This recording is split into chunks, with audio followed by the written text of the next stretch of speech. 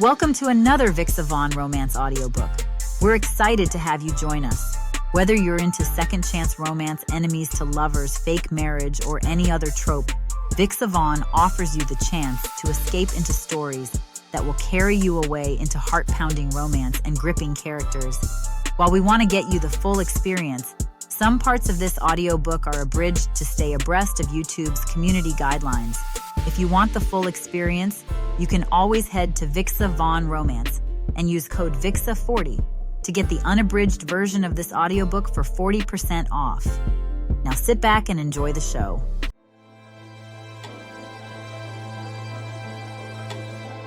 Chapter 1. Brooke. The glass doors of Walker and Associates sweep open before me, their pristine surface reflecting the morning sunlight.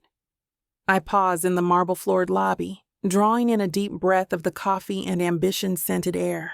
My heels click against the polished floor as I stride toward the elevator bank. "Ms. Kinsley?" Marcus from security straightens behind his desk, his weathered face lighting up with genuine warmth as he sends me a wide smile.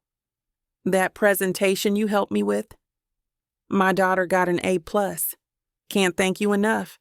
She hasn't stopped talking about it all week." I flash him a smile, adjusting my leather portfolio against my hip. "Your daughter did all the work. I just pointed her in the right direction. She's got a natural talent for public speaking. You should be proud." The elevator opens with a soft ding, and I step in, using the mirrored walls to check my dark blue suit for any imperfections. I smooth down the lapels of my perfectly tailored jacket, a power move that I'll need for today's face-off with Colin Frye. That smug trust fund baby thinks he can steamroll my proposal just because Daddy's name is on half the buildings downtown. Well, he's about to learn that old money doesn't impress me, and neither do his designer suits or that irritatingly perfect jawline. "Hold the door." Jessica Daniels dashes in, huffing and puffing. Then her eyes land on me and she brightens up in seconds. "Oh, Brooke." Perfect timing. Got a minute after the morning meeting? That strategy you suggested for the Henderson account? Pure genius. The whole team wants your input on implementing it. Schedule something with my assistant. We'll make it work. The elevator deposits us on the executive floor, where glass-walled offices stretch in every direction. I mentally run through my presentation points while nodding to Ramona, who's already spreading documents across the conference room table. "There's my favorite lady." Tom waves from his office. "That tip about the Martinez merger saved us. Drinks are on me this Friday." "Oh, Tommy, you're too kind," I reply, sending him a wink as I make my way past. Just as I do, I'm nearly bumped into my Rachel, who struggles to carry her armful of folders while adjusting her lopsided glasses. "Sheesh, Rachel, let me help you with that," I say, fixing her glasses as she sends me a grateful grin. "Busy morning, huh?" "Like no other. Good luck on that meeting," she says, nodding her head in the direction of the conference room. "I heard Frye is on a power trip right now. He's eyeing the same promotion you are." "Of course he is," I whisper, adjusting my gold bracelet. It stands out nicely against my complexion. Men like him steamroll everyone and everything to get what they want. Rachel sucks in a breath, her brown eyes widening slightly at the remark. "You're willing to say that out loud? Most of us keep it in." I'm not afraid of him. I pat her on the shoulder before letting her on her way. I navigate through the rest of the morning greetings from my colleagues as I make my way to my office, each one a reminder of the relationships I've built through hard work rather than inherited privilege. My mind circles back to the upcoming meeting. Sure, Colin Frye might have his family name, but I've earned every ounce of respect in this building. And that's something he can't take away from me. I push open my office door, running my fingers along the mahogany frame, earned after closing the Reynolds deal last quarter. The morning light streams through my large glass windows, casting a warm glow on my collection of industry awards. The latest edition, Rising Star in Corporate Finance, sits front and center on my credenza, right next to the photo of my grandmother at her college graduation. first in her family generation to get a degree, just like me. My designer chair welcomes me as I sink into the supple leather. The view of downtown stretches before me. A concrete jungle I've conquered one presentation at a time. Unlike some people, I didn't have Daddy's country club connections to pave my way. My jaw clenches at the memory of last week's budget meeting. Colin Frye, lounging in his chair like he owned the place, shooting down my proposal with that infuriating smirk. Perhaps we should consider a more traditional approach, Brooke. Traditional meaning whatever his father's old golf buddies recommended, which benefits their shareholder pockets in the end. The very same Colin Frye, who showed up 3 years ago with zero industry experience, but a Harvard MBA bought with family money. The same man who now swaggers through these halls like he built them himself, when the only thing he built was his trust fund. My eyes drift to the diploma on my wall. State University, earned through scholarships and part-time jobs.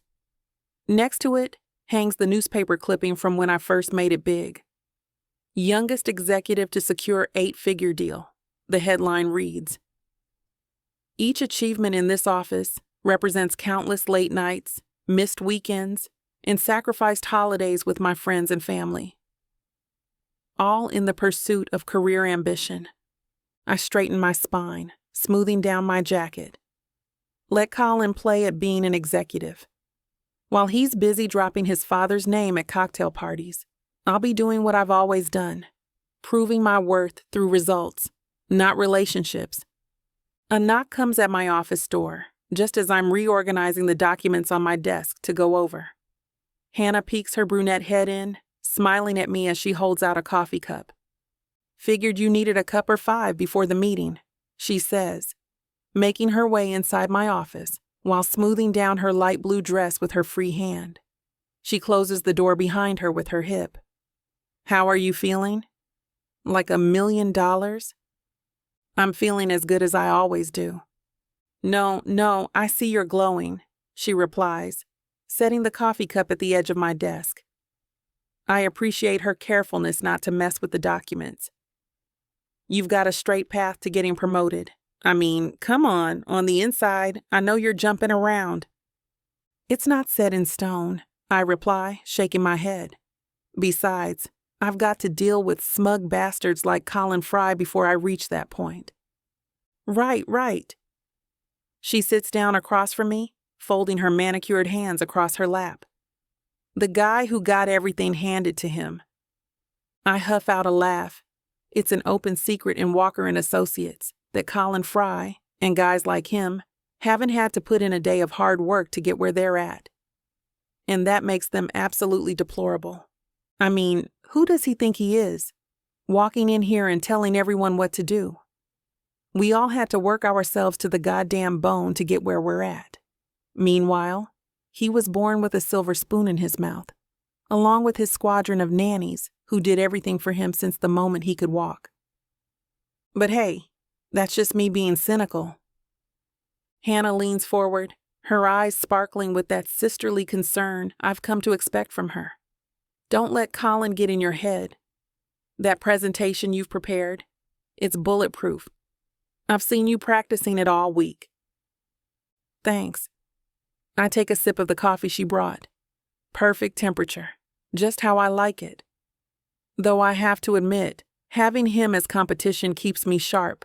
Every time he tries to one-up me, I end up pushing myself harder. "Look at you, finding the silver lining." Hannah grins, crossing her legs. "Though I never thought I'd hear you say anything remotely positive about Colin Frye." "Oh, trust me, he's still insufferable." I tap my pen against the stack of reports. "But you know what they say. Keep your friends close and your enemies closer. And having him as my rival means I triple-check every decimal point, rehearse every presentation until it's flawless. And that's exactly why you're going to crush it today." Hannah stands up, smoothing her dress. "While he relies on his family name, you've got actual substance to back up your proposals." "You're right." I feel my shoulders relax slightly. As annoying as it is to compete with him, It's made me even better at what I do. Can't deny that. That's my girl. Hannah heads for the door, pausing with her hand on the handle. Show him what real talent looks like. I nod, offering a small wave as she makes her way out the door. Glancing at the wall clock on the other side of my office, I realize that I have around half an hour before the meeting begins.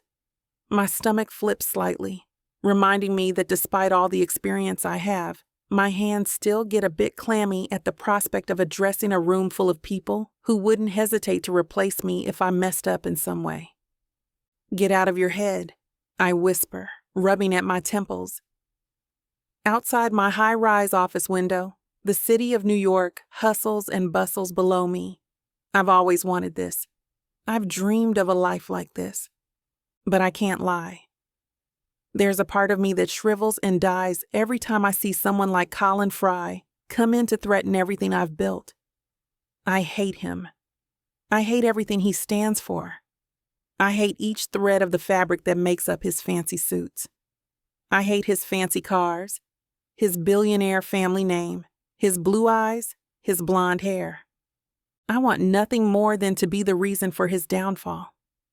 If I nab this upcoming promotion to become Chief Innovation Officer, I'll get to see the confidence and arrogance leave his eyes. And I'll relish every second of it. Chapter 2. Colin. I stride into the glass-walled conference room, smiling and shaking hands with my colleagues who are already seated. My Italian leather shoes click against the polished floor as I claim my usual spot. Front row, dead center, perfect position to watch Brooke Kinsley crash and burn during her presentation. The thought brings a smirk to my face. She's already at the podium, setting up her laptop with quick, precise movements. That tailored navy suit hugs her athletic frame in all the right places, the crisp lines emphasizing her tall, graceful figure. Her natural curls are styled freely today, drawing attention to those high cheekbones and full lips. Damn. Even when she's being a complete challenge, I can't deny she's gorgeous. Too bad her personality ruins the whole package. Something amusing, Mr. Frye? Her hazel eyes lock onto mine, one perfectly arched eyebrow raised in challenge. Just eager to see what groundbreaking ideas you've come up with this time, Miss Kinsley. I lean back, loosening my tie, though I doubt anything will top my numbers from last quarter. We'll see about that. She taps her stack of papers against the podium, squaring the edges with unnecessary force. More executives file in, filling the remaining seats. That Chief Innovation Officer position is coming up soon. The brass will be watching this presentation closely. Too bad for Brooke. I've been groomed for that role since I started at Walker & Associates. The lights dim. Brooke's first slide appears on screen, her confident voice filling the room. I crack my knuckles under the table, ready to pick apart every flaw in her proposal. This should be fun. Hell, taking her down a peg is practically my favorite pastime these days. Brooke clicks to her first data slide, and I'm already raising my hand. My interruption is perfectly timed, just enough to throw her off her stride without seeming too aggressive. Those projections seem optimistic. What's your basis for a 15% increase in Q1? I lean forward slightly, enjoying how the other executives turn to watch this exchange. If you'll let me continue, Mr. Frye, I'll explain the methodology. Her voice stays steady, but her fingers tighten around the remote. I notice the slight tremble in her hand, the way her jaw clenches. Good. She's rattled, even if she's trying like hell not to show it. She makes it through 2 more bullet points before I jump in again. And these market segments, they seem cherry-picked, so I'm curious to figure out where you've got them from. What about Colin? Simon White, VP of Operations, cuts me off with a sharp look. His weathered face hardens as he stares me down from across the conference table. How about we hold questions until the end and let Miss Kinsley finish her presentation? Heat crawls up my neck, and I fight the urge to loosen my tie. Simon, always playing the white knight. I glance at Brooke, catching that subtle upturn of her lips as she continues speaking. She's practically glowing now, riding high on Simon's intervention. Her shoulders straighten just a bit more as she clicks to the next slide, and I can practically feel the satisfaction radiating off her in waves. This isn't over. Not by a long shot. The rest of her slides blur past as I stew in my seat. Each perfectly articulated point, each well-researched strategy feels like a personal attack. When she outlines her plan for expanding into emerging markets, an approach I've been pushing for months, my jaw clenches so hard it hurts. "Thank you for your attention," Brooke concludes with a graceful nod, and the room erupts in appreciative murmurs and scattered applause. That self-satisfied smile hasn't left her face since Simon backed her play. It's like watching a cat who got the whole damn cream. I grip my pen, pressing it hard against my notepad until the tip threatens to tear through the paper.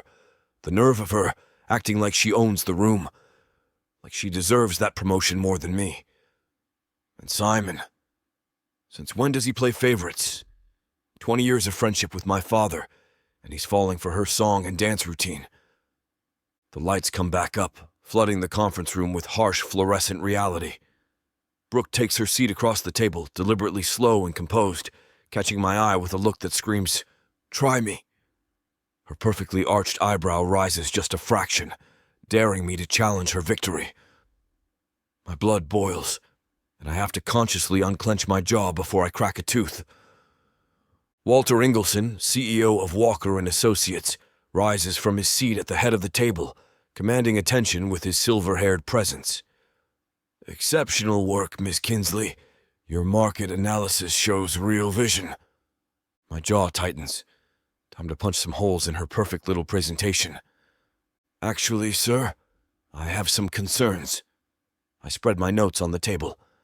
"These projections assume a stable growth rate in emerging markets, but if you look at the volatility index for the past 3 quarters... I pull up the data on my tablet, sliding it toward the center of the table. "We're looking at significant fluctuations." A few heads nod around the conference table, and I notice the chief financial officer leaning forward, his wire-rimmed glasses sliding down his nose as he squints at the numbers. "Perfect. I've got their attention now." "The data accounts for market volatility," Brooke cuts in, her voice sharp with irritation, but I'm already pulling up another chart, my fingers moving swiftly across the tablet screen. No way am I letting her dodge this. "Does it? Because your model seems to ignore the seasonal downturns in Southeast Asia. That 15% growth projection?" I tap the screen decisively, highlighting the questionable figures. More like 8, maybe 9 if we're lucky, and that's being generous with the numbers. I can practically feel her glare burning into the side of my face, but I keep my eyes fixed on the presentation. "Game on, Miss Kinsley." Murmurs ripple through the room. Mr. Rodriguez from Risk Management is shaking his head now, scribbling furiously in his notepad. "And let's talk about those implementation costs." I tap my pen against the table. "Your estimates seem very optimistic. Mr. Morales, didn't we see similar projections tank in the Johnson account last year?" Mr. Morales straightens in his chair, fidgeting with the end of his pen. His eyes dart between Brooke and me like he's watching a tennis match. "Now that you mention it..." Brooke's composure cracks, just for a second, but I catch the flash of uncertainty in her eyes. Her fingers drum against her portfolio once, twice. "That's right, sweetheart. Not so bulletproof after all, are we?" "The Johnson account was fundamentally different," she starts, her voice carrying that hint of defensiveness I've been waiting for. "Was it?"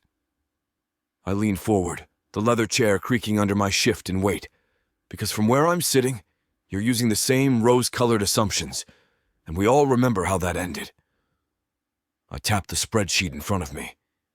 $3 million down the drain and 6 months of damage control. More nods around the table. Even Walter's brow is furrowed now, his earlier praise forgotten as he studies the numbers with renewed scrutiny. The room has that familiar tension, the kind that only comes when someone's perfect pitch starts showing its cracks. I've been in this game long enough to know when I've landed a killing blow. "Checkmate," Miss Kinsley. Simon clears his throat, shuffling his papers together. I think we've covered enough ground for today. Let's reconvene next week to discuss implementation details. My jaw clenches. Of course he's cutting it short, right when I've got her on the ropes. Simon's always had a soft spot for underdogs, but this is getting ridiculous. The room empties quickly, executives filing out with hushed conversations about lunch plans and afternoon meetings. I take my time gathering my things, watching Brooke from the corner of my eye as she snaps her laptop shut with more force than necessary. Following her into the hallway, I catch up in 3 long strides. Hey, Kinsley. She keeps walking, those heels clicking against marble. That was quite a show you put on in there. She spins to face me, those hazel eyes blazing. Save the fake congratulations, Frye. We both know you're just here to gloat. Me? Gloat? I press a hand to my chest in mock offense. I'm hurt. I just wanted to compliment your creative number crunching. It takes a lot of skill to throw something together last minute. At least I do my own analysis instead of riding Daddy's coattails to the top. Her voice drops low, meant just for my ears. The venom in it, the raw intensity, it hits different than her usual corporate comebacks. I straighten my tie, studying her. Pure anger gleaming in her eyes, the way she holds herself like a coiled spring. There's something magnetic about her when she's like this, all fire and sharp edges. Careful, Kinsley. Your claws are showing. I lean closer, dropping my voice to match hers. But you know what? I kind of like it when you fight back. Her eyes narrow, but there's a spark there that wasn't before. This isn't just another boardroom battle. This is a worthy opponent who gives as good as she gets. Watch yourself, Colin, she whispers. And for a moment I want to eliminate the space between us. I'm not someone you want to mess with. Seriously? I smirk, placing my hands in my pockets. I've been doing it for a while and I've yet to see some sort of pushback from you. Rolling her eyes, Brooke storms away. Instead of following her and poking the bear even more so, I let her go. Brooke Kinsley has always had it out for me, so getting her riled up like this, knowing I've messed up her day, sends a thrill through my body. Damn, it feels good to mess with that girl. Chapter 3. Brooke. The nerve of that entitled prick. I slam my coffee mug onto the breakroom table, dark liquid sloshing over the rim. He had no right to ambush me like that. Kylie leans forward, her blonde hair falling over her shoulder. What exactly happened in there? Colin Frye happened. My jaw clenches at the memory. There I am, presenting to the board, numbers I spent weeks perfecting, mind you, when he starts picking apart every single calculation. No way. Oh, it gets better. I grip the mug tighter. He goes, "Your estimates seem very optimistic, like I pulled them out of thin air instead of spending countless nights analyzing market trends." What did you say back? I defended my work, obviously. But he kept pushing, questioning my methodology in front of everyone. Made it sound like I was some rookie who didn't know basic financial modeling. Simon White had to step in for me because he could smell a shark in the water, obviously. God, what a jerk. Kylie shakes her head, though I hear that's his signature move in meetings, tearing people down to build himself up. Of course it is. Bet Daddy's trust fund taught him everything about stepping on others to get ahead. I take another sip of coffee. You know what the worst part is? He had this smug little smile the whole time, like he was enjoying watching me squirm. Sounds like someone needs to knock him down a few pegs. Trust me, I'm already plotting my revenge. Next board meeting, I'll have triple the data to back up every single number. Let's see him try to question my competence then. That's my girl. Kylie grins.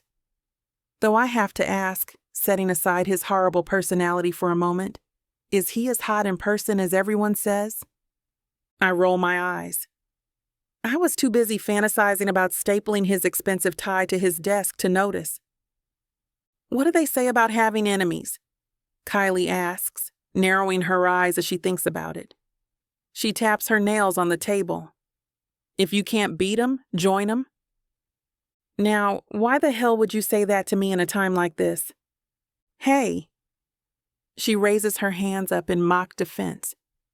I'm not saying to yield. However, if I were you standing face to face with a gorgeous man like that, I don't know. My knees would buckle a little bit, that's all I'm saying. I huff out a breath as I shake my head. So what if he's attractive? He's a bad person. Fundamentally, he tramples on everyone else to get ahead. At the core, he's evil. Like genuinely evil. I know. I'm just playing around, Kylie replies. But maybe you should talk to him in private sometime, away from the stresses and pressure of data analysis and number crunching. Maybe you'll find out that he's not that evil of a guy after all. I can't believe you're here running defense for Colin Frye himself. Are you his lawyer, all of a sudden? No, but I understand that these workplace rivalries are enough to drive your heart pressure up. I mean, damn girl. When's the last time you let loose, went out to the club, maybe had a bottle of wine and relaxed? Pinching the bridge of my nose, I sigh softly. It's been pretty long. Exactly. Kylie gathers her things as she gets up. Even if you don't end up getting that promotion, well, maybe it'll turn out to be a good thing. I don't know. Food for thought. I watch her leave, still feeling a heaviness in my chest as I consider the mere thought of losing that promotion to Colin. God, it eats me up inside. Speaking of the devil, just as Kylie exits the break room, Colin and Wyatt Oliver walk in, laughing as they speak to one another. Wyatt isn't a trust fund baby, he's the office golden retriever. He gets along with anyone and everyone, no matter who you are. On one side, it's admirable. I'd love to be someone like that. But I'm too much of a hater to do that. Colin Frye and everyone like him piss me off. Smelling trouble with Colin's sudden appearance, I grab my coffee mug and try to make a quick exit. However, Colin's blue eyes narrow in on me from across the break room, and Wyatt, bless his heart, waves at me as he fills up his own mug at the coffee maker. Brooke, Wyatt beams at me, his whole face lighting up. I heard about your presentation earlier. Those quarterly projections were incredible. The way you mapped out the expansion timeline. Genius. Thanks, Wyatt. I can't help but smile back. His enthusiasm is infectious, even with Colin's presence souring the damn room. How's the Hilton account coming along? Last I heard, you were crushing those numbers. Oh man, don't get me started. Wyatt leans against the counter, completely oblivious to Colin's darkening expression. The client loved our proposal. We're looking at implementing phase 1 next month. That's fantastic. Colin clears his throat. Wyatt, about that strategy meeting. Hold that thought. Wyatt raises a finger. Brooke, you should consider joining and helping out my team. We could use your expertise on market penetration strategies. I appreciate the offer, but my plate's pretty full with the expansion project. I take a pointed sip of coffee, avoiding Colin's laser-focused stare. Right? Wyatt nods, glancing between us. Though you two could probably come up with some amazing solutions if you work together. Colin's got this incredible knack for risk assessment. And Brooke, your growth modeling is unmatched. Colin's jaw tightens. I don't think Miss Kinsley would be interested in collaboration. And why's that? I challenge, setting down my mug. Just seems like you prefer working solo. His tone drips with condescension. Easier to maintain those projections that way? Hey, speaking of projections, Wyatt jumps in, his voice unnaturally bright. Did anyone catch the game last night? Those point spreads were wild? I almost laugh at his desperate attempt to diffuse the tension. Classic Wyatt, trying to keep the peace. Actually, yeah. Can't believe the Seahawks managed that fourth quarter comeback. I lean against the counter, warming to the subject as I set my empty coffee mug down. Defense played a huge role in keeping them in the game. Wyatt's eyes light up. You follow football? Since I was 5. My dad was a high school coach. The memory brings a genuine smile to my face. Spent every Sunday breaking down plays with him. No way. What did you think about that controversial pass interference call? Complete nonsense. I shake my head. The receiver clearly initiated contact. Refs need their eyes checked. Colin scoffs. Fascinating analysis. Something to add, Frye? I arch an eyebrow at him. Or do you only critique financial models? Just surprised you have time for football between all that optimistic number crunching. Oh man, Brooke knows her stuff. Wyatt cuts in, either missing or ignoring the tension. Did you catch that article she wrote last year about predictive analytics in sports betting? Changed how our whole department approaches risk assessment. Published in the Journal of Sports Economics, I add, enjoying the flash of surprise across Colin's face. But I'm sure Mr. Frye has more prestigious publications under his belt. Actually, Colin starts. The way you connected market volatility patterns to game theory? Wyatt continues, practically bouncing with enthusiasm. Pure brilliance. We should grab lunch sometime. Pick your brain about applying those models to client portfolios. I'd love that, Wyatt.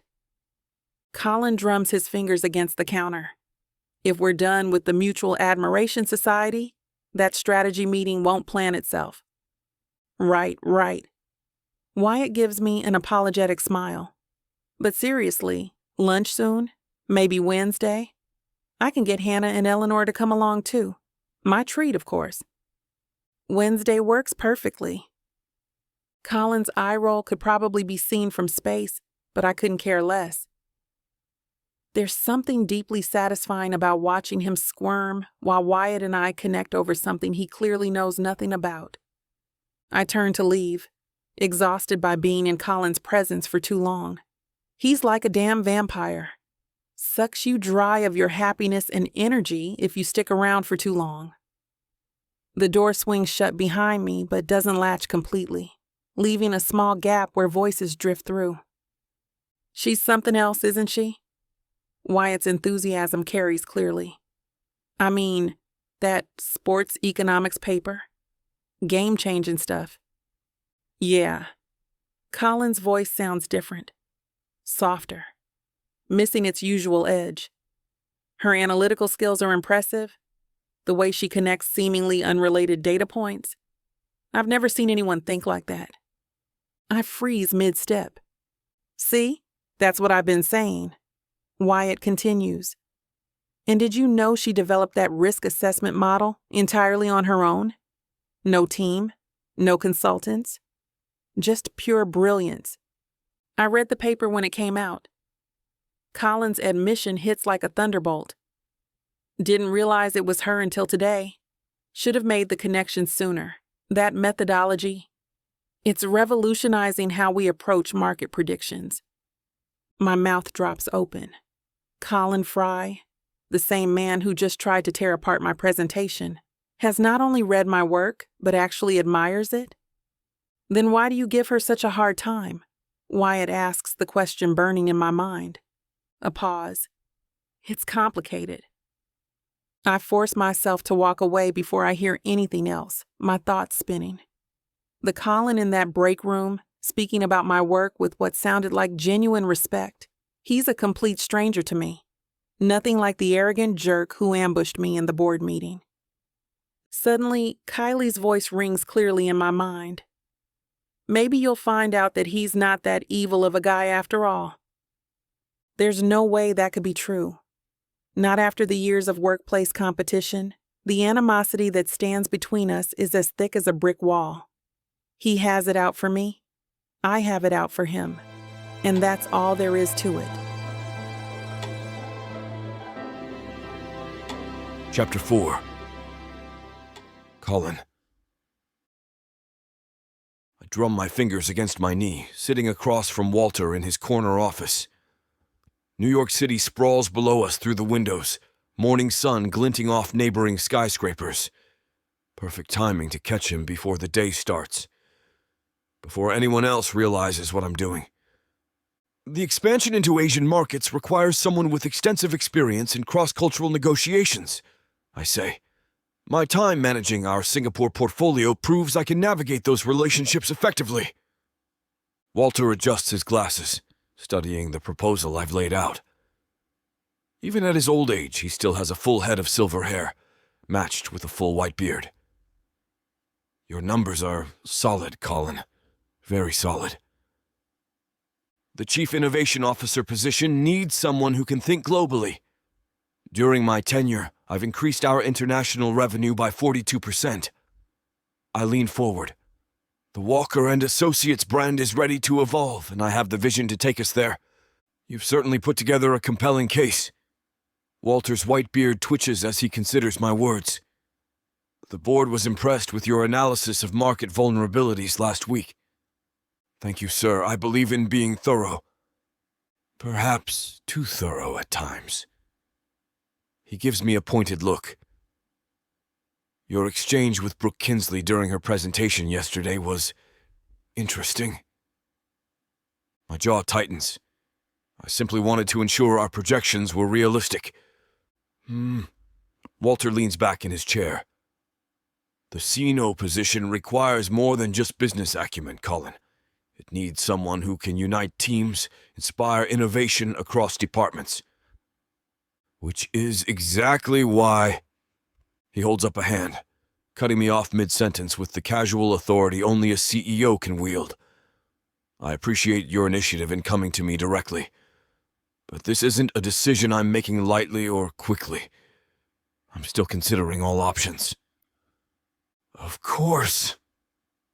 I force my expression to remain neutral despite the irritation churning in my gut. My fingers twitch against my thigh, itching to form a fist. But I've played this game long enough to know better. I respect that, sir. The words taste like ash in my mouth, but I maintain my professional mask. Good. Walter stands, signaling our meeting's end. Keep up the excellent work, Colin. That's all I can ask for now. I shake hands with Walter, maintaining a forced smile until I'm out of his office. Once the door shuts behind me, I take a deep breath and close my eyes, trying not to let my anger get the better of me. Lashing out against the top dogs will do nothing but put me in a hole. I align myself with them, reminding them that I come from the same social groups that they do. We run in the same country clubs, the same charity galas, the same philanthropic billionaire societies.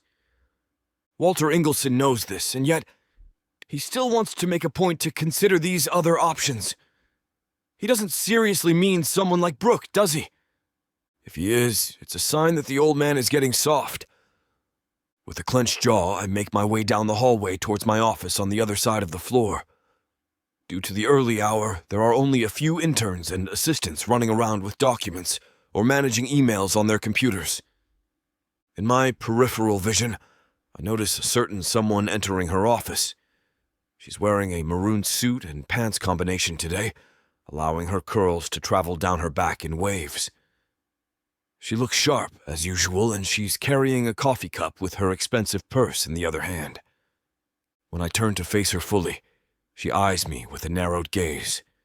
Her hand pauses on her office door handle. On the plaque beside her door, the name Brooke Kinsley glimmers in mockery. "What are you doing here, Frye?" she asks, a tone full of accusation and suspicion. "You're never here this early." "Maybe I wanted to start the day off right," I say with a shrug, enjoying the way her eyes narrow even further at my casual response. If she knew I was trying to schmooze the CEO, she would rip my head off, I'm sure. "Some of us like to put in the extra work to get ahead, Kinsley. You should know this well, considering how many late nights you pull." "Oh, go away," she whispers, the words sharp and biting, which makes me perk a brow. "Excuse me." I straighten up, crossing my arms over my chest. Did perfect, polished Brooke Kinsley just curse at me? You heard me, she replies swiftly, staring me down with those fierce hazel eyes. I'm half worried she's about to launch that coffee cup my way, and honestly, the dry cleaning bill would be big. I'm always putting the extra work in, so you can't use that against me. Every single person in this office knows it. Other people work hard too, I remind her, tilting my head as I lean against the wall beside me, purposely making myself comfortable just to irritate her more. Have you forgotten that we're a company full of workaholics? Trust me, you're not that special, sweetheart, no matter how much you want to be. Then why do you always bug me the most? She challenges. You don't pester anyone as much as you pester me. What? Am I the only person around here who really grinds your gears? My fists clench at my side. You're too arrogant for your own good. Someone needs to put you in your place. She laughs. That's rich coming from the trust fund, baby.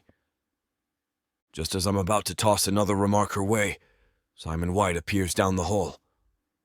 Here comes Brooke's knight in shining armor to save her from me yet again.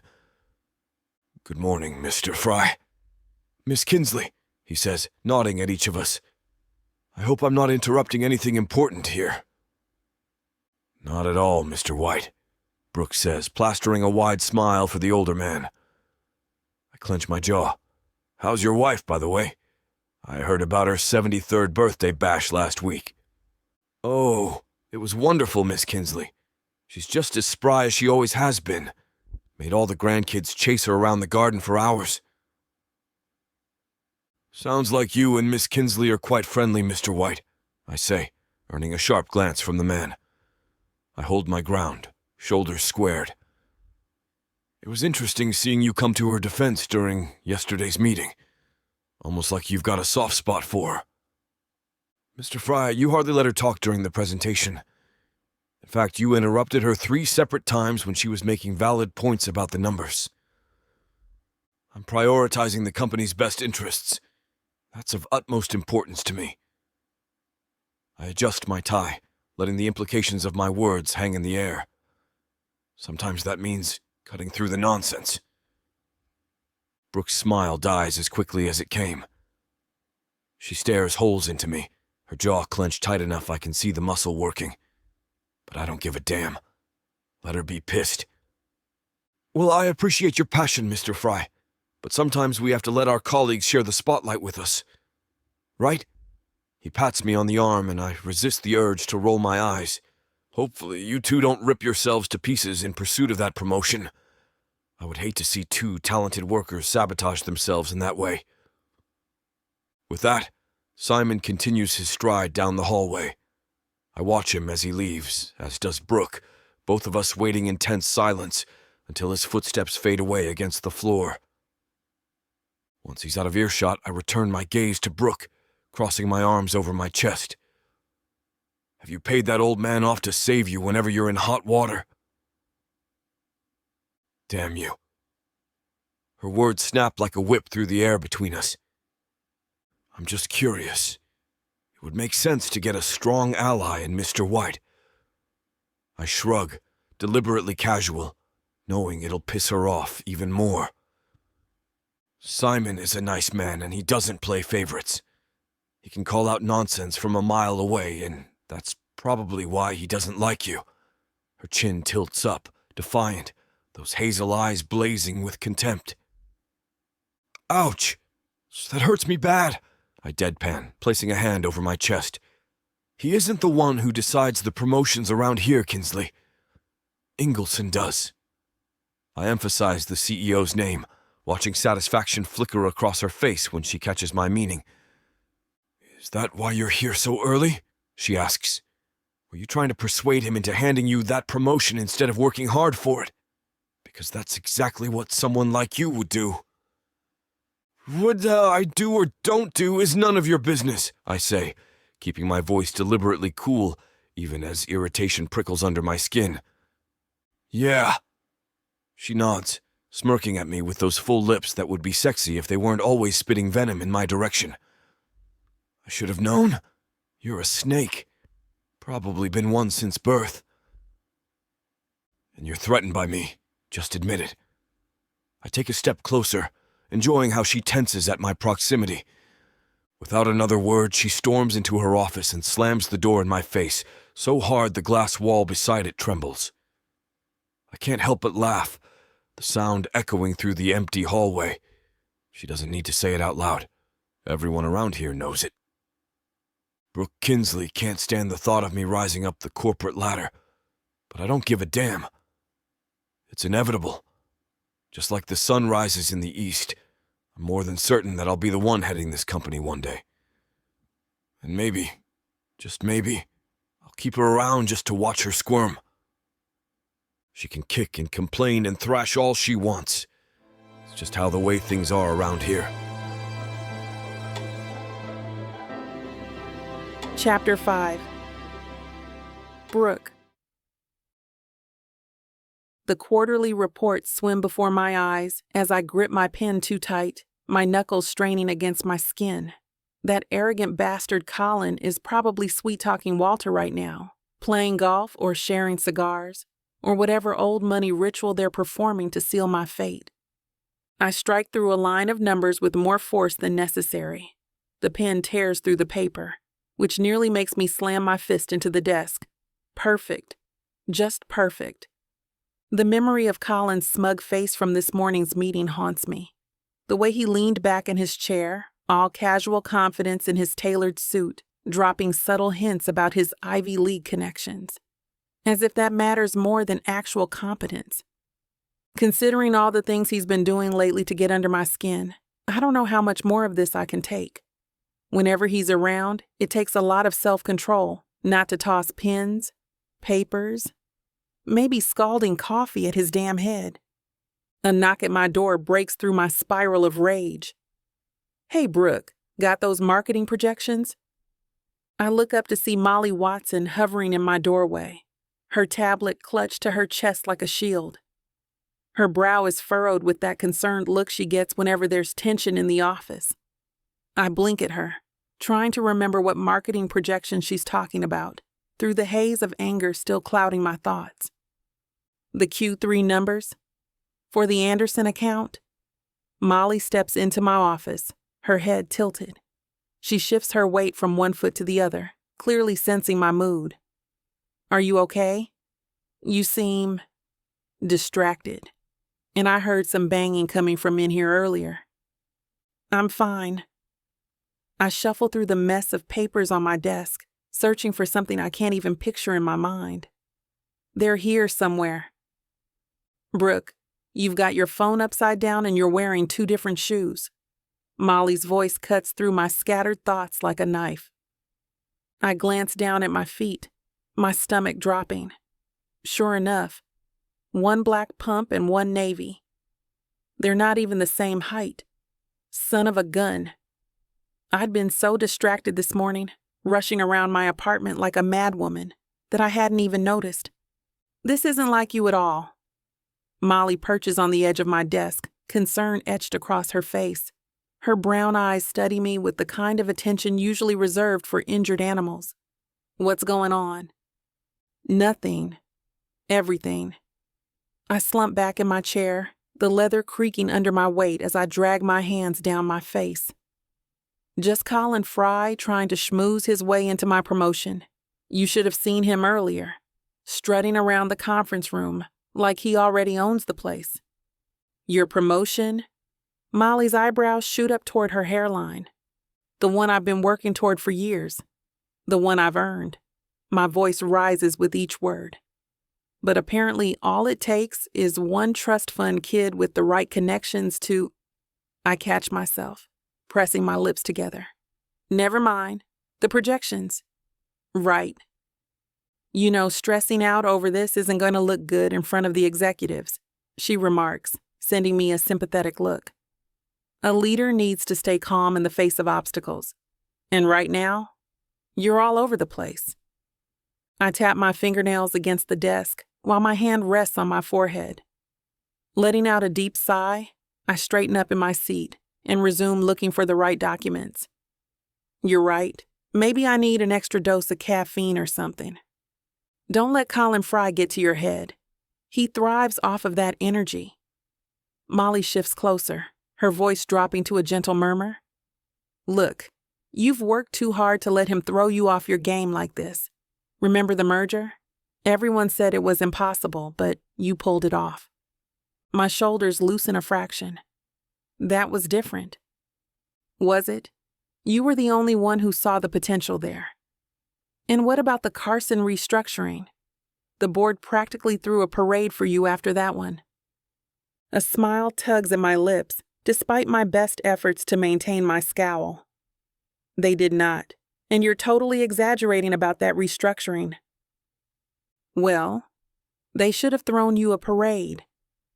I've never seen anyone handle a crisis that smoothly.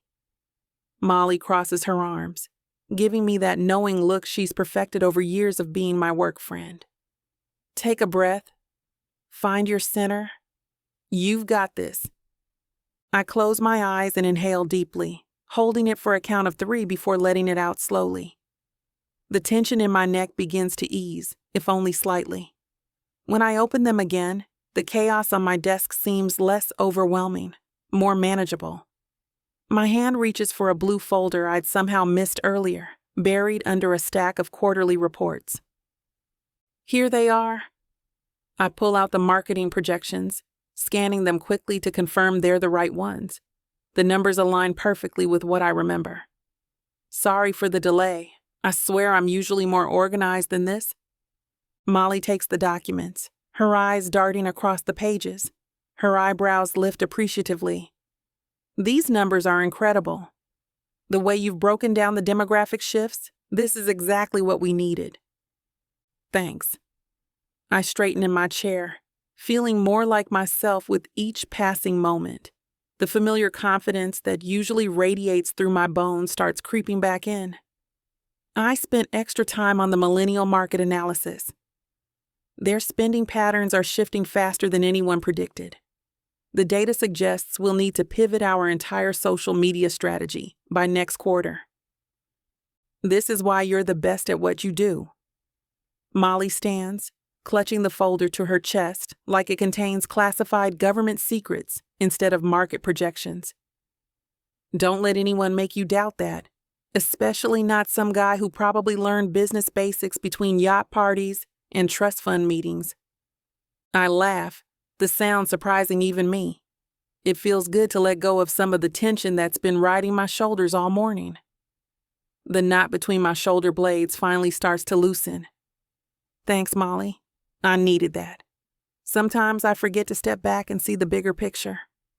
Anytime. She pauses at the door, her expression softening with genuine concern. Her fingers drum against the folder's edge in that nervous habit I've come to recognize over the years. And Brooke, you're twice the analyst he'll ever be. Don't forget it, no matter how many designer suits he struts around in, or how much he tries to intimidate everyone in the conference room. As the door clicks shut behind Molly, I sink back into my chair and stare at the ceiling. The quiet of my office wraps around me like a familiar blanket, giving me space to think clearly for the first time today. The gentle hum of the air conditioning and distant office chatter creates the perfect white noise for sorting through my thoughts. What am I doing? This isn't me. Wearing mismatched shoes, letting paperwork pile up, obsessing over office politics.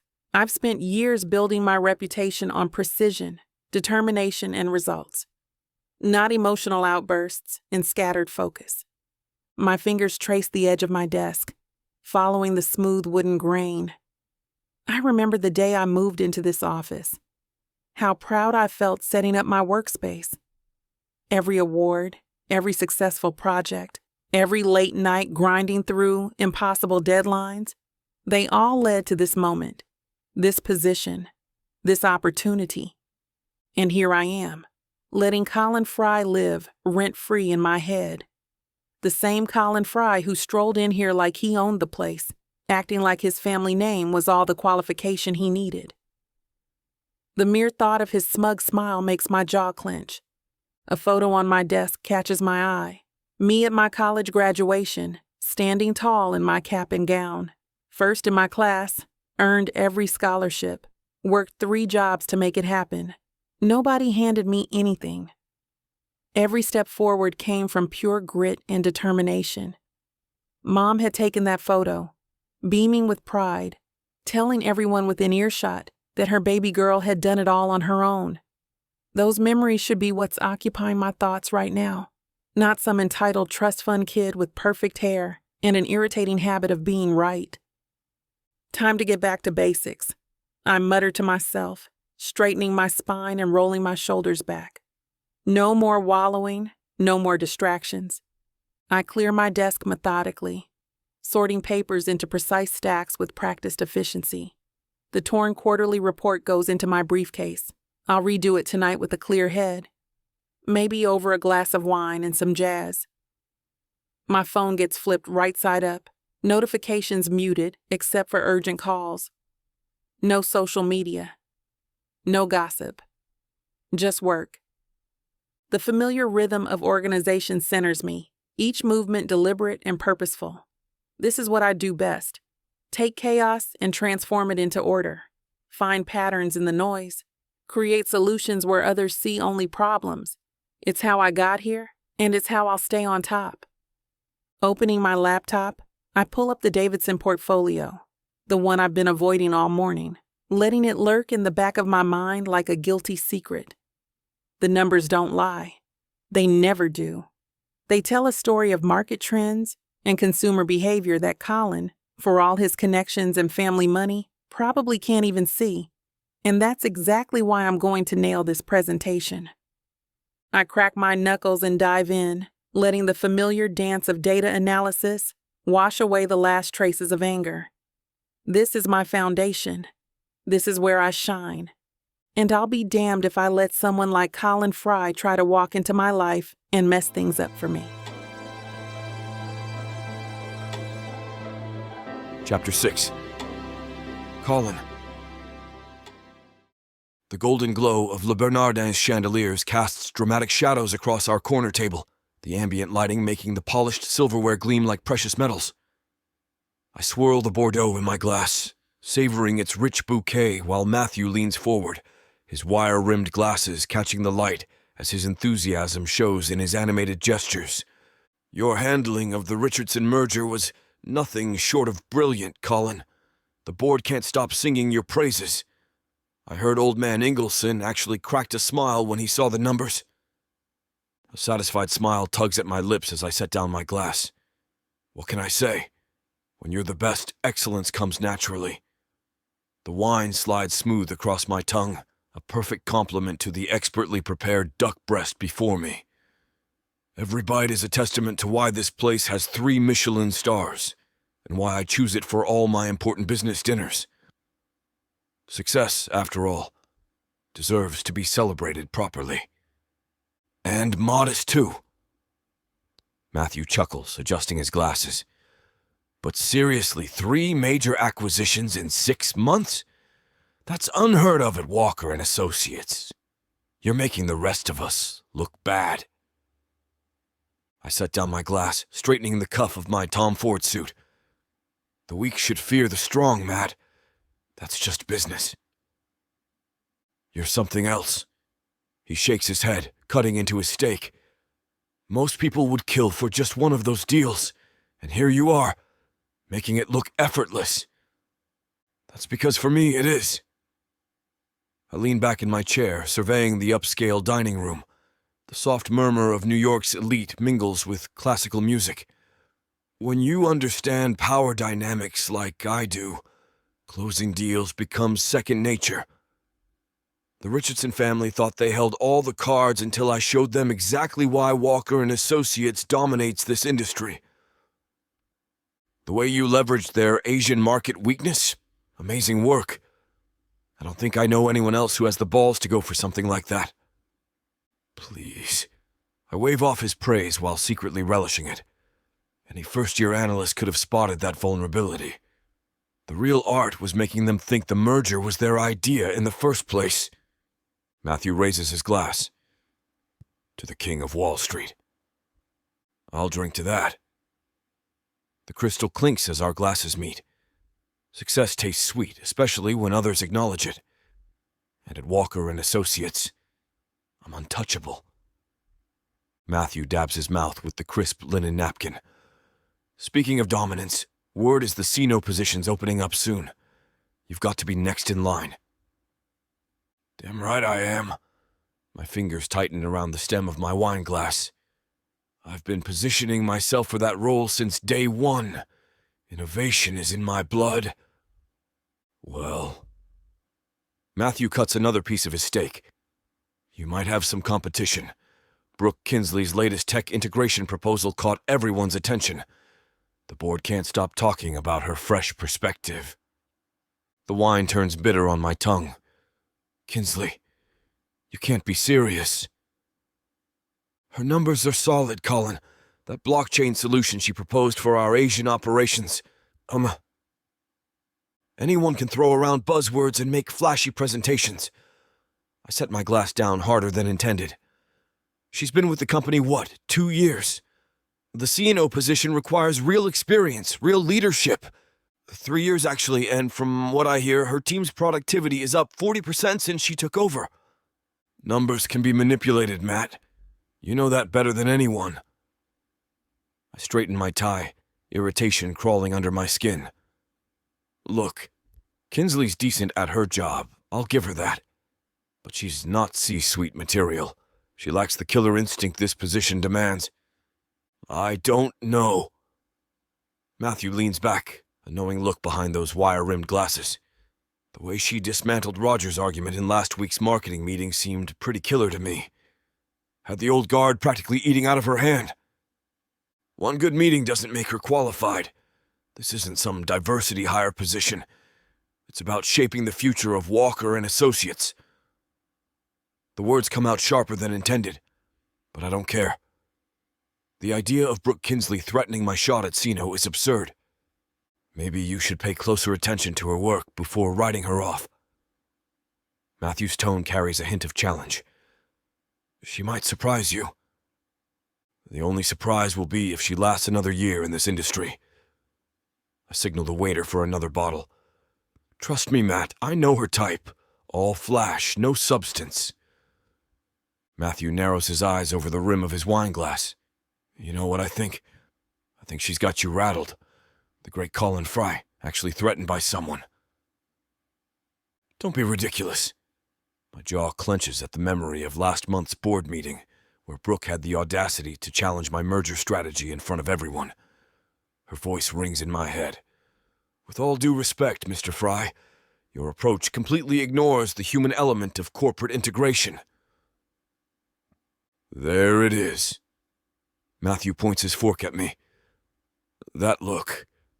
Every time someone mentions her name, you get this intensity about you. The merger presentation flashes through my mind. Brooke, standing there in her perfectly tailored burgundy suit, dismantling my proposal point by point with infuriating precision. The way she commanded the room, her confidence radiating like a force field. How she didn't back down when I tried to steamroll her arguments. It's not a one-sided dispute, that's for sure. I can bring her down during her presentations, too. That's exactly how I managed to rattle her this last week. Still, the girl keeps her head up and continues in stride as if nothing can get in her way. It's infuriating as much as it is enticing. She's a thorn in my side, nothing more. I loosen my tie slightly. Every time I turn around, she's there, questioning my methods, proposing alternative approaches. Maybe because her alternatives work? Matthew's knowing smirk makes me want to throw my wine in his face. Face it, Colin. She matches you step for step. When's the last time anyone did that? The memory of yesterday's heated argument in the elevator hits me. Brooke calling me out on my outdated patriarchal nonsense after I suggested her success might have more to do with her looks than her abilities. The fire in her eyes, the way she stepped right into my space. She's good. I drain my glass, the admission burning worse than the alcohol. I'll give her that. But she lacks finesse. Everything's a moral crusade with her. This business isn't about making friends or feeling good, it's about results. Funny. Matthew leans back. Her results seem pretty damn impressive to me. Maybe what's really bothering you is that she's getting those results without burning bridges like you do. Oh, go away, I say, tearing into a piece of my duck breast with an excessive amount of force. I thought you were on my side. I am on your side, bud, he replies, swirling the wine around in his glass. And having some healthy competition never hurts anyone. But my gaze rises to meet his. He's got that mischief in his eyes, the kind of look he gets when he's about to say something that he knows is going to piss me off. Spit it out, Matt. I think workplace competition isn't the only thing drawing you to Brooke Kinsley, he says. I think her looks have something to do with it. Rolling my eyes, I shove some duck into my mouth, but he's gleefully holding up his fingers and pointing to each one. Let's see. She's got nice curly hair, pretty hazel eyes. She's got a cute smile. A gorgeous body, if you can look past the blazers and pants she's always wearing. Dark skin, sharp jawline with some high cheekbones. I mean, what's not to love? I'm about to have security escort you off the premises. I heard Wyatt blabbing about how she's a football fan too. I mean, seriously? She's not just looks and career ambitions, Colin. She's got some interesting hobbies too. That means something nowadays. Look, I stab a piece of duck with more force than necessary. I don't care if she volunteers at animal shelters and saves orphans in her spare time. The Sino position is mine. But Matt's words stick like thorns under my skin. What is happening to him? And Wyatt, too, for that matter. They've suddenly started singing praises about Brooke whenever they're around me. There's no way that they might be interested in her romantically, right? And why does that spark a flicker of dormant jealousy in me to imagine her on the arms of one of my colleagues? She's also single, Matthew adds with a smirk. For Christ's sake! I loosen my tie further. The restaurant suddenly feels too warm. Are you her wingman now? Just stating facts, he holds up his hands. Though, I have to say, the way you two argue in meetings, there's definitely some tension there. He's not entirely wrong. Brooke has this way of tilting her chin up when she challenges me, her hazel eyes blazing with defiance. And yeah, maybe I've noticed how her suits hug her curves, or how her voice gets husky when she's passionate about an idea. But I didn't claw my way to the top by letting attraction cloud my judgment. The Sino position is my endgame, my chance to prove I'm more than just another trust fund kid playing at business. I've spent years cultivating relationships, making the right moves, positioning myself perfectly. Even if, and that's a big if, I found her interesting, I say, swirling the last of my wine. Mixing business with pleasure is amateur hour. I'm not about to risk everything I've built for a pretty face and some shared interests. Still, the thought lingers. Brooke Kinsley with her sharp mind and sharper tongue, who gives as good as she gets. Who doesn't back down, doesn't simper or flirt her way through meetings like some of the other female execs, who apparently spends her Sundays watching football instead of brunching at overpriced restaurants. Damn Matt for putting these thoughts in my head. Chapter 7. Brooke. My heels click against the floor of Walker and Associates' lobby as I race toward the elevator, my pencil skirt restricting my stride more than I'd like. I knew I should have stuck with pants today. The morning meeting with Simon White starts in 10 minutes, and my laptop's packed with the presentation. I stayed up until 2 a.m. perfecting. Every slide, every data point, every projection. They all have to be flawless if I want that promotion. The elevator doors start to close. I sprint the last few steps and squeeze through, colliding with something solid. More like someone solid. My hands press against a firm chest in a crisp white shirt, and the scent of expensive cologne fills my nostrils. The kind of cologne that probably costs more than my monthly car payment, because of course it does. I look up. of course. Colin Frye. Just my luck to start my morning by literally running into the most infuriating man in the entire building. My day is already going downhill, and it's not even 9 a.m.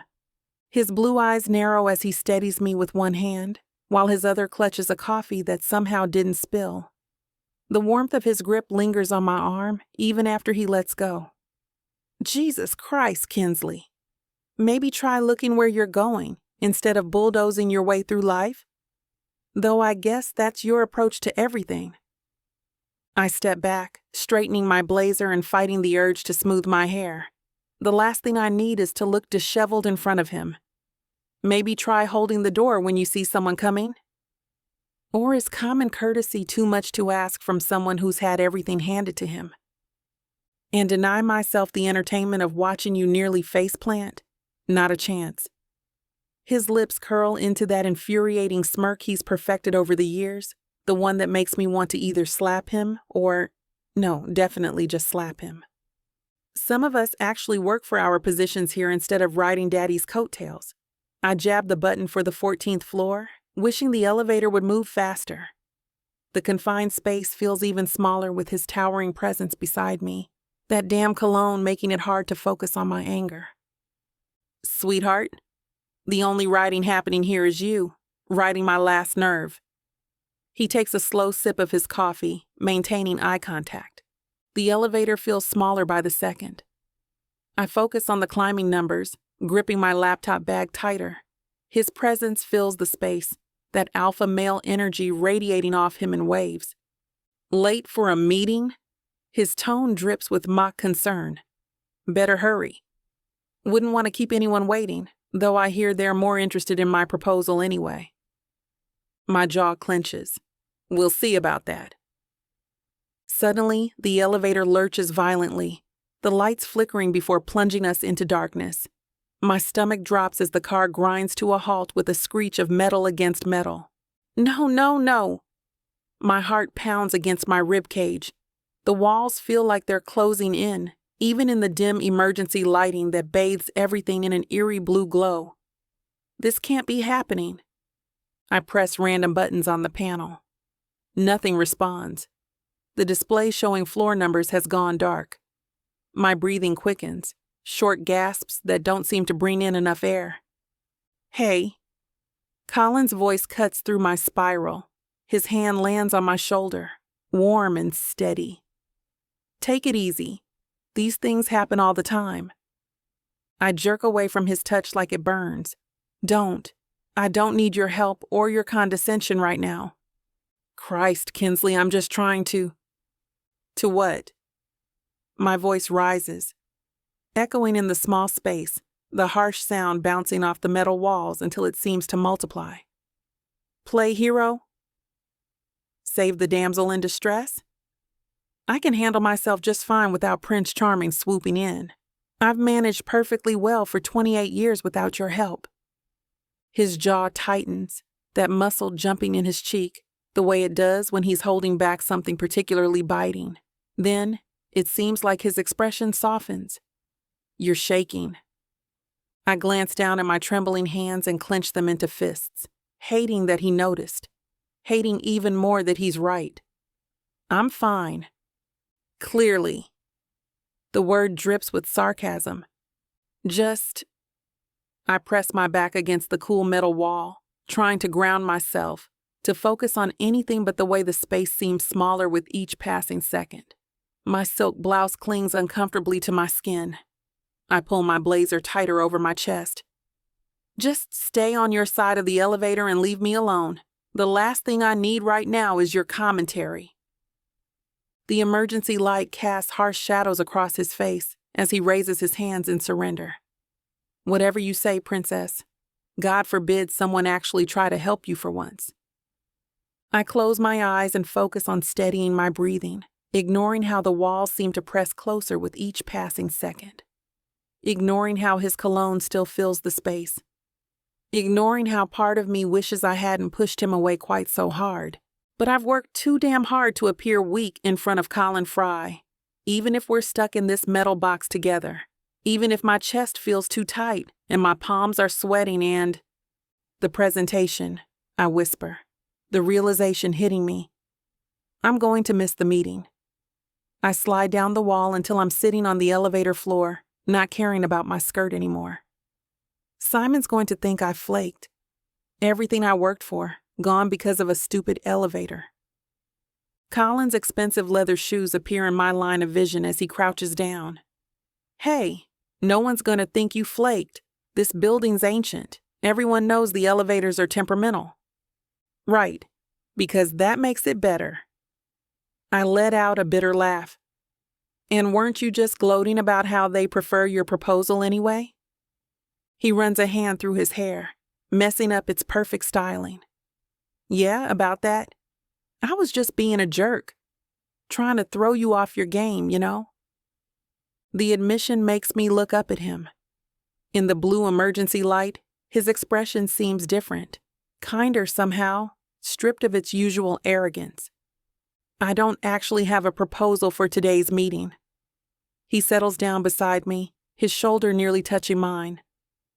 I saw you running for the elevator and defaulted to being a jerk. It's kind of my go-to with you. Kind of? Okay, it's definitely my go-to. A small smile plays at the corners of his mouth. But I've seen how hard you work, Brooke. Way harder than most people here, including me. Simon knows that too. The use of my first name in such a genuine way catches me off guard.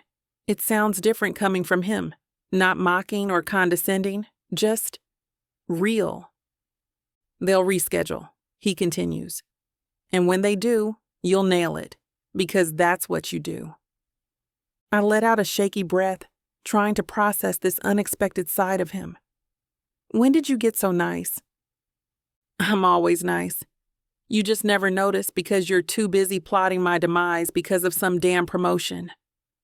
His voice carries that familiar cockiness, but there's something softer underneath it now. A laugh escapes me before I can stop it. The sound surprising even me. Can you blame me? You make it so easy. My shoulders relax slightly, the tension from earlier melting away despite my best efforts to hold on to it. There it is. He nudges my shoulder with his, the brief contact sending an unwanted spark through my body. A real smile. Looks better than the death glares you usually send my way. His blue eyes catch mine, and for a moment, I forget we're supposed to be enemies. Don't get used to it, Frye. I try to inject my usual venom into the words, but they come out playful instead. Wouldn't dream of it, Kinsley. The way he says my name, low and teasing, does something to my stomach that I refuse to acknowledge. The elevator jerks suddenly, the lights flickering back to life. I scramble to my feet, my hands smoothing down my skirt where sitting has wrinkled the fabric. The floor numbers light up again, showing we're moving. Colin rises in one fluid motion, straightening his tie with practiced ease. His cologne surrounds me as he shifts closer, and I press myself against the wall, needing distance from whatever moment we just shared. The elevator dings at the 14th floor. I clutch my laptop bag tighter, hyper aware of his presence behind me. Thanks for, the words come out awkward and stilted. For being decent for once. His reflection in the elevator door shows that infuriating half-smile. Don't mention it. Wouldn't want to ruin my reputation as a jerk. I step out.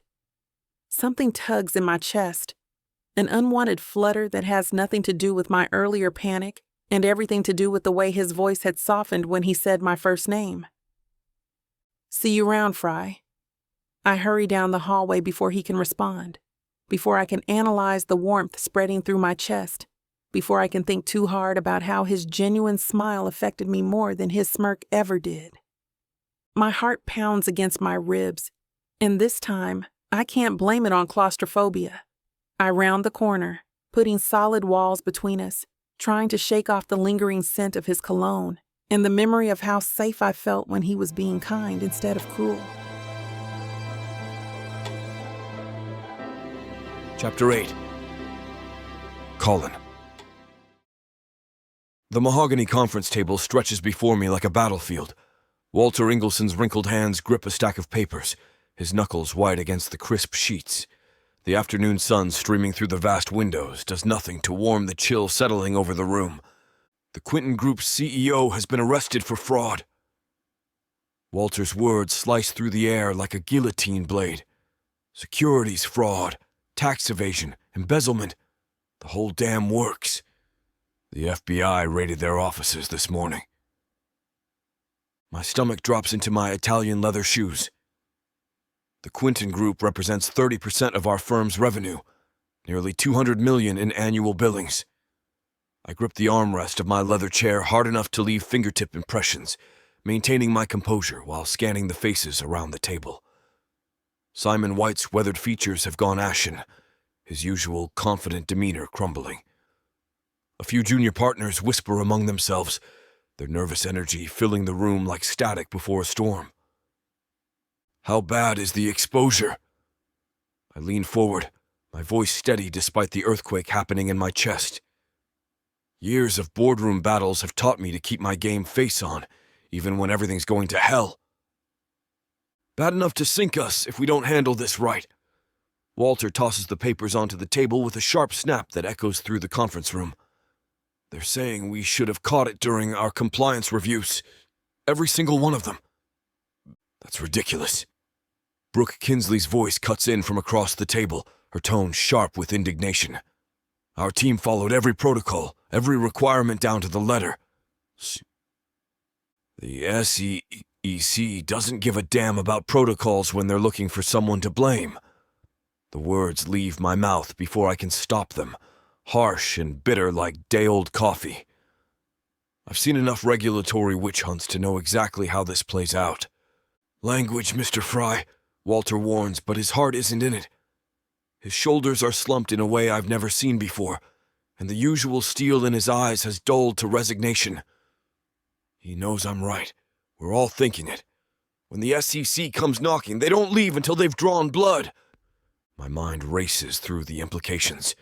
The promotion I've been gunning for, the corner office that was practically mine.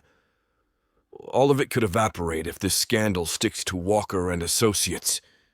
Years of 100-hour weeks and sacrificed weekends gone in an instant. We need to get ahead of this. I pull my phone out, already drafting a mental list of contacts.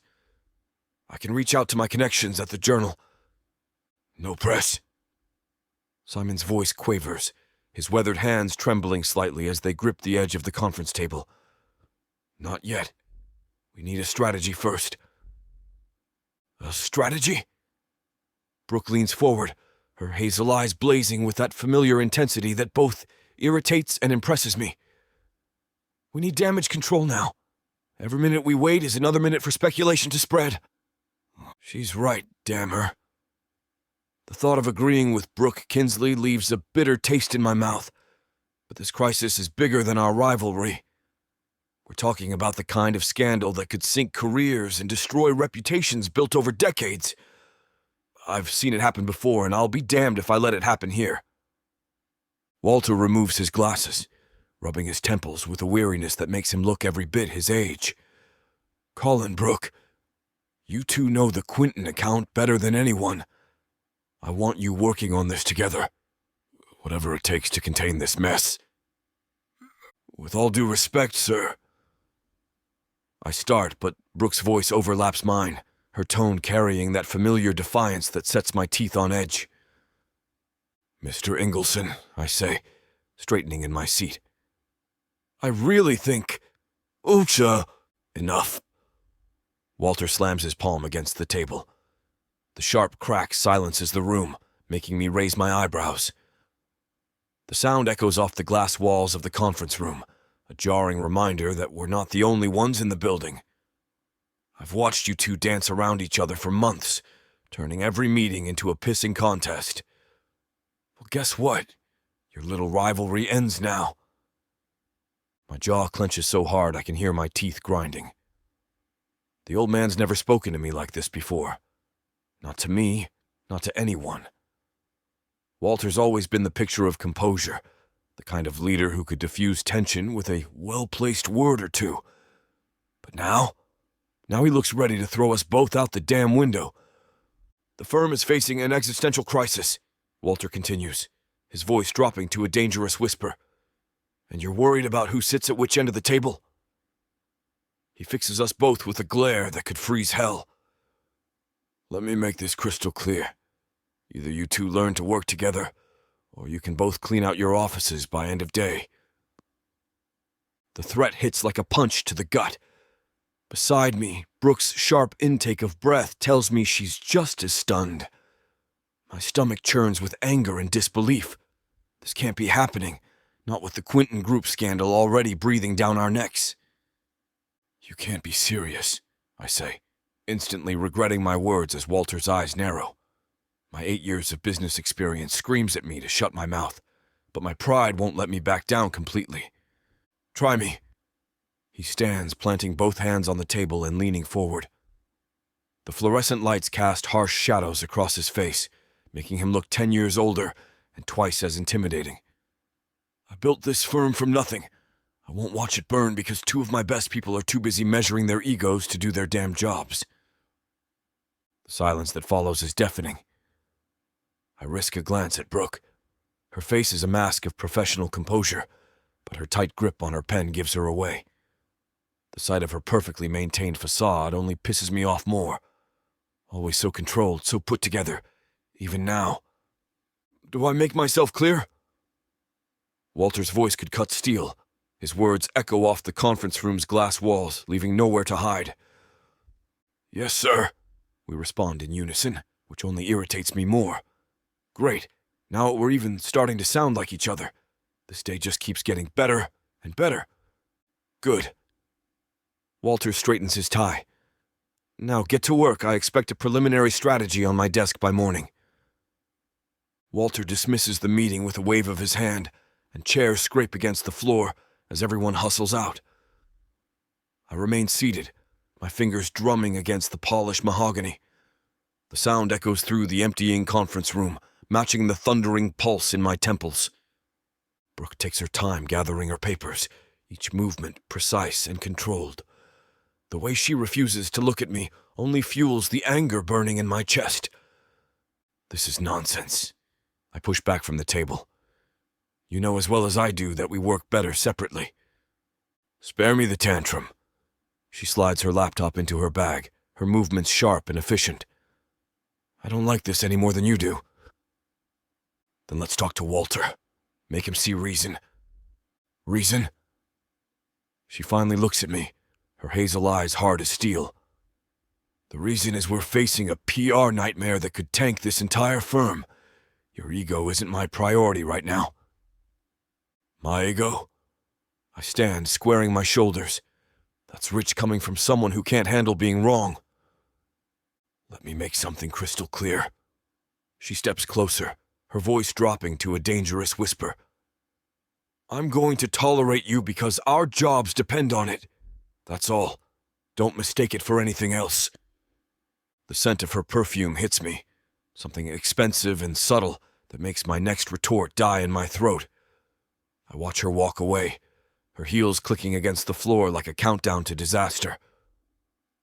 I stalk to my office, slamming the door hard enough to rattle the glass panels. My fingers rake through my hair as I pace the length of my corner space, the city skyline beyond my windows doing nothing to calm my nerves. The promotion was in the bag. I'd spent months laying the groundwork, cultivating relationships with key board members, putting in brutal hours to prove I was ready for the next step. Now this Quinton mess threatens to derail everything. God damn it. I drop into my leather chair, the familiar leather creaking under my weight. My computer screen blinks with unread emails, probably vultures already circling, wanting to know if the rumors are true. I lean back, loosening my tie. The corner office on the top floor was practically mine. Walter had all but promised it during our last quarterly review. Keep this up, he'd said, and you'll be looking at a different view soon. Now I'm stuck playing nice with Brooke Kinsley. But maybe my fingers stop drumming against the desk. Maybe this is exactly the opportunity I need. If we can contain this scandal, navigate the SEC investigation without the firm taking too much damage, that would be one hell of a display of leadership. I pull up the Quentin Group files on my screen, determination replacing the anger in my gut. Walter wants to see if I can handle a crisis? Fine. I'll show him crisis management. I'll turn this whole goddamn situation around, even if I have to drag Brooke along for the ride. The thought of working with her makes my jaw clench, but I force myself to focus on the bigger picture. This isn't about her. This is about proving I'm ready for that next step, that I can handle whatever comes my way. I crack my knuckles and start digging through the compliance reports. Time to show Walter exactly what kind of leader I can be. Chapter 9. Brooke. I take one final steadying breath, gripping the stack of Quentin Group files against my chest before knocking on Colin's office door.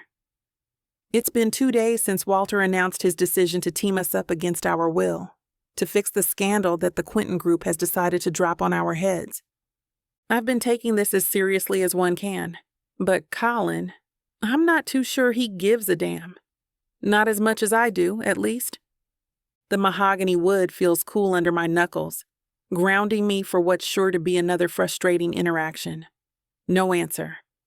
Through the frosted glass, a shadow moves at his place behind his desk. His voice carries, muffled but unmistakable, that deep baritone that somehow manages to irritate me even through a closed door. I push the door open, ready to dive into this mess of numbers that doesn't add up, determined to get answers whether he wants to give them or not. Colin sprawls in his leather chair, feet propped on his desk like he owns the whole damn building, phone pressed to his ear. His navy suit jacket hangs on a nearby coat rack, leaving him in a crisp white shirt with rolled-up sleeves that show off his forearms. The casual display of authority makes my jaw clench. Of course he'd make me wait while he finishes his precious phone call. And then she actually believed I'd take her to Monaco. His laughter booms through the office, deep and condescending. I know, right? These girls, I swear. The way he says girls makes my skin crawl, like we're all just disposable entertainment. I clear my throat, loud enough to cut through his frat boy reminiscing. He glances up, those blue eyes narrowing at my interruption, his expression shifting from amusement to annoyance. With an exaggerated wave, he shoos me away like I'm some annoying fly, buzzing around his precious conversation. The nerve of this man. Heat rises in my chest as I march forward, my heels clicking against the hardwood floor with purpose. These documents won't review themselves, and I refuse to let his social life derail our investigation into the Quentin Group mess. We have actual work to do, unlike whatever conquest he's bragging about. Listen, Brad, let me call you. His tone carries that privileged nonchalance that drives me up the wall, the same one he probably used in his fancy prep school when talking his way out of trouble. I reach across his desk and press the end call button before he can finish, savoring the small victory. The phone clatters onto his desk, the sound echoing in the sudden silence between us. His expensive cologne hits my nose, something woodsy and definitely overpriced. What the hell? Colin's feet drop to the floor with a heavy thud. He straightens in his chair, jaw clenched, those perfect teeth grinding together. That was a personal call. You've got some nerve. And this? I slam the files onto his desk, scattering a few of his precious gold-plated paper clips. Is a professional crisis. The SEC is breathing down our necks about Quentin Group's creative accounting, and you're here sharing dating stories? Some of us actually care about keeping our jobs and our firm's reputation intact. You can't just barge in here and... His voice has that dangerous edge to it, the one that would probably intimidate anyone else. Too bad for him, I stopped being intimidated by entitled men in suits a long time ago. Watch me. I plant both hands on his desk, leaning forward until I'm inches from his face. The scent of his expensive cologne hits me, but I push past the distraction. While you're playing Bachelor of the Year, Our biggest client is imploding. So unless you want both our careers going down with this ship, I suggest you focus on what matters. Or did Daddy's connections make you feel too secure in your position? Colin sinks back into his chair, a shift in his demeanor I wasn't expecting. The arrogant smirk falls from his face, replaced by something that looks almost like genuine concern. He waves his hand toward the visitor's chair. All right then. Show me what you found. His voice has lost that playful edge, all business now. I spread the documents across his desk, deliberately covering his pristine calendar and that stupid crystal paperweight. Pointing to the first set of highlighted numbers, I let my finger tap against the paper for emphasis. See these transfers?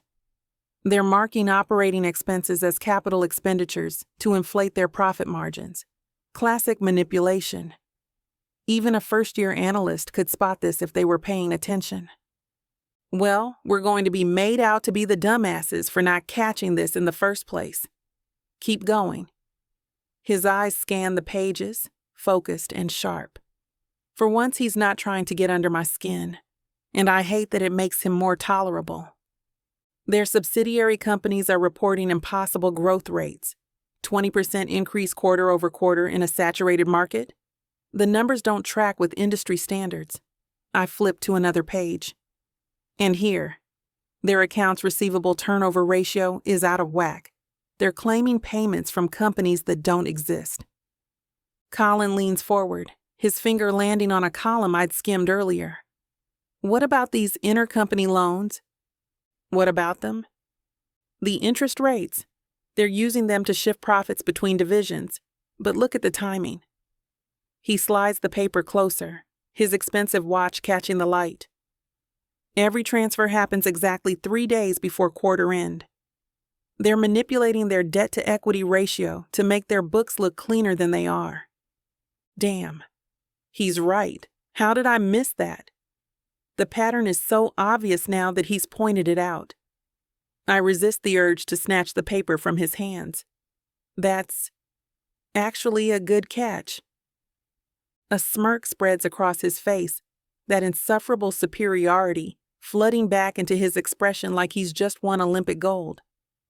Don't sound so surprised, sweetheart. Some of us didn't just coast through business school on our looks. His tone drips with condescension, making my jaw clench. And there it is.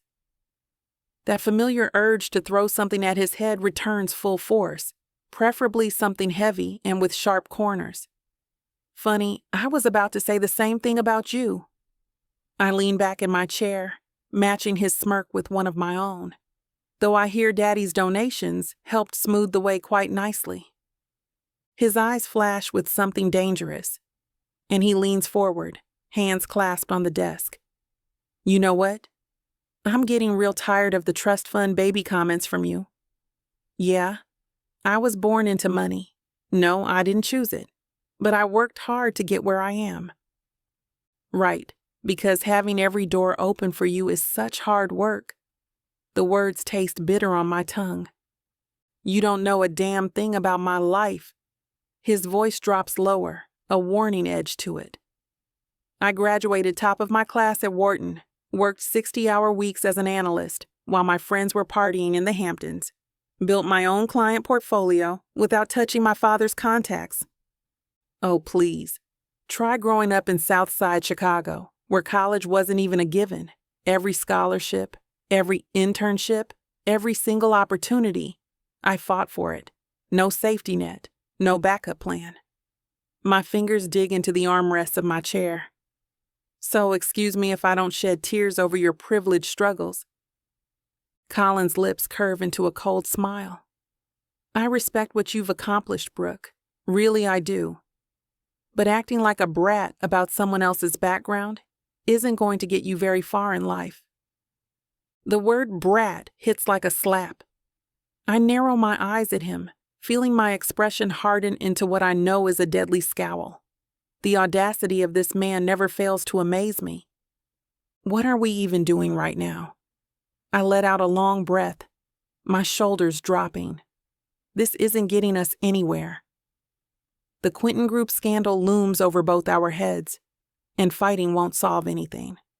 Look, we clearly have different perspectives on life and privilege, and probably everything else. But we need to work together on this, or we're both screwed. Colin raises an eyebrow, his expression shifting from hostile to intrigued. I'm proposing a temporary truce. I straighten the scattered papers on his desk. No more digs about your background, no more condescending comments about mine. Just two professionals trying to save our firm's reputation. Deal? He studies me for a moment, those blue eyes searching my face like he's trying to spot the catch. Then he extends his hand across the desk. Deal? I'll even try to dial back the charm that seems to irritate you so much. I roll my eyes but take his hand. His grip is firm, warm, and thankfully brief. Wouldn't call it charm exactly. Since we're playing nice now. He leans back in his chair. We should meet outside the office to go through these files properly. Lunch or dinner? Somewhere quiet where we can spread out and really dig into these numbers without interruptions. My stomach tightens. Having a meal with Colin Frye sounds dangerous, even if it's strictly business. People talk in this office. A lot. I don't know if that's... Come on, Kinsley. You really want to piece this together in the fishbowl conference rooms where everyone can see what we're working on? He taps the files. This is sensitive stuff. I'll think about it. I gather the documents, avoiding his gaze. But if I agree, we meet somewhere public, and it's not a date. Wouldn't dream of calling it that. The amusement in his voice makes me want to throw something at him again. Truce or no truce. Damn it. What has Walter gotten me into? Chapter 10. Colin.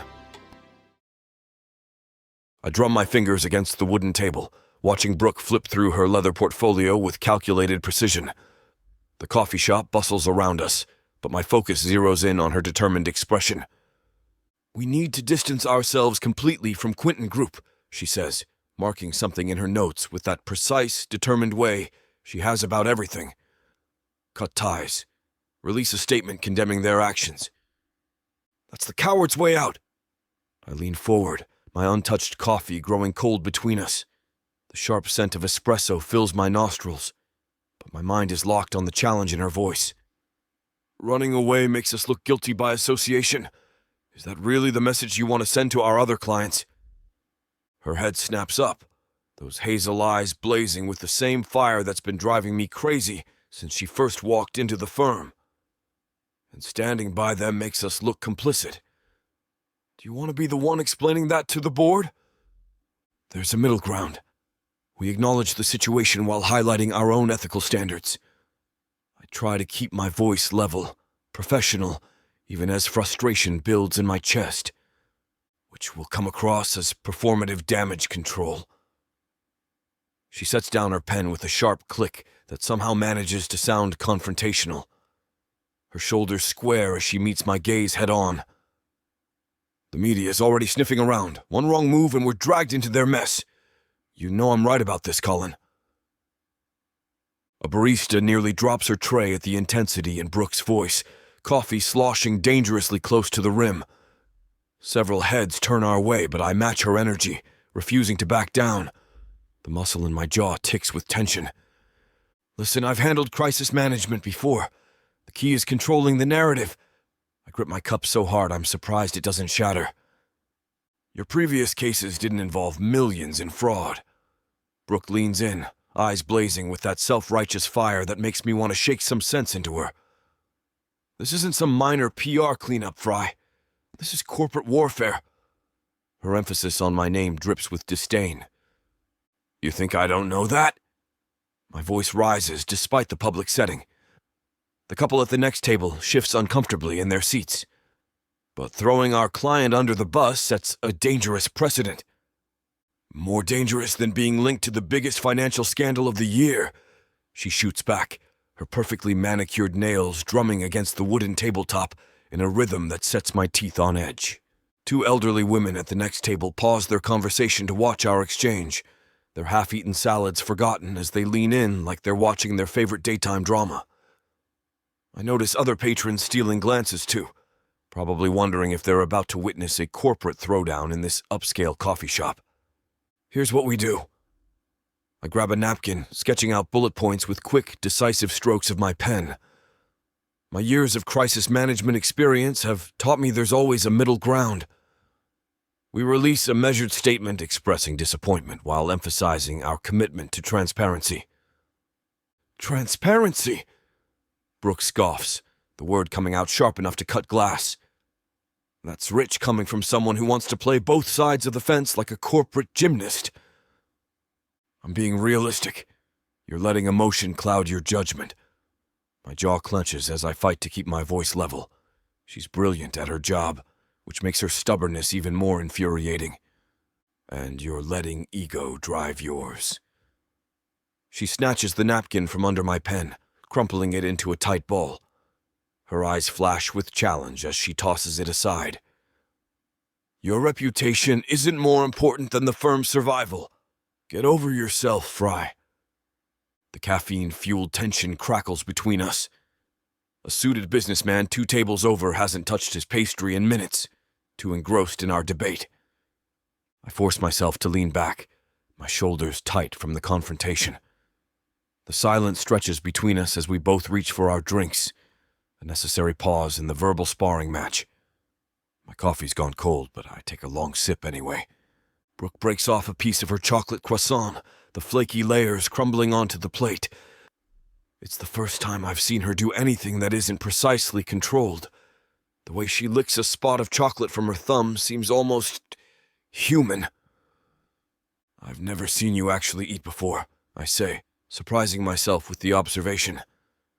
Always thought you ran on caffeine and spite. My voice carries a hint of amusement that I hadn't intended to let slip. Her lips twitch, not quite a smile, but close enough. Careful, Frye. That almost sounded like a joke. There's something different in her tone, less defensive than usual. I'm full of surprises. I take another sip, studying her over the rim of my cup. The afternoon sun streaming through the window catches the gold undertones in her skin, making her glow in a way I'd never noticed before in the harsh office lighting. You know, I don't think I've seen you at a single company event. I shift in my seat, oddly aware of how this conversation feels more personal than our usual verbal sparring. Because I don't go to them. She dabs at her mouth with a napkin, but her usual sharp edge seems dulled. Office politics aren't my thing. Her fingers play with the corner of the napkin, a nervous tell I file away for later. I prefer to let my work speak for itself.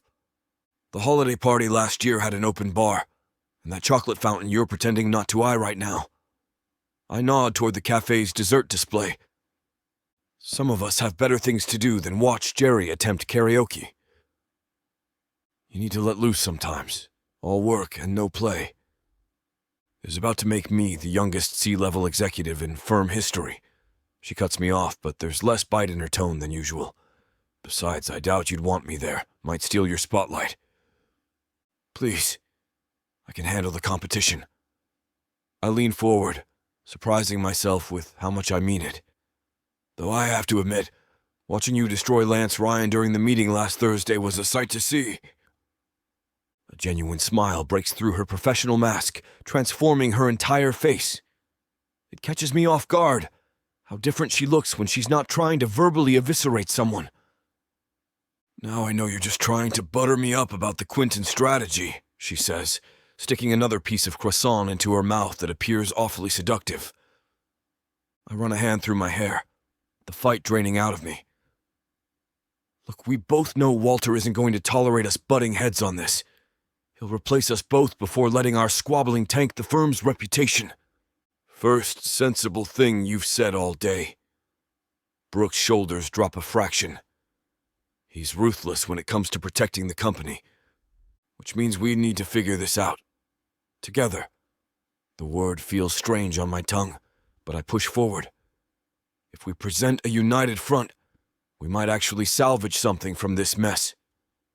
She nods, tension easing from her face. The sharp lines around her eyes soften just a fraction. Fine, but I'm not backing down on the core strategy. Wouldn't expect you to. I gesture to the barista for fresh coffees, figuring we both need the caffeine boost for this conversation. Maybe we should start over. Get to know each other beyond boardroom battles. What do you do when you're not terrorizing corporate America? You really want small talk right now? Her eyebrow arches skeptically, but there's a hint of amusement in her tone that wasn't there before. Humor me. I lean back in my chair, deliberately relaxing my posture to show I'm serious about this temporary truce. She shifts in her seat, guard dropping slightly. Her fingers trace the rim of her empty cup. Football and baking, mostly. Football I knew about thanks to Wyatt, but baking... I can't hide my surprise, trying to picture her in an apron covered in flour. It's an oddly appealing image. Seriously? What? You think I can't throw down in the kitchen? A competitive glint sparks in her eyes. My red velvet cupcakes would make you weep, Frye. Now that I'd pay to see. I find myself grinning despite everything. The fierce Brooke Kinsley in an apron, covered in flour. Better than your attempts at making toast. Yeah, I heard about the fire alarm incident last month. That was a faulty toaster, and you know it. The banter feels different now, lighter somehow. Her laugh catches me off guard. Rich and genuine, nothing like the polite chuckles she gives clients. Something shifts in my chest at the sound. A faulty toaster? That's what you're going with? She wipes a tear from the corner of her eye, shoulders shaking. Wyatt said you were trying to make cinnamon toast and forgot about it, because you were too busy practicing your presentation in front of the breakroom mirror. That traitor. I try to look offended, but her laughter is infectious. I'll have you know my presentation was flawless that day. Yeah, and it only cost the company one toaster and half the accounting department's sanity. She takes a sip of her fresh coffee, eyes dancing with mischief. Poor Sandra still jumps every time someone mentions breakfast. I find myself chuckling, the sound mixing with hers. In my defense, who puts the sensitivity that high on a toaster? It was practically a fire hazard waiting to happen. Right. Blame the toaster. She shakes her head, but her smile remains. Next you'll tell me the coffee maker had it out for you too. Don't even get me started on that machine. The afternoon sun catches the highlights in her curly hair as she throws her head back, laughing again. I've never noticed how her whole face lights up when she's genuinely amused, how her nose crinkles slightly at the bridge. It's different from the sharp-tongued warrior I'm used to facing across the conference table. You know, she says, composing herself but still grinning. I always thought you were this perfectly polished corporate robot. It's kind of refreshing to know you're actually capable of setting kitchen appliances on fire like a normal person. And here I thought you were programmed to only speak in PowerPoint bullets and legal jargon. The words come out softer than intended, wrapped in something that feels dangerously close to admiration. Her eyes meet mine, and for a moment, the adversarial energy that's defined our relationship fades into something else entirely. Something that makes my heart rate pick up in a way that has nothing to do with caffeine or corporate strategy. Chapter 11. Brooke. The office lights flicker, casting shadows across my cluttered desk. Another late night at Walker and Associates. My third this week, and it's only Wednesday. I rub my temples, staring at the mountain of reports demanding my attention. Just a few more, I mutter, reaching for my fourth cup of coffee. The liquid's gone cold, bitter against my tongue. Perfect metaphor for how this day feels. From the Quentin scandal to my regular job duties, I'm feeling more stretched thin by the day. My reflection in the darkened window catches my eye. Even after 14 hours, my suit remains crisp, my hair perfectly styled. It has to be. One wrinkle, one strand out of place, and the whispers start. She's letting herself go. Maybe the workload's too much for her. Should have hired someone with more experience. I straighten a stack of papers, my manicured nails clicking against the desk. The sound echoes through the empty floor. Everyone else left hours ago. They can afford to. Their mistakes get written off as learning experiences. Mine? They become examples of why diversity hires don't work out. I pull another file from the stack. The words blur together, but I blink hard, forcing them into focus. One mistake. That's all it would take. One slip-up, one missed detail, and they'd have their excuse. We gave her a chance, but... The building's heating system kicks in with a groan. Outside, New York City's lights twinkle like they're mocking my endless night. I roll my shoulders, feeling the knots of tension protest. A knock at my door startles me. My hand jerks, sending papers scattering across the desk. Come in? My voice carries more uncertainty than I'd like. The door swings open, and Colin Frye's broad shoulders fill the frame. His pristine suit jacket hangs over one arm, sleeves rolled up to expose forearms that belong in a fitness magazine. In his other hand, he holds up a white plastic bag like a peace flag. Brought dinner. He strolls in like he owns the place, which, given his family connections, he probably thinks he does. Sushi from Nobu. I narrow my eyes. What's the catch? Can a coworker bring food? He sets the bag on my desk, pushing aside a stack of quarterly reports with the casual arrogance of someone who's never had their work questioned. The movement sends a faint waft of his cologne my way, and honestly, I'm growing fond of that scent. Not when that coworker spent last week trying to take credit for my work with the Quentin no-sense. The scent of fresh sushi drifts from the bag, making my stomach growl. Traitor. I haven't eaten since the half bagel I scarfed down at 9 this morning, but I'm not about to admit that to him. That was business. He drops into the chair across from me, loosening his tie with one fluid motion. The silk fabric slides against his collar in a way that draws attention to his neck. This is dinner. How did you even know I was here? I cross my arms, trying to maintain some semblance of professional distance, despite the hunger gnawing at my stomach. You never left. He starts unpacking containers, arranging them on my desk with methodical precision. Some of us pay attention. His eyes meet mine with an intensity that suggests he's been paying attention to more than just my work schedule. So you're watching me now? I cross my arms, ignoring how the spicy tuna roll calls my name. The aroma of soy sauce and wasabi drifts across my desk, making my stomach clench. Should I be flattered or concerned? Colin's blue eyes catch mine, a hint of amusement playing at the corners. His mouth quirks up on one side in that infuriating half smile he seems to reserve just for me.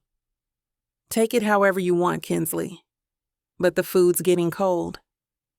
Sushi is served cold. I tap my pen against the stack of briefs, fighting the urge to reach for the perfectly arranged dragon roll I can see peeking from one of the containers.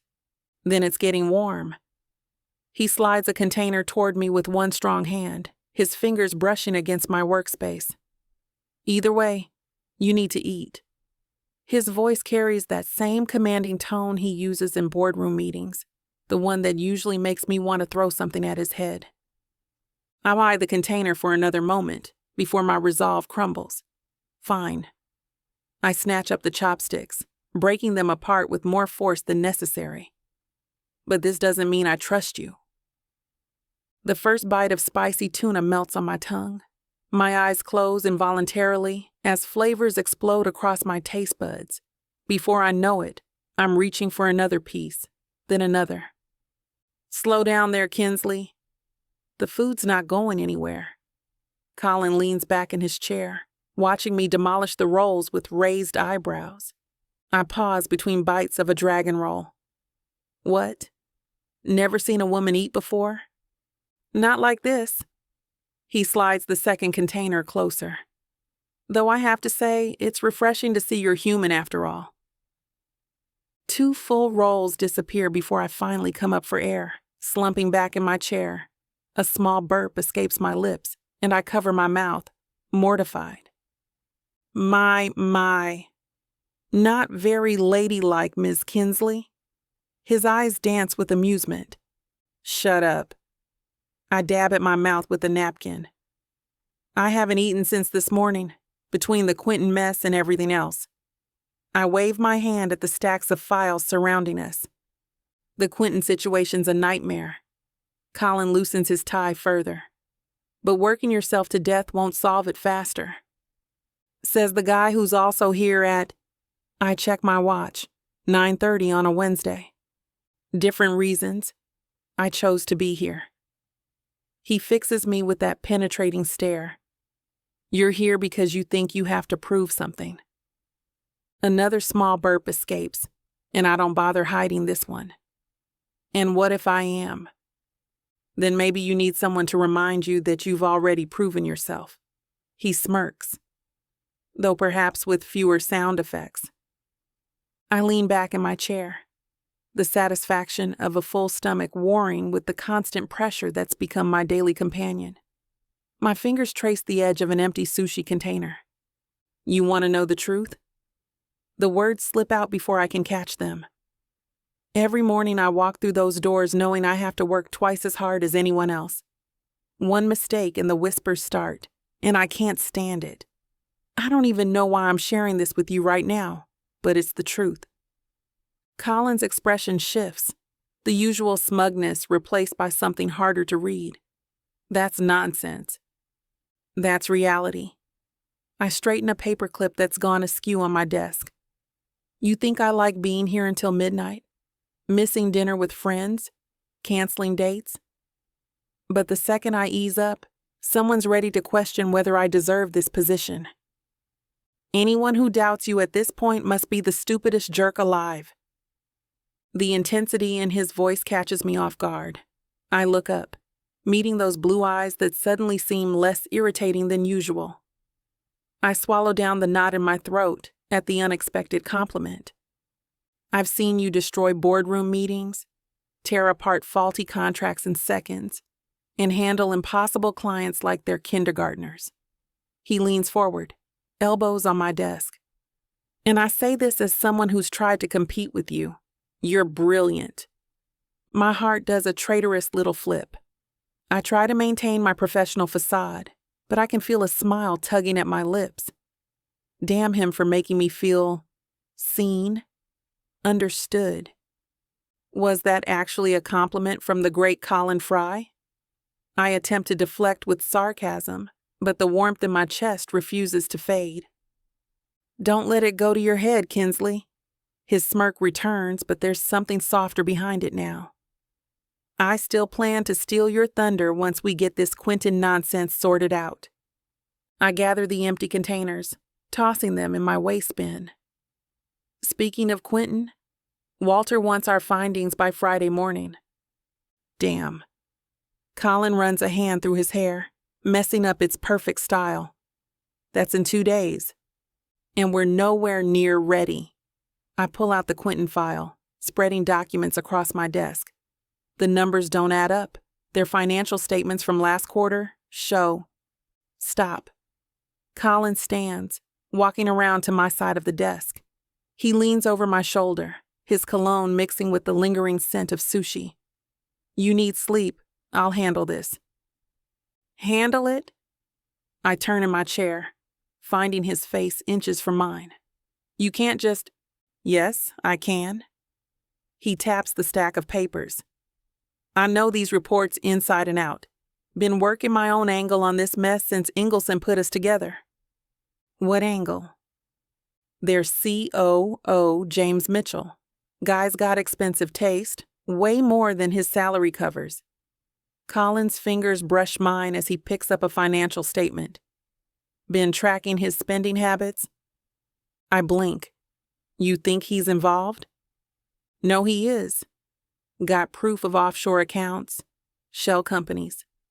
A grin spreads across his face. Just needed the right moment to bring it forward. And you're telling me this now? I stand up, jabbing a finger at his chest. We've been working parallel investigations this whole time. Competitive advantage. He catches my hand, his grip warm and firm. But now, we need to work together on this. Let me take point with Walter. It'll help him make the decision he needs to make to deal with these slimy jerks. You look like you haven't slept in days. I haven't. The admission slips out before I can stop it. Then go home. I'll have everything ready for the meeting. His thumb traces circles on my wrist, sending unexpected shivers up my arm. Trust me on this one, Kinsley. Trust you? I pull my hand away, ignoring how cold it feels without his touch. That's a tall order. Then trust my ego. You think I'd risk looking bad in front of Walter? He starts gathering the Quentin documents. Go home. Sleep. I've got this. Hit me in the morning and we'll go over what I've got. As much as I want to fight him on this, I give in. I give in to his words, and for the first time, I trust Colin. What is he doing to me? Am I making a mistake, trusting the enemy like this? Maybe so, but it feels right to do. Chapter 12. Colin. The morning sun streams through the office windows as I lean against the wall near Brooke's office, half listening to Wyatt's animated description of his weekend plans to volunteer at an animal shelter as I sip on my coffee. And you should see these puppies, Colin. They're just the sweetest things. There's this one that always gives me a high five when I walk in. My attention drifts to Brooke, who stands in her doorway reviewing documents. She's wearing a deep purple blazer that complements her skin tone perfectly. Her hair cascades in soft curls around her face, and I find myself following the graceful line of her neck down to her collarbone. Are you even listening? Wyatt waves his hand in front of my face. Yeah, puppies. High fives, got it. You seem distracted this morning. Wyatt follows my gaze and grins. Oh, I see. What's that supposed to mean? Nothing. He shrugs, still wearing that knowing smile. Just noticed you and Brooke seemed less antagonistic lately. I shift my weight, uncomfortable with how perceptive he is. Last night's impromptu dinner in her office flashes through my mind, reminding me of how candid and vulnerable she was with me. Just for a moment. But it felt good to experience that. The way she'd opened up about the pressures on her as a woman in this corporate minefield. Her voice soft and unguarded, so different from our usual sharp exchanges. Earth to Colin! Brooke bends down to pick up a fallen paper, and I catch myself admiring how her pencil skirt hugs her curves. The fabric stretches perfectly across her hips, and my mouth goes dry. When did I start noticing these things about her? When did my irritation with her presence turn into this magnetic pull? Sorry. What were you saying about the shelter? I force myself to focus on Wyatt, but my eyes keep drifting back to her. It's like trying to ignore a flame when you're freezing, damn near impossible. I jam my hands in my pockets to keep them from balling into fists, fighting the urge to walk over and help her gather those scattered papers. Wyatt launches into another story about his weekend plans, something about baking treats for the shelter dogs. His enthusiasm should be infectious, but my attention keeps drifting to Brooke as she sorts through her papers. I found this recipe online that uses pumpkin and peanut butter. Suddenly, Joseph Connor saunters over to where Brooke stands under her doorway, and my blood pressure spikes, maybe even slummier than I am, and that's saying something. He leans against the wall beside her with that practiced casualness that makes my teeth grind. When she doesn't immediately acknowledge him, still focused on reorganizing her papers, he opens his mouth. Looking sharp today, Miss Kinsley. My jaw clenches so hard it hurts as I watch him lean closer to her, invading her personal space with that grin plastered across his face. He's wearing one of those trying-too-hard Italian suits that probably cost 3 months' salary, complete with pocket square and everything, thinking it makes him look sophisticated when really he just Looks like an overpriced car salesman. Thanks, Joseph. Brooke's tone is clipped and professional, the kind that should send any man with half a brain running, but he either doesn't notice or chooses to ignore it. Knowing Joseph, probably the latter. Some of us are grabbing drinks after work. You should join. He steps closer, lowering his voice. I'd love to pick your brain about that Quentin scandal and how you're handling it. Maybe over dinner. My fingers dig into my palms. The urge to walk over there and interrupt their conversation burns in my chest. Since when does Joseph give a damn about the Quentin group? I appreciate the offer, but I've got plans tonight. Brooke shuffles her papers, clearly trying to create distance. Rain check then? Joseph persists, reaching out to touch her arm. Come on, you can't work all the time. Something snaps inside me. The coffee cup in my hand creaks under pressure. Colin? Wyatt's voice sounds distant. You okay? You look like you're about to murder someone. I force myself to unclench my jaw. I'm fine. But I'm not fine. Every second Joseph stands there, trying to charm his way into Brooke's evening plans, makes my blood pressure spike. When did I become so territorial over someone who, until recently, I could barely stand being in the same room with? Sure you are. Wyatt's knowing look returns. That's why you're crushing that poor coffee cup to death. I toss my mangled coffee cup in the trash. I need to catch up on some work, all right? See you later, Wyatt. Stop by my office after lunch. We can go over those reports you talked about. And you can show me those dogs you love so much. Will do, Colin, Wyatt says, offering a smile and a thumbs up. Man, that dude is too wholesome. How did he manage to get a position in one of the most cutthroat companies in New York City? Whatever. There are more pressing issues on my mind. My legs carry me across the office floor before my brain can catch up. The closer I get, the more Joseph's cologne assaults my nostrils. Some overpriced designer things that reeks of desperation and try-hard masculinity. Probably spent half his paycheck on that bottle. Hey, Brooke. I tap the folder in her hands and she jumps slightly, her shoulders tensing before recognition sets in. Got those Quentin numbers you asked for. We should review them while they're fresh. The sooner we tackle this mess, the better. Her eyes meet mine, relief flickering across her features. A tiny exhale escapes her lips. Perfect timing. I was just about to track you down for those. Joseph's face darkens, his jaw clenching in that way that makes him look constipated. We were in the middle of something here, Frye. Were you? Looked finished to me. I step between them, creating a barrier with my body. Joseph might be a shark in the boardroom, but I've got 4 inches and 40 pounds of muscle on him. Unless you've got insight into the Quentin situation that management should know about? Something more pressing than these reports? He straightens his Italian silk tie with trembling fingers, face flushed with barely contained anger. Always swooping in where you're not wanted, aren't you? Daddy's connections can't buy you everything. His sneer doesn't quite mask the bitterness in his voice. They bought me enough sense to know when I'm interrupting nothing. I turn my back to him, deliberately dismissing his pathetic attempt at intimidation, and focus on Brooke. Her composed expression is a stark contrast to Joseph's tantrum. Your office or mine? Mine's right here, she says, jutting her thumb over her shoulder into the space that awaits us. Come on in. Joseph mutters something under his breath about privileged jerks as he stalks away like a scolded child. I follow Brooke into her office, not bothering to hide my satisfied smirk.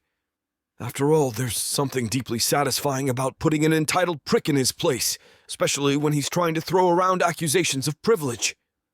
I close the door behind us, watching as Brooke circles her desk and drops into her chair with a sigh. Thanks for the save back there. She runs her fingers through her curls.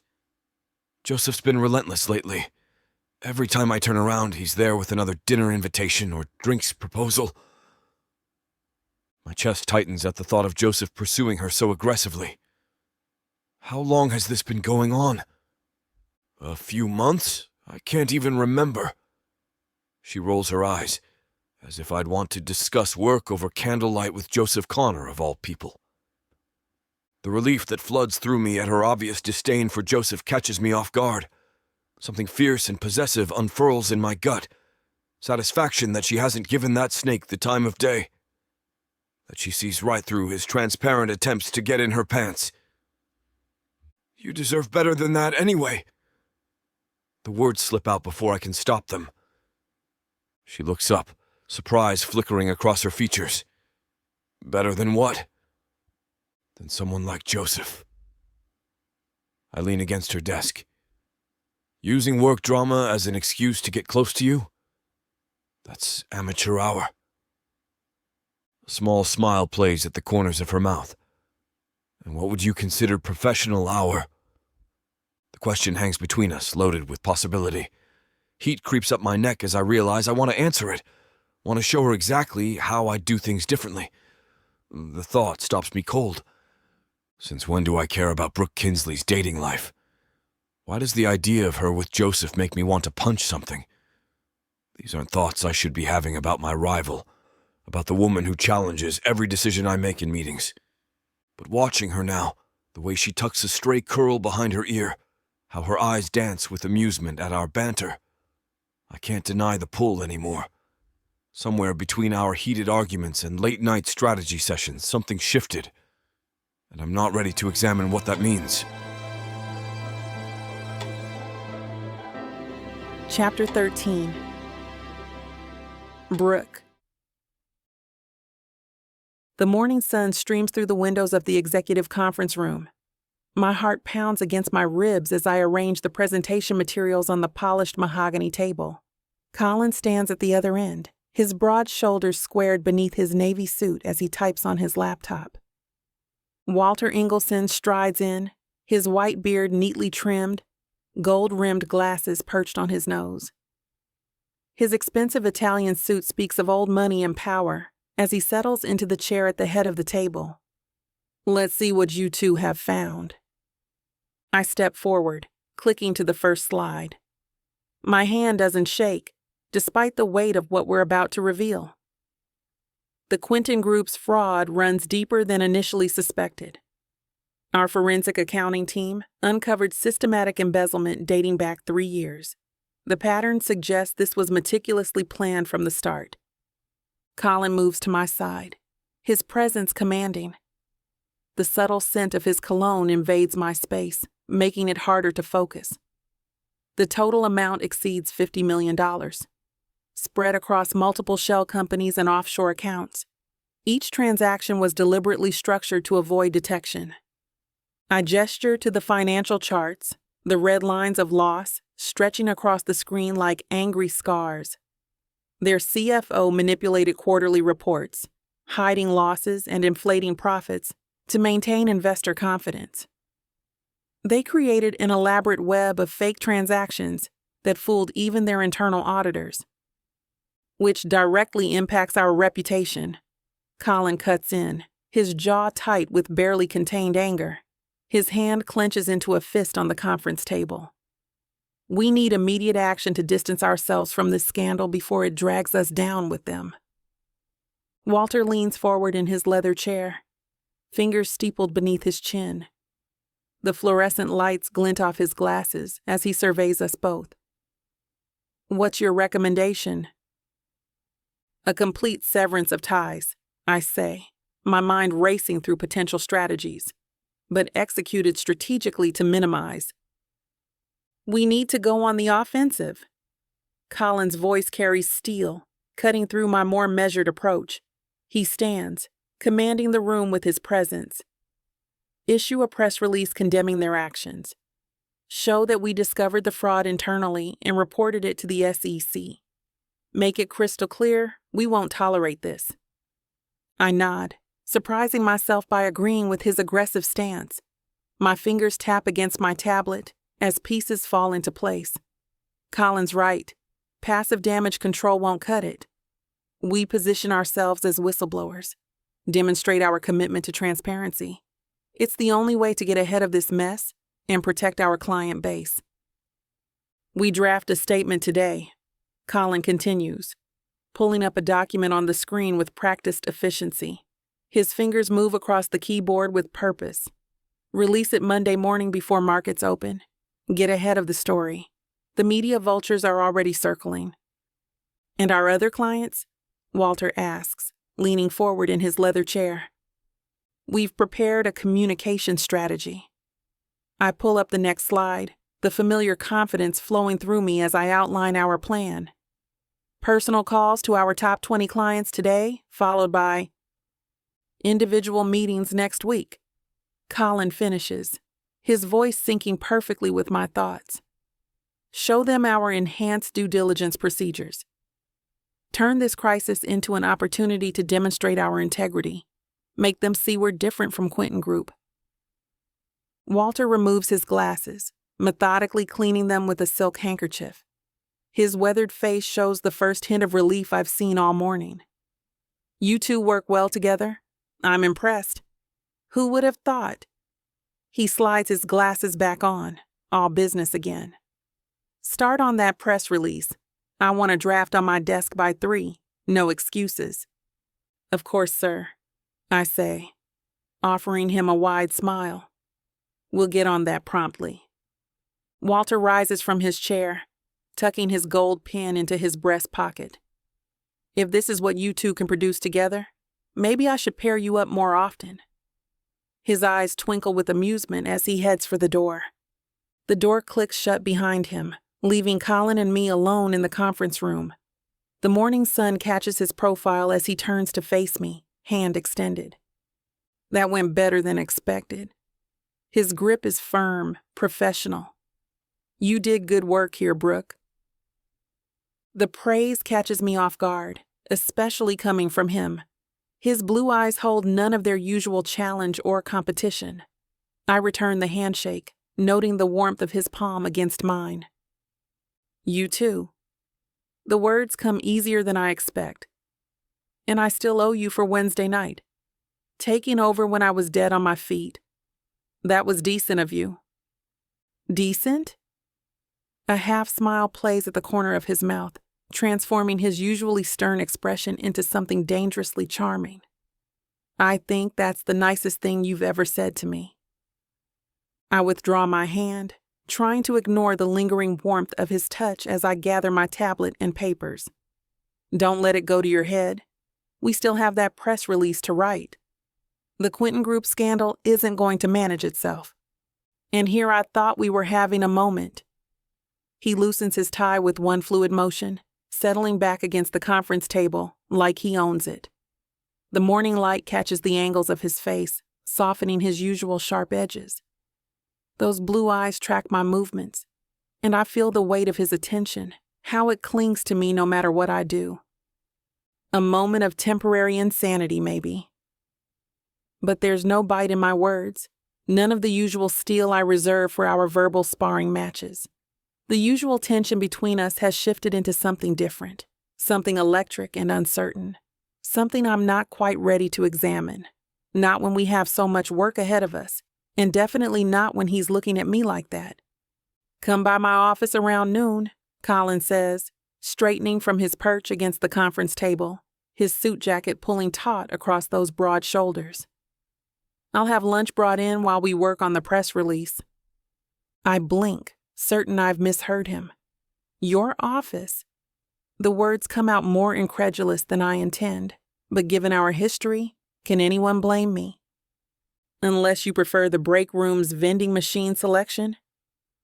He slides his laptop into its leather case with practiced ease, the movement smooth and confident like everything else he does. I know a great Thai place that delivers. Their pad Thai is actually worth eating. I can order a wide range of food so you can pick and choose what you like the most. There's something almost playful in his tone, so different from his usual corporate shark demeanor. The offer catches me off guard. Colin Frye, sharing his sacred lunch hour. The same man who once scheduled a client meeting during my presentation to the board. The same Colin who's made it his personal mission to challenge every single suggestion I've made in the past year. I can't help but wonder what angle he's working. what corporate chess move this represents in our endless game of one-upmanship. That's surprisingly generous of you. His shoulders lift in a casual shrug, but there's nothing casual about the intensity in his eyes when they meet mine. You're good at what you do, Brooke. I reward my allies. He pauses, adjusting his cufflinks. And after this morning's presentation, I'd say we make pretty damn good allies. The words hit me like a physical force. Allies. Not competitors. Not rivals. The shift feels seismic, like tectonic plates realigning beneath my feet. I dot. The witty response I'm searching for refuses to materialize. I'm too busy processing this new reality where Colin Frye considers me an ally rather than an obstacle. Noon, he reminds me, heading for the door. Don't be late. I hate when good food gets cold. I watch him leave, my tablet forgotten in my hands. The morning sun still streams through the windows, but something fundamental has changed in this room, in this dynamic. Allies. The word echoes in my mind, refusing to settle into any familiar pattern I know how to deal with. I gather my presentation materials, sliding them into my leather portfolio with practiced efficiency. The click of my heels against the hardwood floor echoes through the now empty conference room as I head for the door. The walk to my office feels different somehow, lighter. The usual post-presentation tension has dissolved into something else entirely. My mind keeps circling back to Colin's words, to that shift in his eyes when he called us allies. I unlock my office door, breathing in the familiar scent of coffee and leather. Sunlight spills across my desk, warming the surface as I set down my things. The view of downtown New York City through my window hasn't changed, but everything else feels altered. A week ago, I would have dissected every word Colin said, looking for the trap, the angle, the hidden agenda. Now, the memory of his half-smile tugs at something in my chest, the way he took over that presentation when I needed him to. How seamlessly we played off each other's strengths. I sink into my chair, running my fingers along the edge of my desk. The transformation happened so fast, from rivals to whatever this is. My shoulders relax as I realize I don't hate it. Working with Colin instead of against him, it makes sense. We're both driven, both excellent at what we do. Together, we might actually be unstoppable. But what about the promotion? What about the tension between us? Surely that can't disappear. My phone buzzes with a calendar invite. Lunch meeting, noon, Colin's office. He's already ordered Thai food, enough variety to ensure you find something you like, according to his note. I accept the invite, a smile playing at my lips. This new dynamic, I could get used to it. Chapter 14. Colin. I adjust my tie in the mirror, surveying my estate's grand foyer one last time before the guests arrive. The marble floors gleam, reflecting the crystal chandelier's warm glow. My housekeepers have outdone themselves, and the aroma of Chef Mario's appetizers wafts from the kitchen. "The first SUV is approaching, sir," my head of security announces through the intercom. Perfect timing. I stride to the entrance, hands in the pockets of my tailored navy suit. The black vehicles roll up one by one, my work colleagues from Walker and Associates stepping out onto the circular driveway. Wyatt bounds up the steps first, eyes wide. "Colin, this place is incredible. Make yourself at home." I gesture toward the open doors where servers stand ready with champagne flutes. Matthew and Jessica follow, both taking in the mansion's limestone facade. But my attention locks on Brooke as she emerges from the third SUV. Her emerald dress hugs every curve, her curls swept to one side. She pauses at the bottom of the steps, head tilted back to take in the full scale of the estate. I descend to meet her. "Welcome to my humble abode." "Humble?" She arches an eyebrow. That's not the word I'd use to describe this beauty. Inside, my guests spread through the main floor. Floor-to-ceiling windows frame the Manhattan skyline in the distance. Servers weave through the group with trays of champagne and Chef Mario's signature hors d'oeuvre. I track Brooke's movements as she explores, noting how her fingers trail along the marble fireplace, how she studies the original artwork on the walls. I want her to be impressed, to see what I can offer. Thank God you come from billionaire stock. Matthew raises his glass, drawing everyone's attention. Some of us peasants could never dream of this kind of extravagance. A few people laugh, but I catch Brooke's slight frown before she turns away to accept an appetizer from a passing server. Let's just say I'm happy to share the perks, I call back, moving closer to where Brooke stands. Especially after wrapping up that Quentin mess. We earned this celebration. Of course, Jessica nods enthusiastically. You two did a wonderful job with the scandal. I heard the CEO was really happy about how everything went down. I was nervous to see how our company was going to be portrayed in the media, Matthew admits, adjusting his glasses. But it seems like you two got ahead of the curve. I nod, swirling the champagne in my glass. Brooke did a lot of the heavy lifting on crafting it today. She caught the angle immediately. Distance ourselves from Quentin while emphasizing our own due diligence processes. Which wouldn't have worked without your connections at the Times, Brooke adds, moving to stand beside the window. The city lights cast a soft glow on her skin. The press release is going to break this Monday. Should be headline news. I lean against the marble counter, gesturing to all of my colleagues. Walter's face when we walked into that conference room. I thought the old man would have a stroke. You should have seen him before you got there. Jessica laughs, pacing back and forth, muttering about stock prices. But the moment you two laid out that strategy... Matthew steps forward, raising his glass. I heard about it in the Breakroom. Just amazing work. To Colin and Brooke, the dream team who saved us. The group echoes his toast. I catch Brooke's slight smile as she sips her champagne, her free hand absently touching the emerald pendant at her throat. The market responded exactly as we predicted, I continue, watching her from the corner of my eye as she moves toward the art collection I have in my living room. Stock barely took a hit. Walter called me before the day ended, telling me how happy and relieved he was. Thank God. I thought the old man was going to croak otherwise. Not to mention the 3 other firms that reached out about our crisis management services, Matthew adds. Sometimes the best defense is a strong offense. I straighten my tie, tracking Brooke's path around the room. She pauses at a Monet, studying it with the same intensity she brought to our strategy session. We turned a potential disaster into an opportunity to showcase our expertise. If you'll follow me to the dining room, I lead my colleagues through the arched doorway. Chef Mario has prepared something special. The long mahogany table gleams under crystal chandeliers, each place setting adorned with polished silver and hand-painted china. Mario stands at attention, his white chef's coat pristine.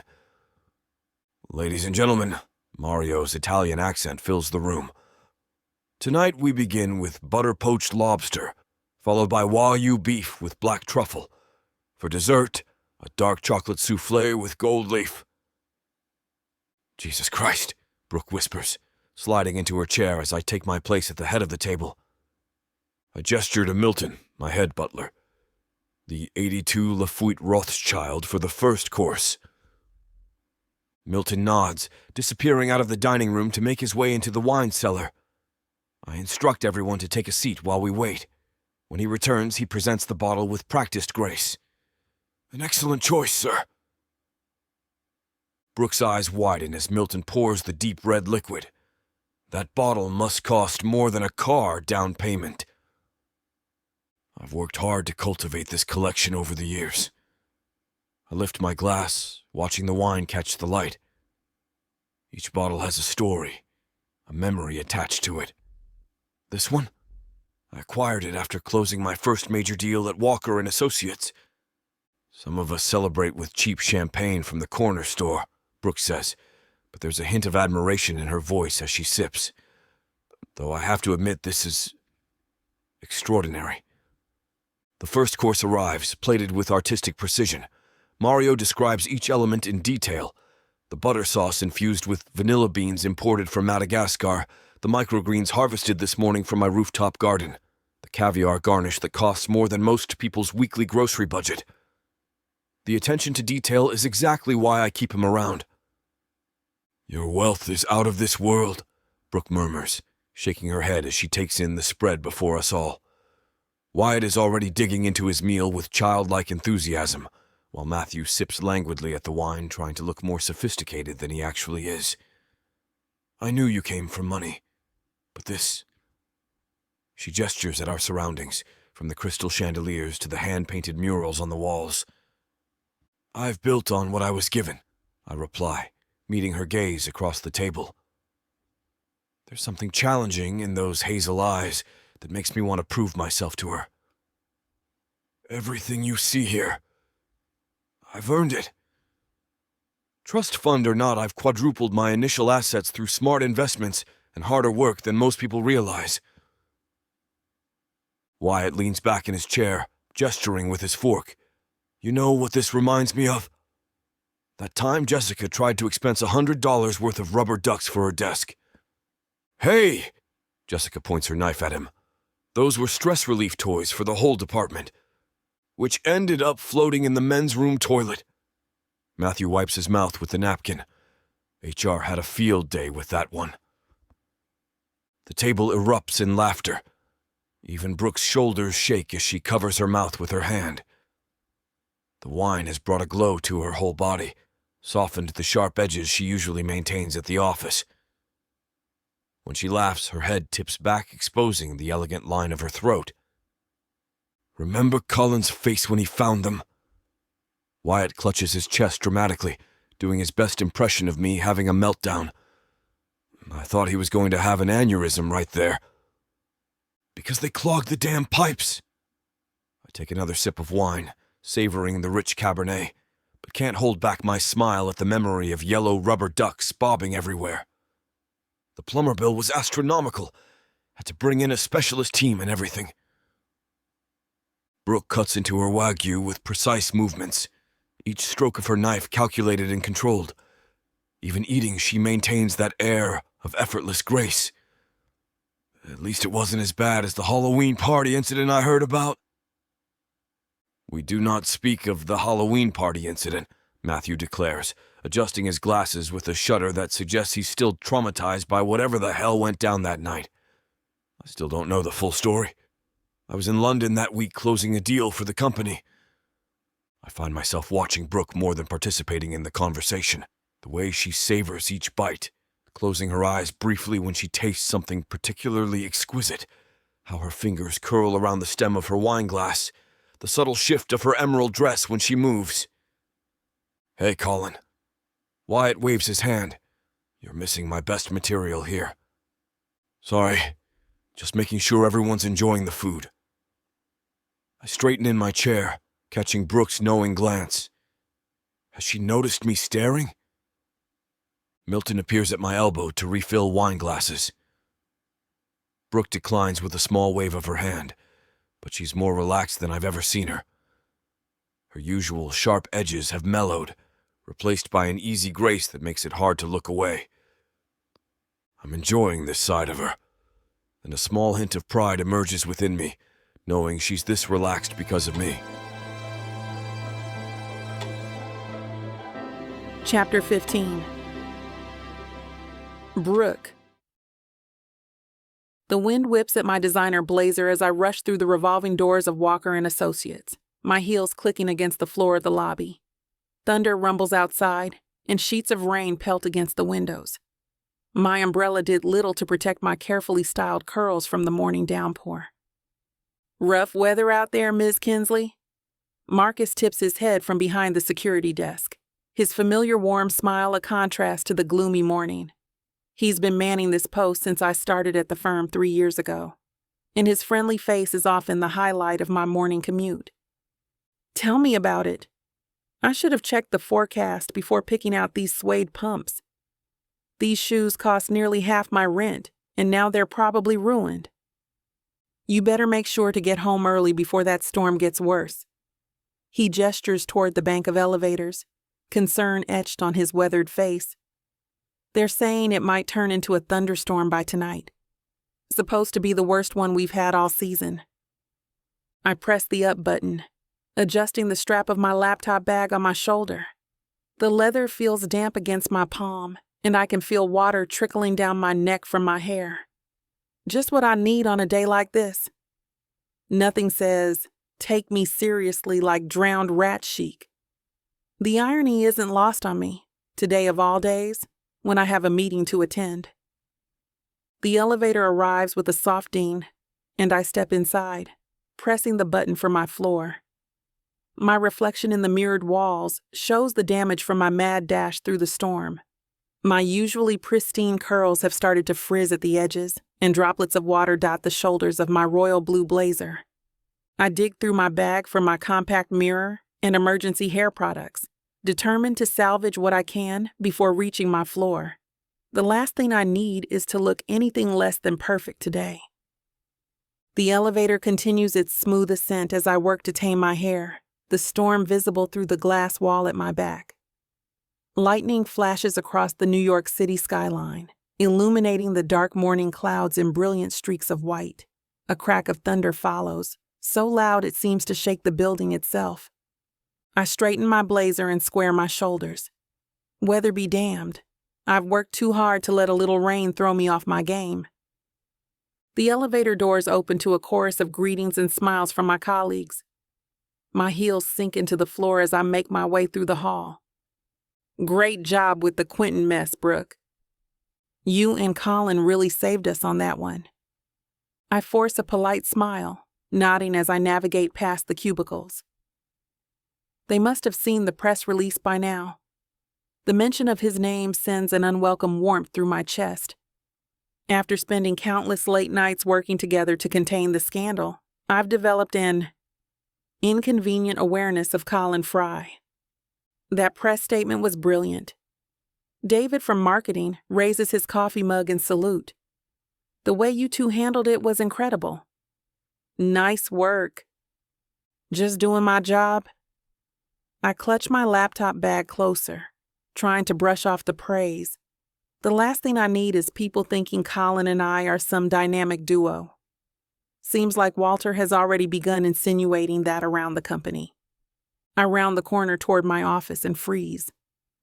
Colin leans against Jessica's desk, his broad shoulders filling out his charcoal suit to perfection. He's got that signature smirk on his face as Jessica throws her head back, laughing at whatever he's saying. My stomach twists. Jessica tosses her blonde hair over her shoulder, touching Colin's arm as she giggles again. The familiar surge of jealousy hits me like a punch to the gut, and I hate myself for it. I have no claim on him, no right to feel this way, and Jessica is my friend.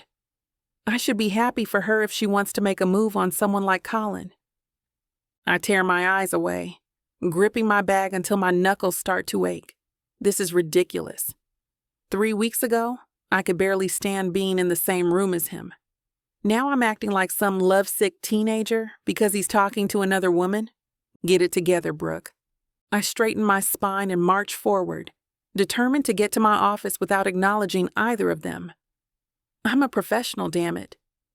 I won't let these unwanted feelings compromise everything I've worked for. I keep my eyes fixed ahead as I pass them, but Colin's deep voice cuts through my practiced indifference. Brooke, hold up a second. His footsteps follow behind me as I try to reach my office, his long strides easily keeping pace with mine, despite my attempt to escape. I've got a busy morning. I push the door open, stepping inside without turning around. The scent of his cologne trails in after him. Something woodsy and expensive that makes my pulse quicken against my will. Damn him and his perfect taste in everything, even fragrances.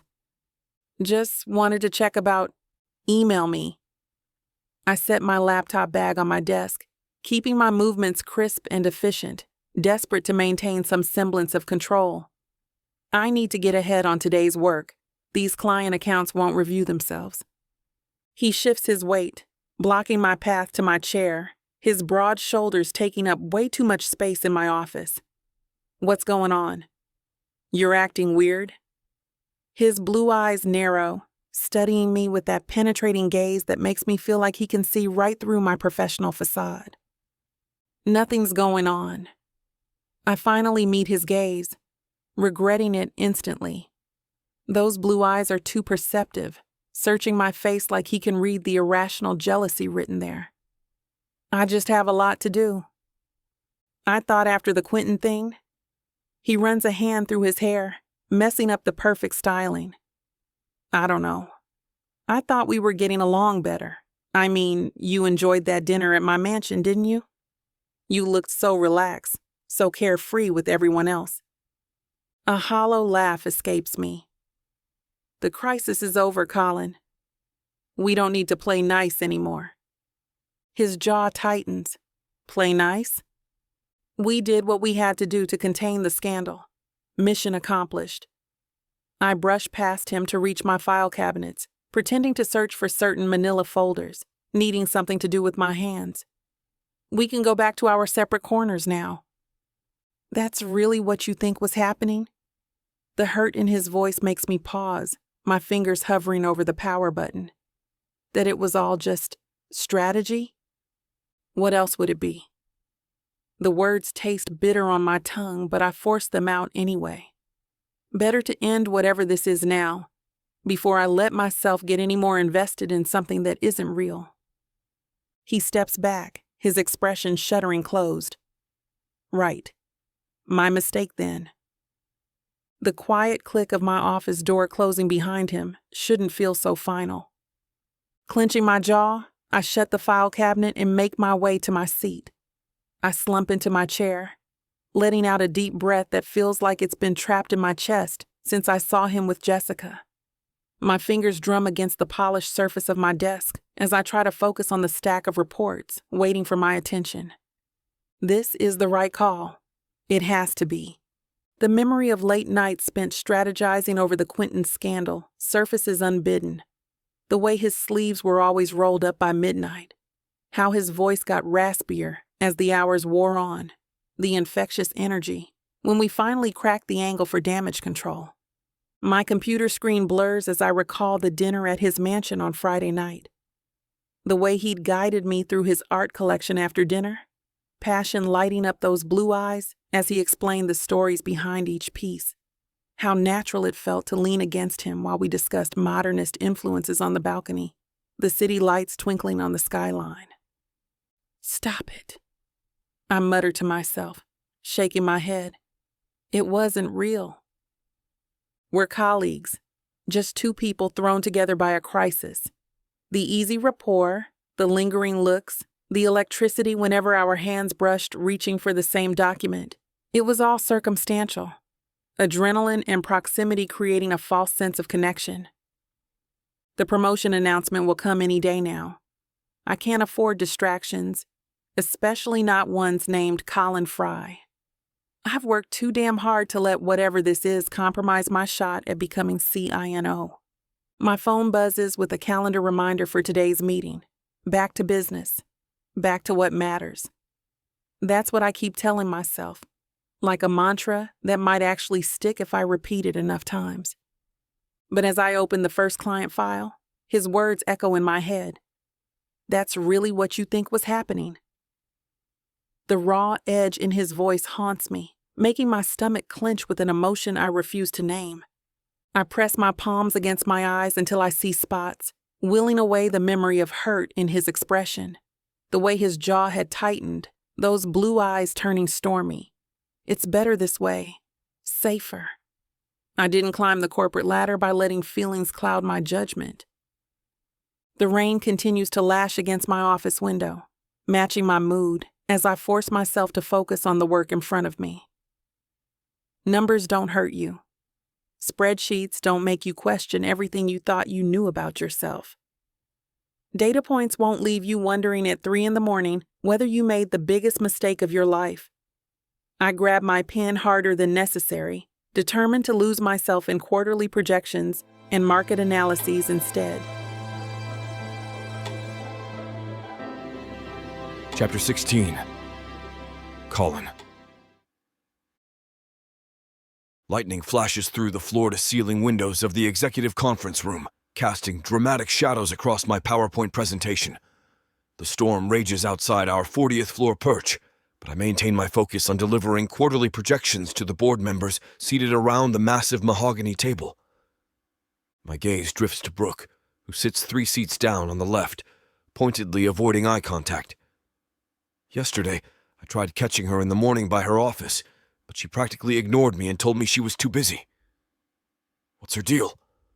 I thought our time as workplace rivals was done and over with. As you can see from these numbers... Another crack of thunder interrupts my speech. The lights flicker, reminding me of our building's sophisticated security system. Every door, including this one, requires keycard access. Even the small utility room adjacent to us, visible through its glass panel, needs electronic clearance. These projections indicate... The lights dim again. Through the window, I catch sight of more lightning illuminating the cityscape below. Brooke shifts in her leather chair, crossing her legs. The movement draws my attention, and I nearly lose my train of thought. Her tailored navy suit highlights every curve, but it's her deliberate refusal to acknowledge my presence that gets under my skin. Mr. Frye, perhaps we should focus on the risk assessment portion. One of the board members taps his pen against the table, the rhythmic sound grating on my already frayed nerves. Right. I click to the next slide, trying to shake off my distraction. Damn woman's got me losing focus in my own meeting. That's never happened before, and I don't appreciate it one bit. The storm intensifies outside, raindrops pelting against the glass like tiny bullets. Thunder rumbles in the distance, a low growl that matches my mood. I continue my presentation, but my mind keeps circling back to Brooke's strange behavior. She hasn't looked at me once since I started speaking, and it's starting to piss me off. Usually, she'd be ready with some cutting remark or challenge to my proposals. This calculated indifference is new, and I hate to admit it's working under my skin. A particularly vivid flash of lightning illuminates my next slide, followed immediately by a deafening crack that makes several board members jump. The entire building seems to shudder, and the lights flicker more violently than before. Perhaps we should take a short break, Elmer Bowman suggests, already gathering his papers and adjusting his crooked glasses. Give the storm a chance to pass. All this lightning might just give me a heart attack. Of course. I click off the projector, keeping my expression neutral despite my frustration at the interruption. Why is the weather messing with me like this? Let's reconvene in 30 minutes. Grab a coffee, get some croissants from the breakroom, take a breather. The board members file out, murmuring among themselves about the weather. I start collecting my presentation materials, hyper-aware that Brooke hasn't moved from her seat. She's typing something on her phone, those long fingers moving rapidly across the screen. The conference room feels smaller now that it's just the two of us. Dark blue walls encapsulate us, with a ticking clock on the opposite wall filling the sharp silence. Another lightning strike illuminates her profile, the sharp line of her jaw, the subtle arch of her neck. The thunder that follows is loud enough to rattle the windows. Planning to camp out here? I ask, unable to resist needling her. She doesn't look up from her phone. It's a free country. The space between us crackles with tension that rivals the storm outside. I shuffle my papers deliberately slowly, watching her from the corner of my eye. The rain beats against the windows in sheets now, creating a rhythmic backdrop to this awkward standoff. You've been avoiding me. Not everything is about you, Colin. She finally looks up, those hazel eyes sharp with something I can't quite read. The building's heating system kicks on with a soft whir, stirring papers on the table. Neither of us moves to leave, locked in this strange moment as the storm rages beyond our glass fortress. I lean against the conference table, crossing my arms. Cut the nonsense, Brooke. Last week we were finally getting somewhere, and now you're acting like we're back to square one. Maybe that's where we should be. She stands, smoothing her suit jacket. The motion draws attention to the curve of her waist, and I force my eyes back to her face. The hell does that mean? It means drop it. She moves toward the door, but I step into her path. Her eyes narrow. Move. Not until you tell me what changed. You went to my home last Friday. We had dinner together. We had fun with everyone there. You laughed at my jokes. Actually laughed. Not that fake corporate nonsense you do in meetings. Your jokes aren't that funny. She tries to sidestep me, but I mirror her movement. Lightning flashes again, casting sharp shadows across her face. This isn't about my comedic skills. Something happened between Friday and Monday, and I want to know what it is. God, you're impossible. She throws her hands up. Has it occurred to you that not everything needs your input? That maybe some things are just none of your damn business? It became my business when you started treating me like I'm toxic waste out of nowhere. I take a step closer, close enough to catch the subtle scent of her perfume. After everything we've been through with the Quinton group, you don't get to just shut me out without an explanation. Her jaw tightens. Watch me. That's not good enough. It's going to have to be. She meets my gaze, defiant. Her eyes are hard as steel. But there's something else there, too. Something she's trying desperately to hide. Now get out of my way before I make you regret it. The threat in her voice sends a jolt through me that has nothing to do with anger. My body responds to her challenge, muscles tensing with anticipation. Make me regret it? That's interesting. What exactly are you planning to do, Miss Kinsley? I drawl out her name, watching as her fingers curl into fists at her sides.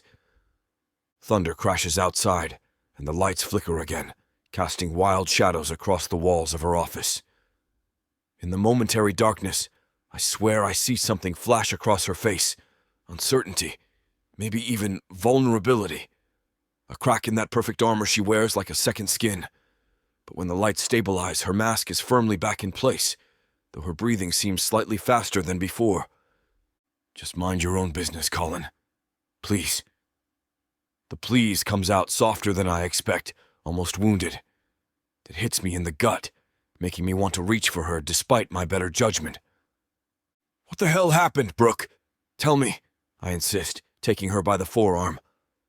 I'm not going to leave you alone until you tell me the truth. No, she whispers, shaking her head.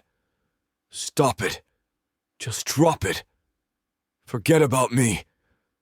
Hell no, I'm not letting you get away like that. A blinding flash floods the room, followed by an explosive crack that makes the windows rattle. The lights sputter once, twice, then die completely.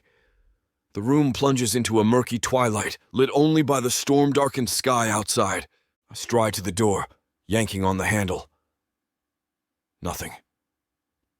The keycard reader's LED display is dead, its usual green light extinguished. Damn. What? Brooke's voice comes from behind me, tension evident in her tone. I can hear the slight tremor she's trying to hide. Electronic locks! No power means... We're trapped! She moves closer, her heels clicking against the floor with sharp, anxious steps. Try it again. It's not going to magically start working. I jiggle the handle anyway, proving my point. The solid metal door doesn't budge an inch. These doors are designed to stay locked during power outages. Security feature. Some genius thought it would keep people from breaking in during blackouts. There has to be a backup system or something. She pulls out her phone, the screen illuminating her face in the dim light. The blue glow catches the worry lines around her eyes, throwing shadows across her features. No service, of course.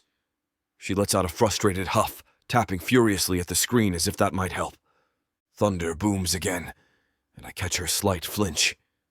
The storm's getting closer, each flash of lightning casting stark shadows across the room. Rain pelts against the windows with increasing intensity, creating a drum-like rhythm that only emphasizes our isolation. Well, this is just perfect. Brooke paces away from me, her silhouette stark against the gray light from the windows. Her heels click against the floor with each agitated step. Stuck in here with you. Exactly what I needed today. Hey, I'm not exactly thrilled either. I lean against the wall next to the door, watching her move. My arms cross over my chest as I track her movement. Damn, even angry she's graceful. But since we're here, maybe now you'll finally tell me what's going on. She spins to face me, and even in the dim light I can see the fire in her eyes. The tension radiates off her in waves. You really don't quit, do you? Not when something doesn't add up. Another flash of lightning illuminates her face, catching the subtle clench of her jaw. Her fingers drum against her thigh, a nervous tell I've noticed before. And this definitely doesn't add up. You've been avoiding this conversation for a while, and now we're trapped here with nowhere to run. Colin. Cut it, Brooke, I reply swiftly. Tell me what's going on. Chapter 17. Brooke. The darkness of the conference room feels stifling. I drum my fingers against the table, counting the seconds until maintenance fixes whatever caused this power outage. The emergency lights cast an eerie glow across Colin's face as he leans back in his chair, way too comfortable for my liking. You still haven't answered my question. His deep voice breaks through the silence. Why are you avoiding me? I'm not avoiding you. I shift in my seat, grateful for the dim lighting hiding my expression. I've been busy with other obligations. Nonsense. He leans forward, his elbows resting on the table, closing the distance between us until I catch a hint of his expensive cologne. You practically ran away when I was talking to Jessica yesterday. Don't think I didn't notice you sprinting into your office after it happened. My jaw clenches so hard it hurts. I did not run away. I had work to get to. And then, when Miranda brought those contracts to my office, can we not discuss your fan club right now? The words slip out before I can stop them, sharp and bitter on my tongue. I hate how defensive I sound. How much it bothers me that women seem to find excuses to hover around his office all day. A pause stretches between us, heavy with tension. Then a low chuckle that sends unwanted heat sprawling across my whole body. The sound is dark and knowing, like he's figured out some secret I've been trying to hide from myself. Wait a minute. I hear his chair scrape against the floor as he shifts closer. Are you jealous, Brooke? Is that what this is about? Don't be ridiculous. But my voice wavers, betraying me. I grip the armrest of my chair, wishing I could disappear into the darkness of this damn conference room. His footsteps echo in the room as he circles the table, each step deliberate and calculated. You are? That's why you've been giving me the cold shoulder. All those clipped responses, those icy glares. Stay where you are. I stand up quickly, putting my chair between us like a shield. My heart hammers against my ribs. This conversation is over. I mean it, Colin. I don't think it is. He steps closer, and I catch a whiff of his cologne, something expensive and masculine that makes my head swim. Not when I finally understand what's been going on. There's nothing going on. Just leave me alone. My voice comes out steadier than I feel, but my hands are trembling. But Colin keeps advancing, a predatory smile playing on his lips, his blue eyes dark with something that looks dangerously like triumph. You know, you could have just told me you didn't like seeing me with other women.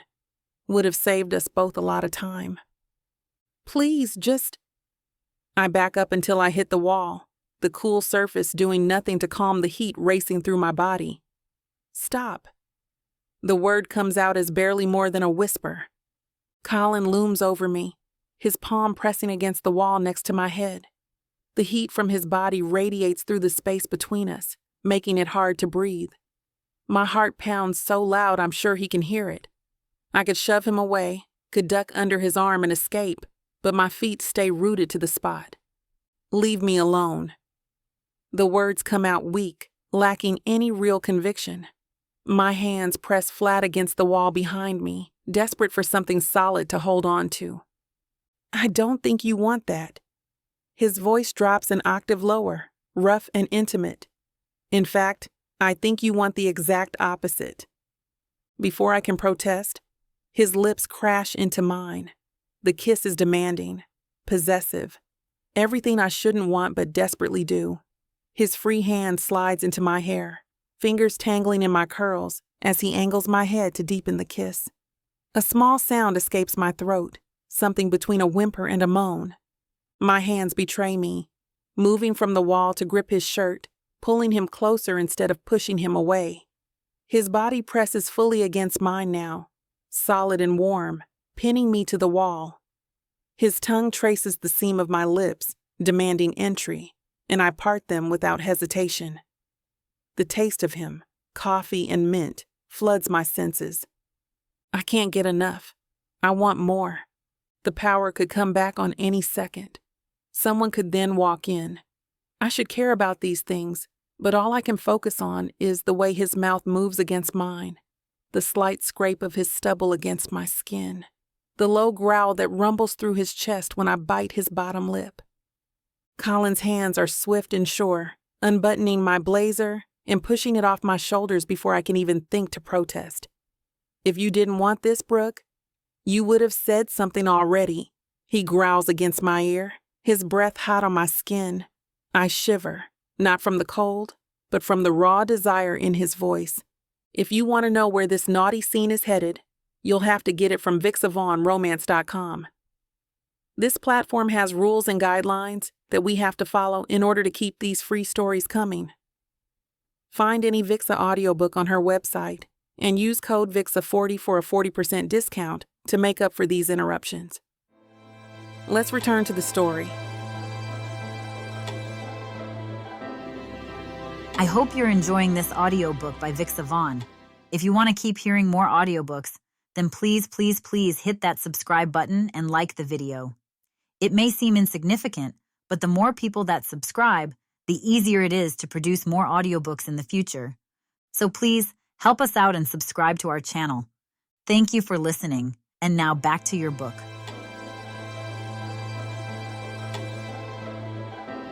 Chapter 18. Colin. The harsh fluorescent lights flicker back to life, casting an unflattering glow across the conference room. Reality crashes back like a bucket of ice water. My tie hangs loose around my neck, and my shirt's half untucked. Brooke smooths down her pants, her fingers trembling slightly as she works to fix her hair. I'll send out a cancellation email. My voice comes out rougher than intended. I clear my throat and pull out my phone, typing quickly. Due to the power outage, today's quarterly presentation will be rescheduled. New time TBD. CF. Brooke moves with quick, precise movements, gathering her laptop and presentation materials. Her usual confident stride seems shaken, but she maintains that proud tilt of her chin. Her bottom lip is swollen and a dark hickey is showing up underneath her collar. Let me help you with those. I reach for some of her papers. I've got it. She pulls them away, tucking them into her leather portfolio. Her hazel eyes won't quite meet mine. My heart pounds against my ribs as I watch her. What the hell just happened? 1 minute we're stuck in this conference room because of the power outage. The next... Christ. I run a hand through my disheveled hair, trying to get my thoughts in order. This is Brooke Kinsley, the woman who was supposed to be my rival, the obstacle in the way of my promotion, the thorn in my side since she joined the firm. And yet I can still taste her on my lips. She pauses at the door, her hand on the handle. This was a mistake? The word tastes bitter. Surprising, she admits, tone softening. She sends me a glance. Never thought I'd find myself in this situation. Let me drive you home. The words leave my mouth before I can stop them. Through the conference room windows, lightning splits the sky, followed by a thunderous crack. The storm that knocked out our power still rages outside. Brooke's fingers tighten around her things. I can call a ride. In this weather, you'll be waiting forever. I take a step closer, careful to maintain enough distance. Her perfume still lingers in the air between us.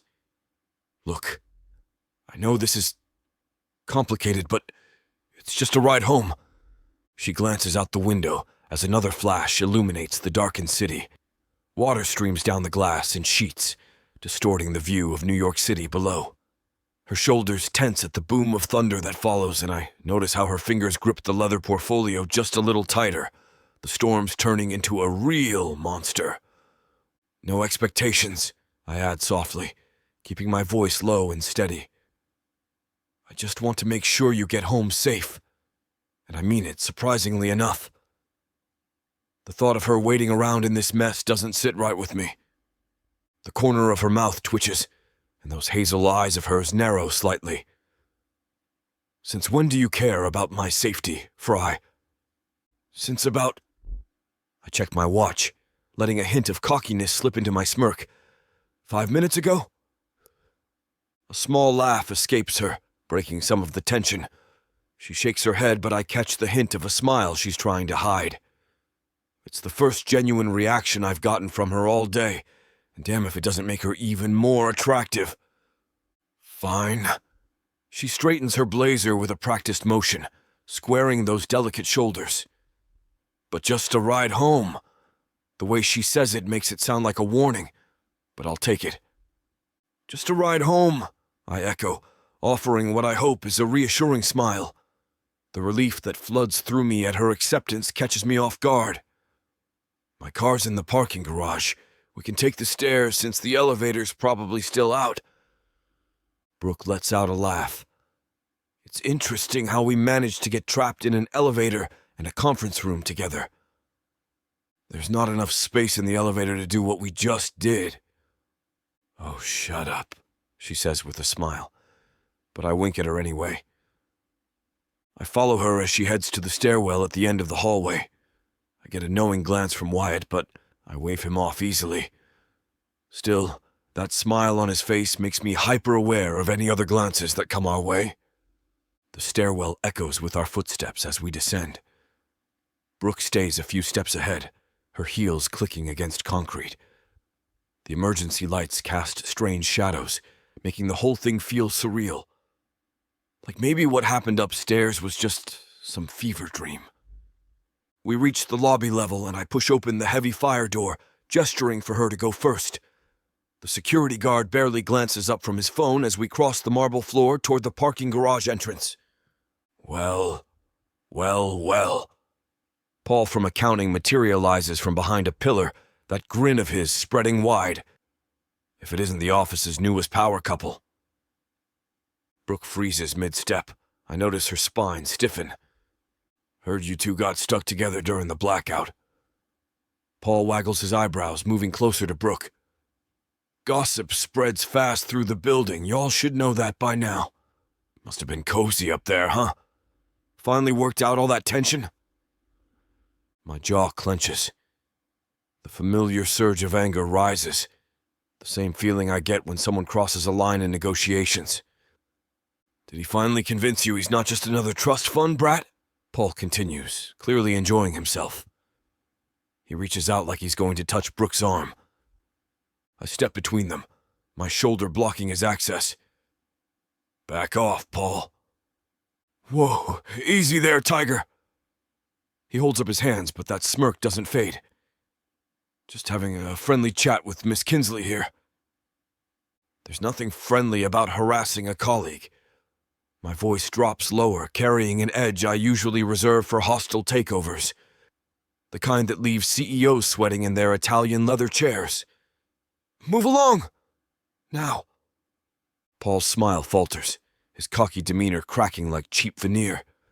He glances between us, probably weighing his options. The muscles in my shoulders tense, ready. Smart man. He chooses to retreat. Whatever you say, man. He backs away, that grin turning forced, hands raised in mock surrender. You two have a good night. His expensive shoes click against the marble as he retreats. I stay positioned between them until he disappears through the lobby doors, my jaw still clenched tight enough to crack teeth. When I turn back to Brooke, she's watching me with an unreadable expression, arms crossed over her chest. I could have handled that myself, she says, but there's no real heat in her words. Something in her eyes tells me she's not entirely upset about the intervention. I know you could have. I adjust my tie, suddenly self-conscious about my protective display. But you shouldn't have to. The silence between us feels charged as we make our way to my car. The parking garage's dim lighting catches the subtle sway of Brooke's hips, and I have to force myself to look away. My Aston Martin chirps as I hit the key fob, its sleek black exterior gleaming even in the low light. Of course you drive this. Brooke shakes her head, but there's amusement in her voice. What's that supposed to mean? I open the passenger door for her, watching as she slides into the leather seat. It's very... you. She runs her hand over the dashboard. Expensive, showy, unnecessarily powerful. You forgot sexy. I close her door and circle around to the driver's side. The engine purrs to life, and the interior lights cast a soft glow across Brooke's features.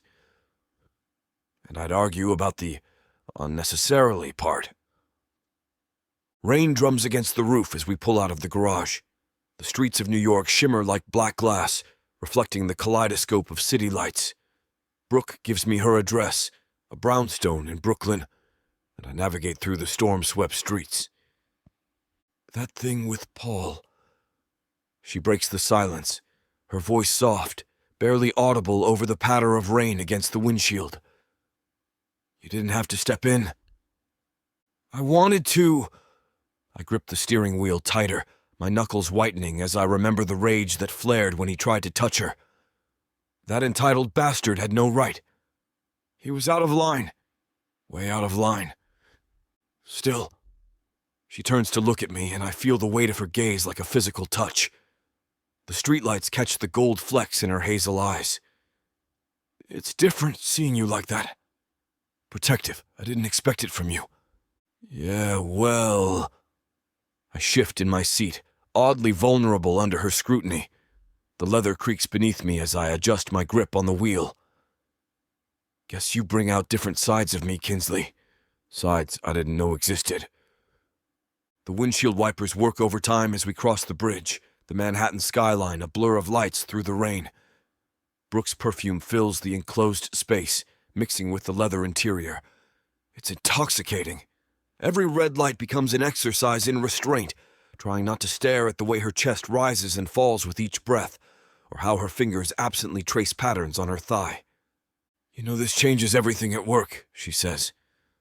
But there's a hint of something else in her voice. Anticipation, maybe. Good. I catch her eye as we stop at another light. I'm tired of pretending I don't want you. Chapter 19. Brooke. I turn my key in the lock, hyper aware of Colin's presence behind me. The past few days have been surreal. What started as a heated, passionate moment while we were stuck in a conference room has evolved into him insisting on driving me home each evening. His sleek Aston Martin has become a familiar sight when it's time to go home. And I'd be lying if I said I didn't look forward to those drives, filled with playful banter and lingering glances. And to think, I once hated this guy's guts. Welcome to my humble abode. I push open the door, flicking on the lights. My brownstone apartment feels microscopic compared to his mansion in the Hamptons. The exposed brick walls and hardwood floors speak of NYC charm, but my IKEA furniture and thrifted art pieces suddenly seem inadequate. Colin steps in, his broad shoulders making my entryway appear even smaller. The scent of his cologne fills the narrow space. This is exactly what I pictured. Really? Not quite the marble countertops and crystal chandeliers you're used to. I gesture at my decidedly modest surroundings, suddenly hyper-aware of the scuffed baseboards I've been meaning to touch up. Those things?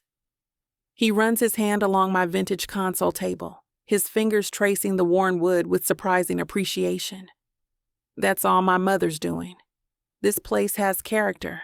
It's you.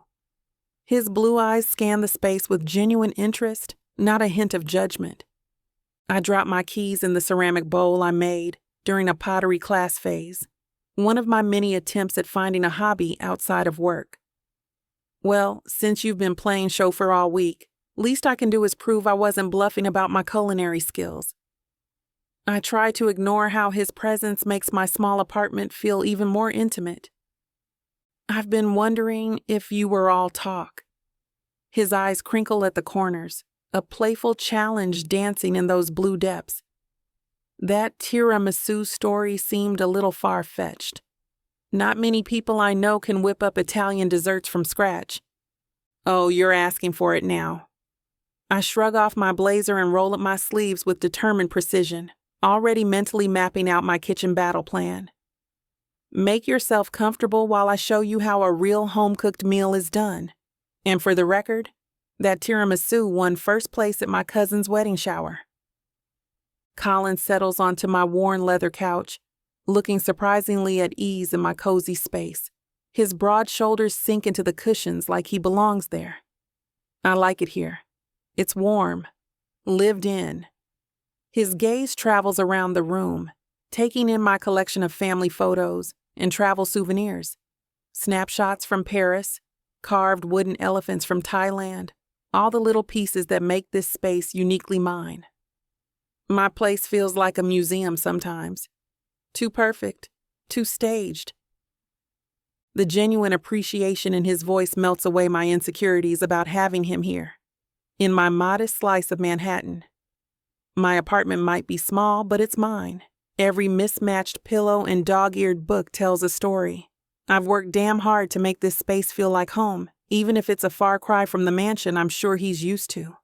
I start pulling ingredients from my cabinets, fresh herbs, garlic, olive oil, and the homemade pasta I'd prepared over the weekend. The familiar motions of cooking center me as I move through my kitchen with practiced ease. What are you making? Colin leans against my counter, his tie loosened and sleeves rolled up. Pasta alla vodka, and before you ask, yes, there's actual vodka in it. I chop garlic with quick, precise movements. The sharp aroma fills the air. I've had it at restaurants, but... He pauses, watching as I crush tomatoes by hand. I've never actually seen someone cook before. Not like this. Right. You've had your personal chef. Since I was born. He moves closer, genuinely fascinated as I start the sauce. The food just appears, perfectly plated. I never thought about what goes into it. I pour a splash of vodka into the pan, and flames leap up. This is my therapy. After a long day of spreadsheets and boardroom battles, there's something soothing about creating something with your hands. The sauce reduces, filling my kitchen with a rich, aromatic smell. No PowerPoint presentations, no quarterly projections, just ingredients becoming something greater than their parts. It's like magic. Not magic, just practice, patience, and a healthy appreciation for good food. I stir the sauce, adding fresh basil. My grandmother taught me. Every Sunday she'd have me up on a stool, helping her cook for the whole family. Said a woman should know how to feed her soul, not just her stomach. Colin watches as I fold the sauce into the pasta, his expression soft with wonder. I never realized how much work goes into a meal, all those years of taking it for granted. Well, now you know why I get annoyed when there's some people who were born with silver spoons in their mouths. I shoot him a pointed look, but there's no bite to my words. Thankfully, he responds with a smirk. Yeah. You got me there, Kinsley. Want one of my cheap wines? I offer, wiping my hands on my apron. It's nothing like the ones you keep in your cellar. These ones were bought on sale for $10 a bottle. You know what? He asks. I want to try it. I pour the wine into mismatched glasses, one from IKEA, one from Target. Colin swirls it like a sommelier, holding it up to the light. The bouquet is interesting. His nose wrinkles slightly. Notes of convenience store? Oh my God. I burst out laughing, stirring the pasta. You're such a snob. It's from Trader Joe's, and it's perfectly fine. It's drinkable. He takes another sip, his expression caught between amusement and mild horror. Though I have to say, the 1982 Bordeaux in my family's wine cellar? Let me guess, worth more than my monthly rent? Try yearly. He chuckles, but my hand freezes mid-stir. Dad's collection alone is worth more than most people's retirement funds. He started it before I was born, using his inheritance. The sauce bubbles, suddenly demanding my attention. Or maybe I just need something to focus on, besides the knot forming in my stomach. Here I am, cooking in my tiny kitchen with my bargain wine, while he casually mentions wine collections, worth more than I'll make in years. Must be nice. The words come out sharper than intended. I busy myself with plating the pasta, trying to ignore how the gap between our worlds suddenly feels like a chasm. Brooke? Colin sets down his glass, moving closer. Did I say something wrong? No, it's... I shake my head, sprinkling fresh basil over the plates. It's fine. I just sometimes forget that while I was working 3 jobs to put myself through business school, some people were, well, living very differently. The silence stretches between us, filled only by the soft bubbling of the remaining sauce. I feel his eyes on me, but I keep arranging the plates, making sure each portion is perfect. It's easier than looking at him and confronting the reality of our differences. Hey. His voice is soft, almost uncertain, so unlike his usual confident tone. But I'm not ready to have this conversation, not when my insecurities are threatening to bubble over like my sauce. Don't worry about it, I reply, gesturing to the plates. Look at these instead. Aren't they beautiful? They are. I carry our plates to my small dining table, really just a repurposed desk from West Elm pushed against the exposed brick wall. Colin follows with our wine glasses, settling into one of my mismatched chairs. This smells incredible. He twirls pasta around his fork with practiced precision. Of course he has perfect table manners. Well, hopefully it lives up to your refined palate. I can't quite keep the edge from my voice. He takes a bite, his eyes widening. This is better than most restaurants I've been to. Even the ones with Michelin stars? Actually, yes. He leans back, loosening his tie further. Though Dad always says those stars are more about connections than quality. Half the restaurants he invested in got their ratings through his influence. My fork freezes halfway to my mouth. There it is again, that casual mention of privilege that makes my blood simmer. While I was learning to cook because we couldn't afford eating out, his family was buying influence in the culinary world. Well, must be nice to have a dad who was investing in restaurants to begin with. It comes with expectations, though. He sighs, running a hand through his hair. Every achievement gets attributed to Dad's influence. Sometimes I wonder if anything I've done is actually mine. I want to roll my eyes. Poor little rich boy, suffering from too many advantages. But something in his expression gives me pause, a flash of genuine frustration, maybe even pain. At least you had doors to walk through, I offer, keeping my tone light despite the weight in my chest. Some of us had to build our own entrances. Is that how you learned to cook so well, building your own path? Something like that. I take a sip of wine, letting the tart flavor ground me. When you can't afford restaurants, you learn to make do. The pasta suddenly tastes like cardboard in my mouth as I watch Colin take another bite. My mind races, torn between the genuine appreciation in his eyes and the casual way he drops comments about his privileged upbringing. Every time I start to feel comfortable around him, reality crashes back in. He reaches for his wine glass, probably comparing it to $1,000 bottles in his head. I've worked twice as hard to get half as far, and here he is, acting like he understands struggle because Daddy's connections sometimes make people doubt his achievements. This sauce is incredible. His voice breaks through my thoughts. The way the vodka cuts through the cream. I force a smile, but my chest tightens. Sure, he appreciates my cooking now, but would he why I still clip coupons despite my salary? His hand brushes mine as he reaches for the pepper grinder. The touch sends electricity through my arm, and I hate how my body betrays me with these reactions. My brain screams that this is dangerous territory. He's from a different world. One where struggle means choosing which summer home to visit. But then he looks at me with those damn blue eyes, and I see something genuine there. The way he watched me cook with real fascination. How he's actually trying my cheap wine without complaint. Maybe he's not completely oblivious. Maybe there's more depth behind that privileged facade. God, am I fooling myself? Is this just another fairy tale I'm writing in my head? I've worked too hard to let myself get swept away by some rich boy's charm, no matter how sincere he seems in this moment.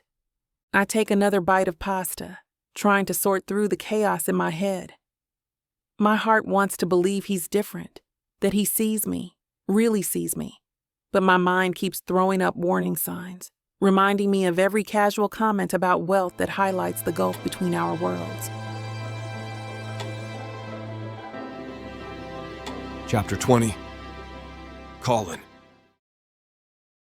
The traffic light flashes red, and I drum my fingers against the steering wheel, fighting back an impatient sigh. Third night this week, I'm heading to Brooke's place for dinner after I finish up at the office. Not that I'm counting.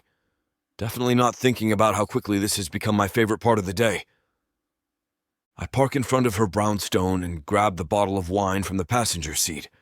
An expensive Cabernet I picked up specifically because I noticed she favored it last time. The evening air carries a hint of fall, leaves crunching under my feet as I climb the steps to her door. The neighborhood's quiet at this hour, just the distant sound of traffic and the yellow glow of street lamps. Perfect timing. Brooke swings the door open before I can knock, and damn if she doesn't look better than any fantasy I've had all day. Her hair's pulled back in a messy bun with some curls escaping to frame her face nicely, and she's wearing an oversized sweater that slips off one shoulder, revealing smooth skin that makes my fingers itch to touch. I just started prepping. "What's on the menu, chef?" I follow her into the kitchen, setting the wine on the counter and enjoying the domestic scene of pots on the stove and cutting boards laid out. The whole place smells amazing, like garlic and herbs. Trying out a new recipe, Thai green curry. She chops vegetables with precise movements. Domestic goddess strikes again. I lean against the counter, crossing my arms. Between the cooking and all these, I wave at the scattered throw pillows and artsy prints covering her walls. Pinterest-worthy decorations. You're basically a Martha Stewart in training. Brooke's knife moves in quick, practiced strokes through a red bell pepper, each slice precise and efficient. Hard to believe this is the same woman who tears apart corporate negotiations without mercy. The dichotomy of her, ruthless in the boardroom but domestic in her own space, is oddly fascinating. You know, you'd make someone a hell of a wife with these skills. The words slip out before I can catch them, my mouth running ahead of my brain. Could just cook full-time instead of killing yourself at the office?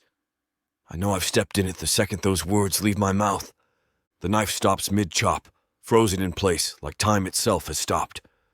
The silence stretches thick and heavy between us, charged with an electricity that makes the hair on the back of my neck stand up.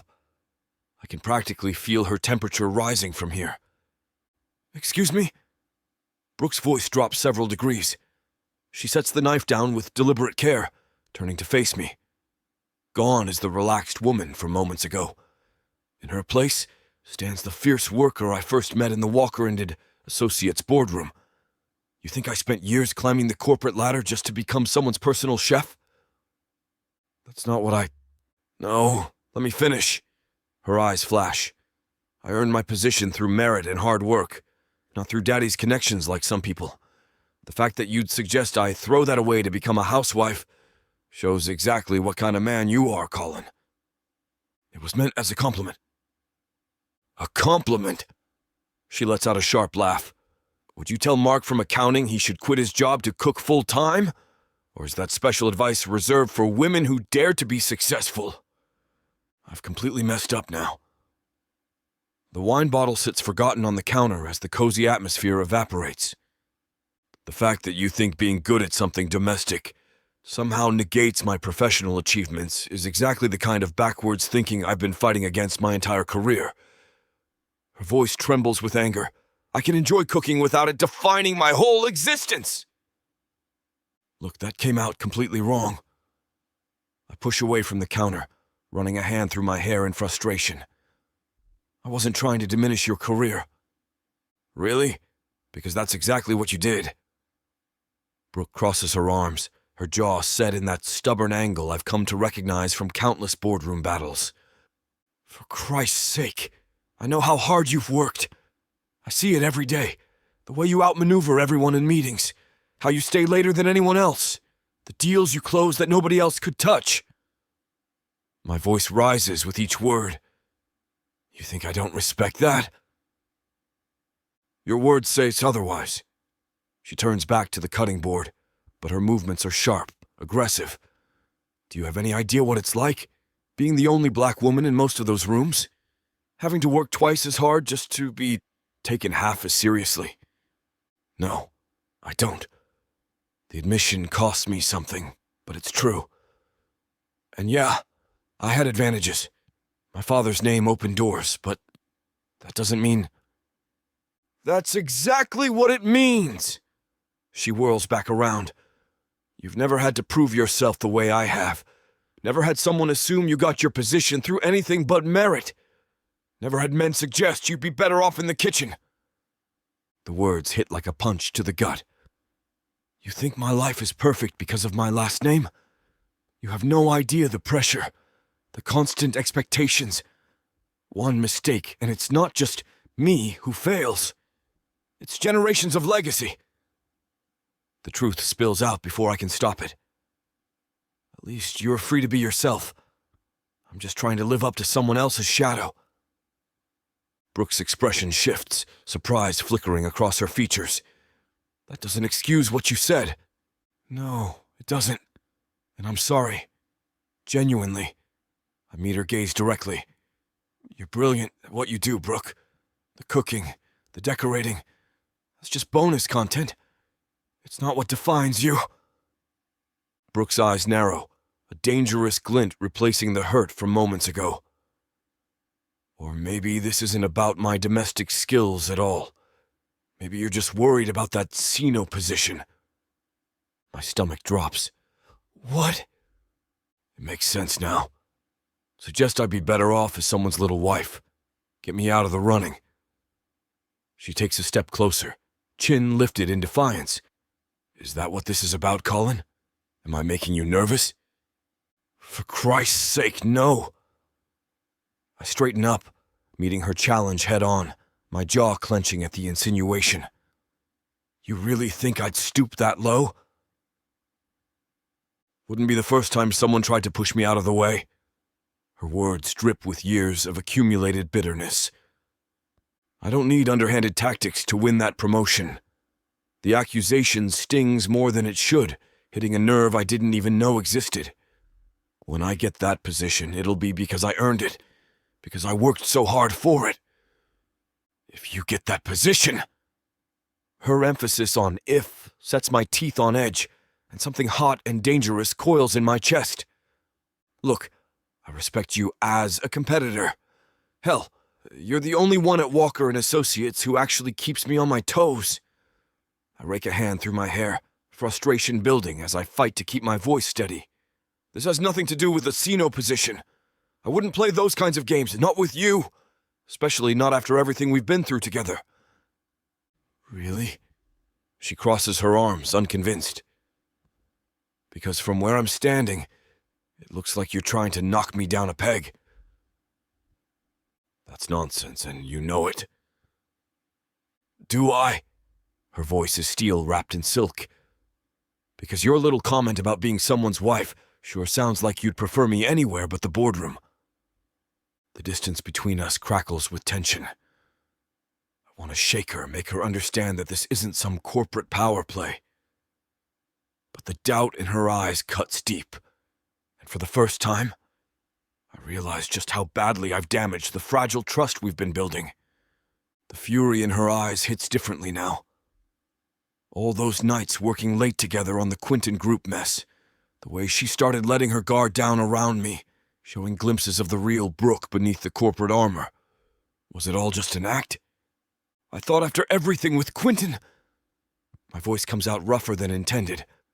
After you had my back when that thing hit the fan, after I stood up for you in front of Walter, I thought we were past this kind of suspicion.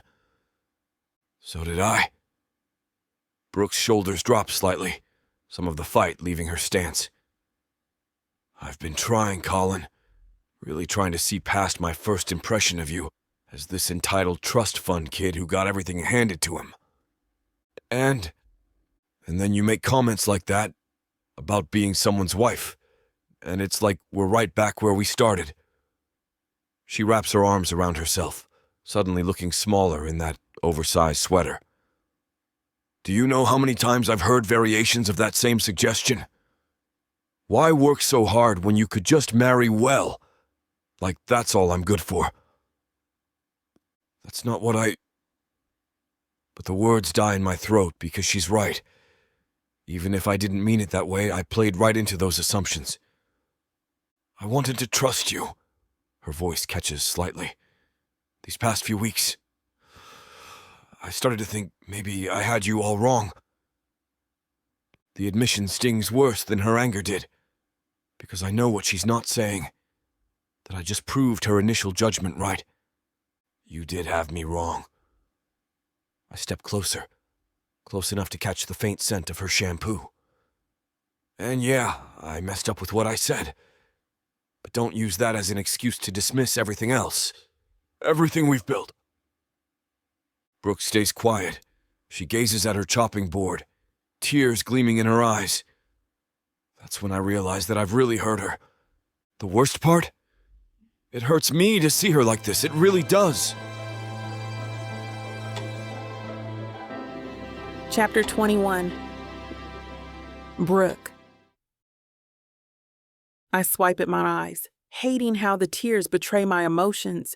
The kitchen counter digs into my lower back as I grip its edge, my knuckles aching from the tension. Colin stands a few feet away, his broad shoulders blocking the warm glow of my pendant lights. You should go. My voice cracks, but I force the words out anyway. That's not what I... What? Not what you meant? A bitter laugh escapes my throat. You made it crystal clear.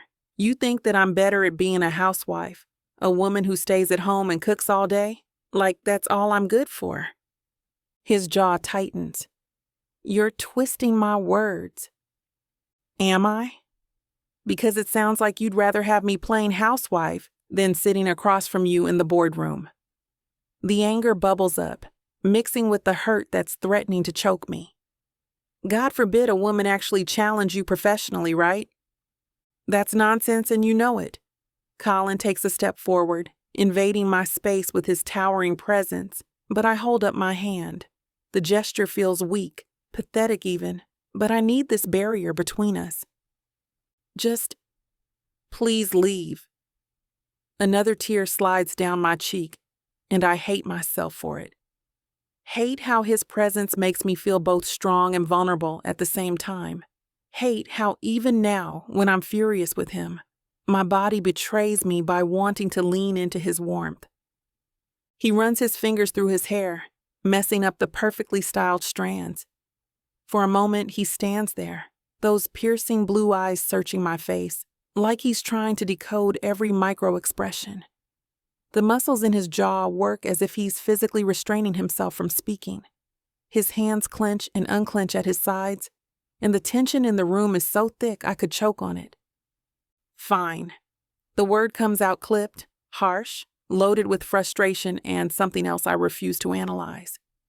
If that's what you want, it is. My voice doesn't waver, and I'm proud of that small victory, even as my heart splinters in my chest. Colin turns, his footsteps heavy against my hardwood floors. At the door he pauses, his hand on the knob. The silence stretches between us thick with unspoken words. The door opens, then closes with a soft click that somehow hurts more than if he'd slammed it. I slide down to the kitchen floor, my legs giving out as the tears flow freely now.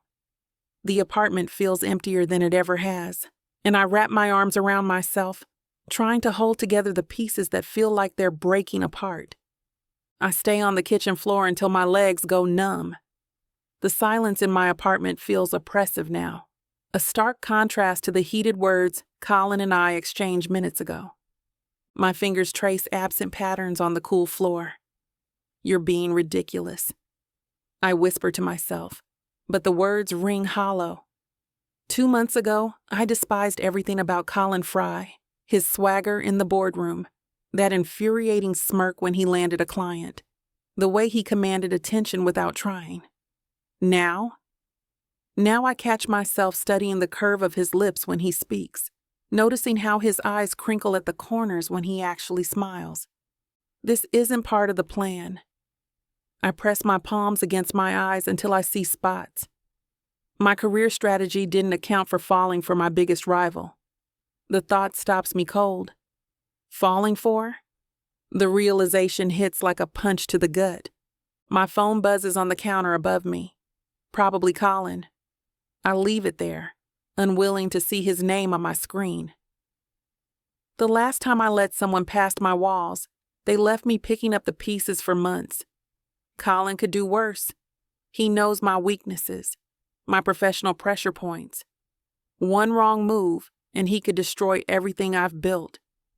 But then there's the way he looked at me throughout the week, as if he were desperate for another chance to catch me alone in the office again. Like how he had me alone in that conference room when the both of us couldn't hold back from each other anymore. How he brings me coffee exactly how I like it without asking.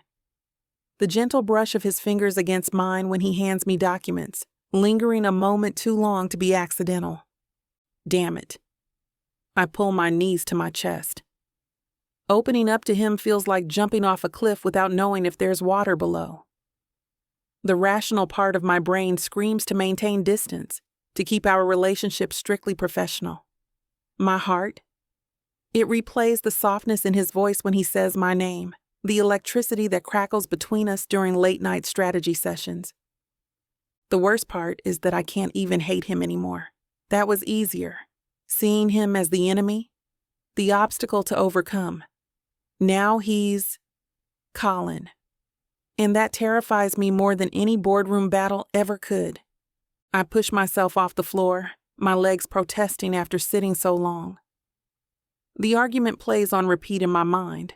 His face when I mentioned his silver spoon upbringing, the way his eyes darkened when he brought up his father's expectations. The raw pain in his voice when he admitted feeling trapped by family legacy. My hand shakes as I reach for the cutting board. The vegetables I'd prepped earlier sit abandoned, starting to brown at the edges. Then I remember his confession from Wednesday night's dinner about watching me from afar, admiring my determination while resenting how easily I seemed to navigate office politics. If he only knew how many nights I stayed late, rehearsing presentations until my throat went dry. The knife feels heavy in my hand. I set it down before I hurt myself, my mind stuck on how his voice cracked when he talked about proving himself worthy of his position. All this time I thought he had it easy, but he's suffocating under the weight of generations of Fryes who came before him.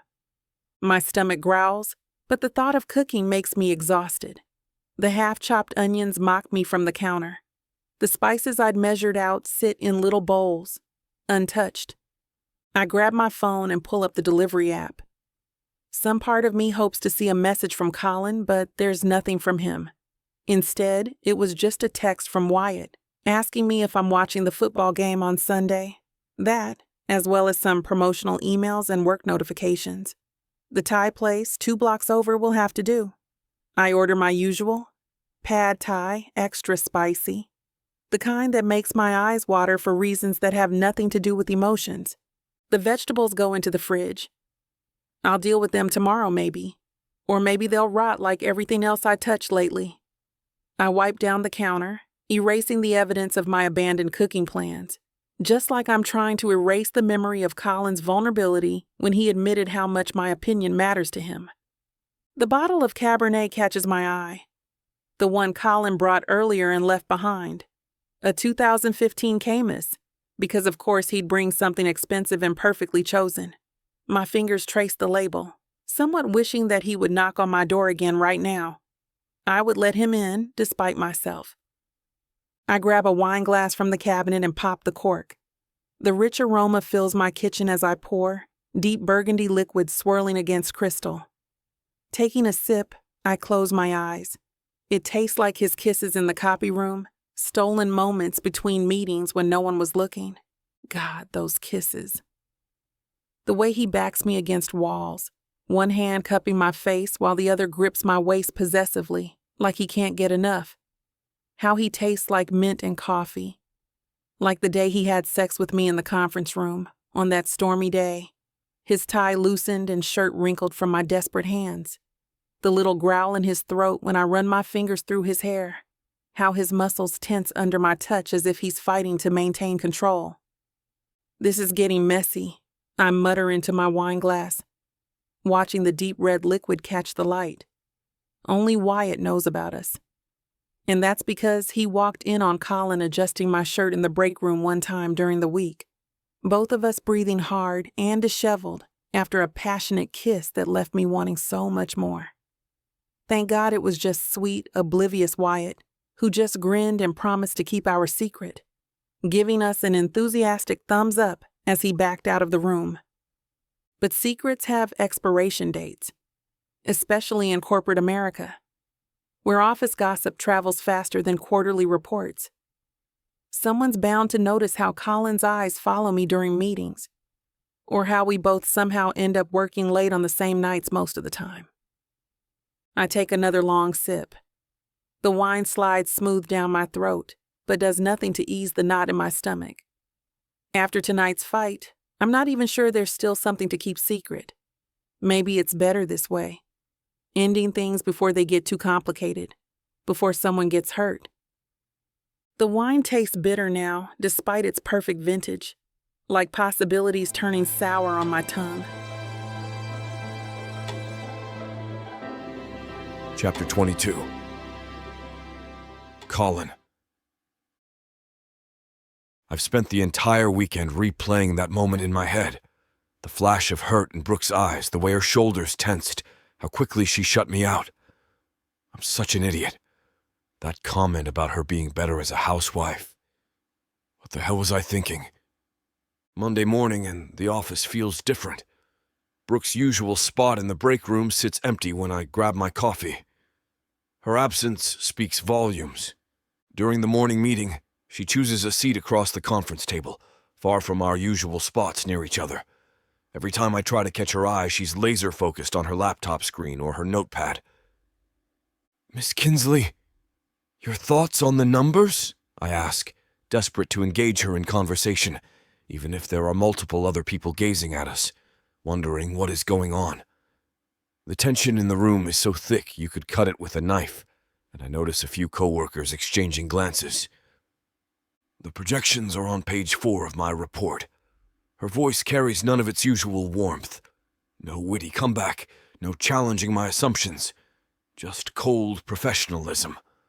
The way she won't even look at me makes my stomach twist into knots. After the meeting, I follow her toward her office, dodging past Karen from accounting who's trying to get my attention about some expense reports. Brooke, can we talk?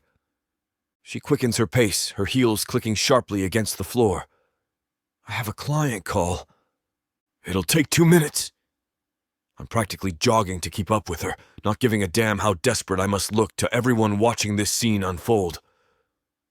I'm busy, Mr. Frye. The formality stings worse than a slap to the face. During lunch, I spot her heading to the elevator. I sprint to catch up, dodging past interns carrying stacks of reports, sliding between the closing doors just in time. Her jaw tightens as I enter, and she shifts away from me, putting as much distance between us as possible in the confined space. You can't avoid me forever. Watch me. She stares straight ahead at the elevator numbers, her fingers drumming against her leather portfolio. What I said Friday night, it was stupid and wrong. I respect you, Brooke. Your work ethic, your intelligence. I run a hand through my hair, frustrated by how inadequate the words sound. Save it!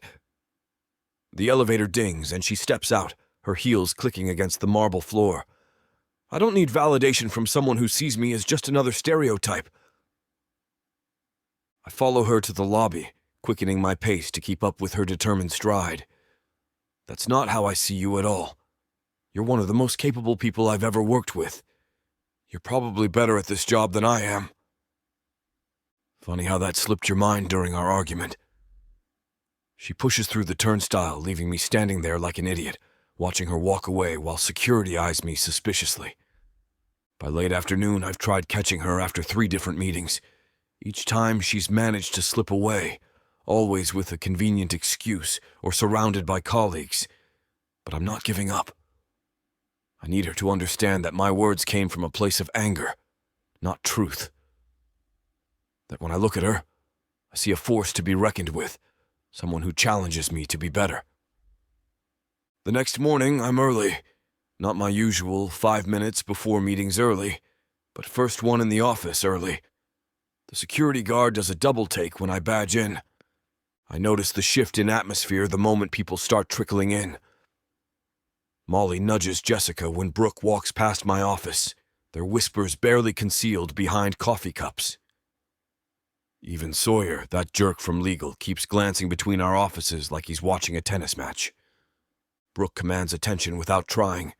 Her crisp white blazer and fitted black pants make heads turn as she strides down the hallway. The way she carries herself, chin up, shoulders back. She owns every room she enters. Did you see how he followed her yesterday? I catch fragments of conversation from the breakroom. Like a puppy. Someone snickers. I should be annoyed. Instead, my chest swells. Let them talk.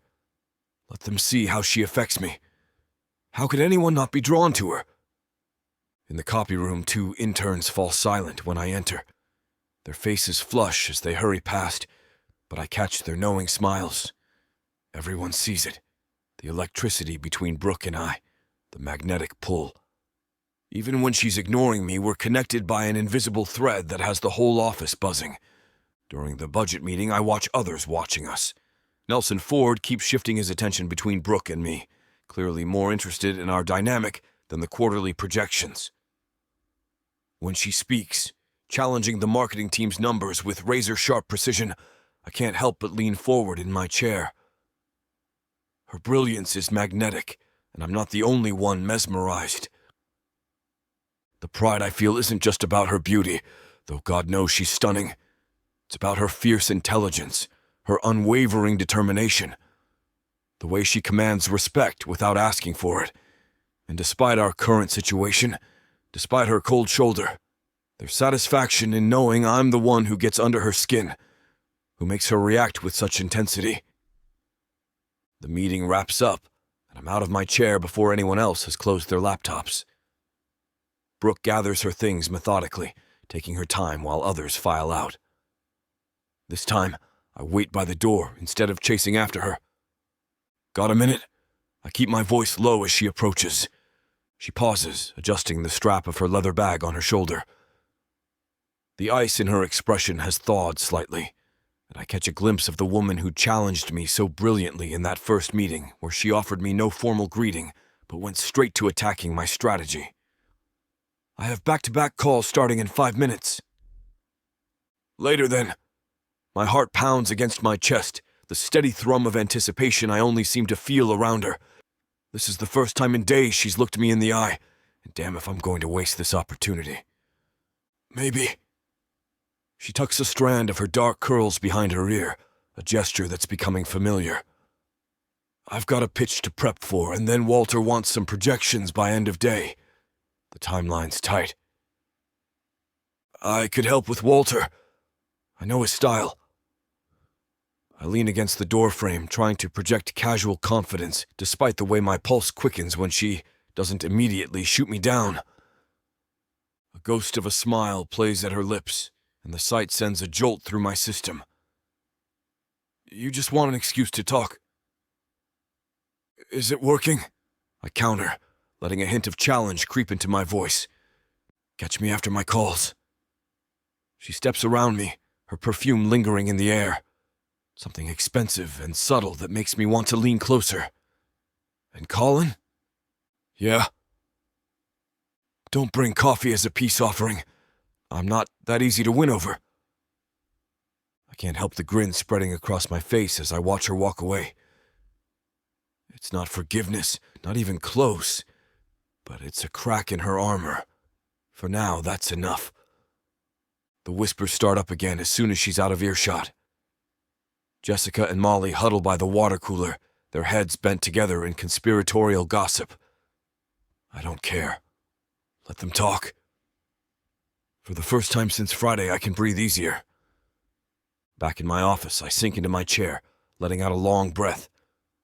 The mountain of paperwork on my desk seems trivial compared to the way Brooke's maybe echoes in my head. That single word holds more promise than 1,000 yeases from anyone else. 3 years ago, when she first walked into Walker & Associates, I saw her as competition, a threat to everything I've ever worked for. Every meeting became a battlefield, each project a chance to prove superiority. The way she'd tear apart my proposals with surgical precision used to make my blood boil. Now, those same moments make my pulse race for entirely different reasons.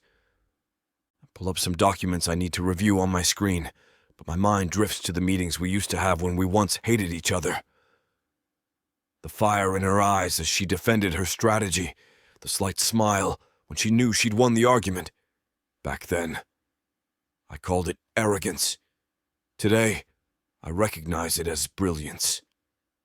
Through my frosted office window, I catch glimpses of people hurrying past, their curious glances not quite subtle enough. They're probably wondering what happened to our legendary showdowns in the conference room. Those verbal sparring matches that had the whole floor holding their breath, waiting to see who'd draw blood first. The rivalry that once defined us has shifted into something electric, dangerous. Brooke Kinsley means so much more to me now. She's not a workplace rival anymore, someone who I would shrug off to cater to my own ego. She's a force of her own, my equal, the person who drives me to do better in work, in life, in everything if it means pleasing her. And I'll be damned if I lose her so soon. Chapter 23. Brooke. The autumn breeze nips at my face as I climb the steps to my brownstone, fishing through my purse for my keys. My heels click against the concrete, echoing in the quiet street. The workday had been long enough without, well, if it isn't the Princess of Walker and Associates. I freeze, my heart stuttering in my chest. Joseph Connor's voice sends a chill down my spine that has nothing to do with the weather. How did he get here? Did he follow me during my walk home from the office? The thought makes my stomach turn. Not now, Joseph. I grip my keys tighter, the metal edges digging into my palm. My mind races through self-defense moves I learned in that workshop last summer, calculating the distance to my front door. He steps out from the shadows of the building next door, his dark eyes gleaming with something that makes my skin crawl. The streetlight catches his face at an angle that transforms his usually handsome features into something predatory. What's wrong? Your knight in shining armor isn't around to protect you? His voice drips with mockery, and he takes another step closer, forcing me to shift my weight backward. I don't need Colin or anyone else to protect me. I turn toward my door, my heels clicking sharply against the concrete, but Joseph moves faster, positioning himself between me and the entrance, his broad shoulders blocking my escape route. Come on, Brooke. Stop playing hard to get. One dinner, that's all I'm asking. His cologne is overpowering at this distance, making my stomach turn. I've already said no, multiple times. I try to step around him, keeping my movements controlled and deliberate, but he grabs my arm, his fingers digging into my sleeve. The expensive material of my blazer twists under his grip. Let go. I keep my voice steady, even as my heart pounds against my ribs. Every self-defense lesson screams through my mind: maintain eye contact, project confidence, create distance. Not until you give me a real chance. His grip tightens, and I can already imagine the bruises forming beneath my sleeve. What? You think you're too good for me? That trust fund pretty boy's got you wrapped around his finger already? His jaw clenches, a muscle twitching beneath his skin. I said let go. I pull against his grip, but he holds firm, yanking me closer. The sudden movement nearly throws me off balance, my ankle twisting slightly in my heel. Stop being such a brat about this. I'm trying to be nice here. The words come through gritted teeth. His previous charm completely evaporated, replaced by something dark and dangerous. The streetlights cast harsh shadows across his face, twisting his features into something ugly and threatening. His fingers feel like iron bands around my arm, and the evening air suddenly feels too thick to breathe. A familiar voice cuts through the tension like a blade. Take your hands off her. Now. Colin materializes from the darkness, his blue eyes blazing with a fury I've never seen before. His jaw is set, muscles coiled tight beneath his suit jacket as he approaches. Joseph's grip loosens slightly, but doesn't release. This is none of your business, Frye. When you're assaulting a woman outside her home, that makes it everyone's business. Colin's voice drops lower, more dangerous. But since it's Brooke, that makes it personal. Joseph scoffs, but I feel the tremor in his fingers. What, you're her guardian now? No. I wrench my arm free, stepping away from Joseph. I can handle myself. And I'm telling you to leave. Now. Come on, princess. She said leave. Colin moves closer, placing himself between us. Or should I call the police? I'm sure Walter and the rest of our company's executives would love to hear about this tomorrow morning. Joseph's face contorts with rage. He takes a step back, jabbing a finger in Colin's direction. This isn't over. Actually, it is. I straighten my blazer, meeting his glare. And if you ever come near me again, I'll make sure our bosses know about this. Joseph's shoes scrape against the concrete as he backs away, disappearing into the shadows he emerged from. The tension bleeds from my shoulders once he's gone. Thank you, I whisper, finally letting my guard down. Colin turns to face me, his expression softening. Brooke, He runs a hand through his hair, messing up the perfectly styled strands. I've been going crazy this past week. This distance between us, after our fight, I can't stand it anymore. Colin. No, let me finish.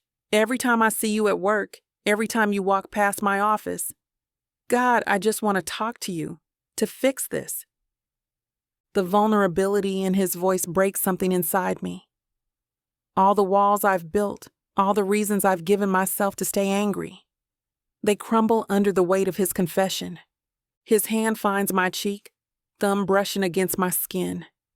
I lean into his touch, closing my eyes as his lips meet mine. The kiss is gentle at first, then deepens with a full week of pent-up longing. His other hand slides to my waist, pulling me closer, and I forget everything else. The night, the cold, even Joseph's unwanted advances. There's only Colin, his warmth, and the taste of possibility on his lips. When we part, I'm breathless. "Want to come inside?" I whisper. "That's why I'm here," he replies softly, thumb trailing my bottom lip. "That's all I need." We head inside the brownstone, approaching my apartment. I unlock the door, and Colin follows me inside, his hands already tracing the curves of my body.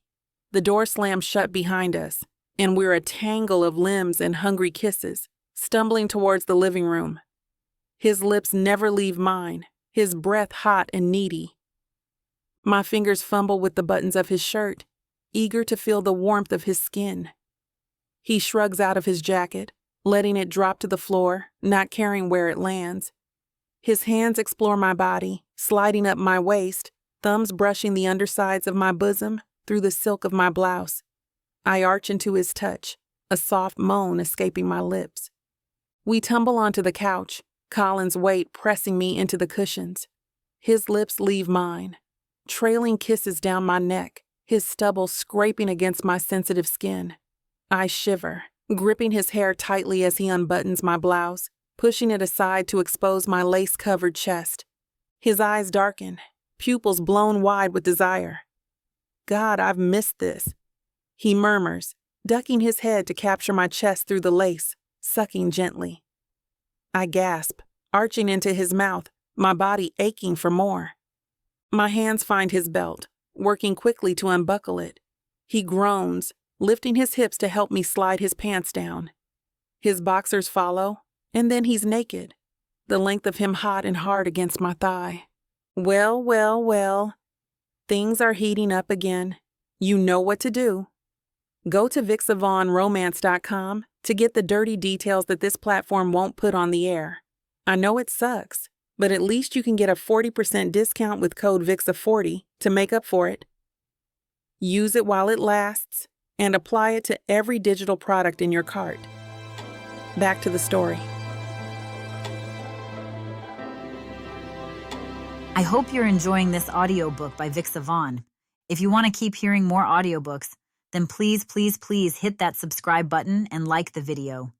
It may seem insignificant, but the more people that subscribe, the easier it is to produce more audiobooks in the future. So please, help us out and subscribe to our channel.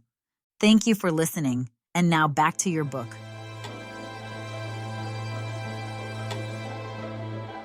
Chapter 24. Colin. The morning light filters through my bedroom windows, casting long shadows across my king-sized bed.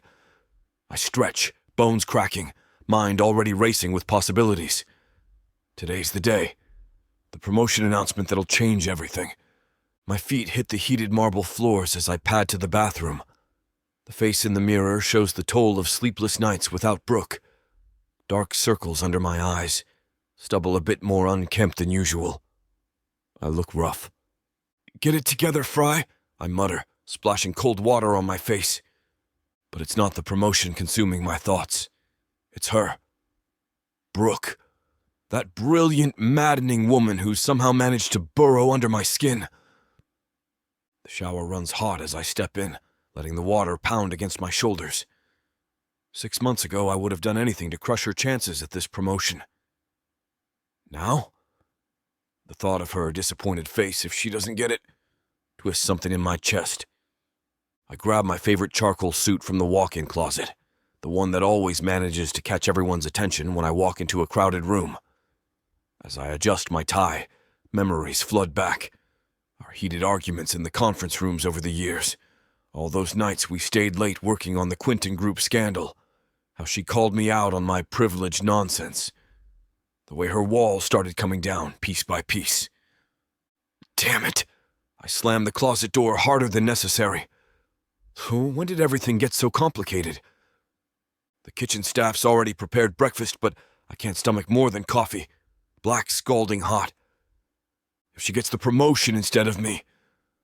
I grip the marble countertop, knuckles white. The crazy thing is, part of me wants her to succeed. Wants to see that radiant smile when she proves everyone wrong. When did I start caring more about her happiness than my own ambition? The house feels too big, too empty. Everything I've worked for comes down to today, but all I can think about is whether I'll see hurt or joy in those hazel eyes of hers. My brooding gets interrupted by familiar footsteps. Milton appears in the doorway of the kitchen, his silver hair neatly combed, posture perfect as always. He's been with my family since before I was born. Probably knows me better than I know myself. Hell, he was there for my first steps, first heartbreak, first everything. Something troubling you this morning, sir?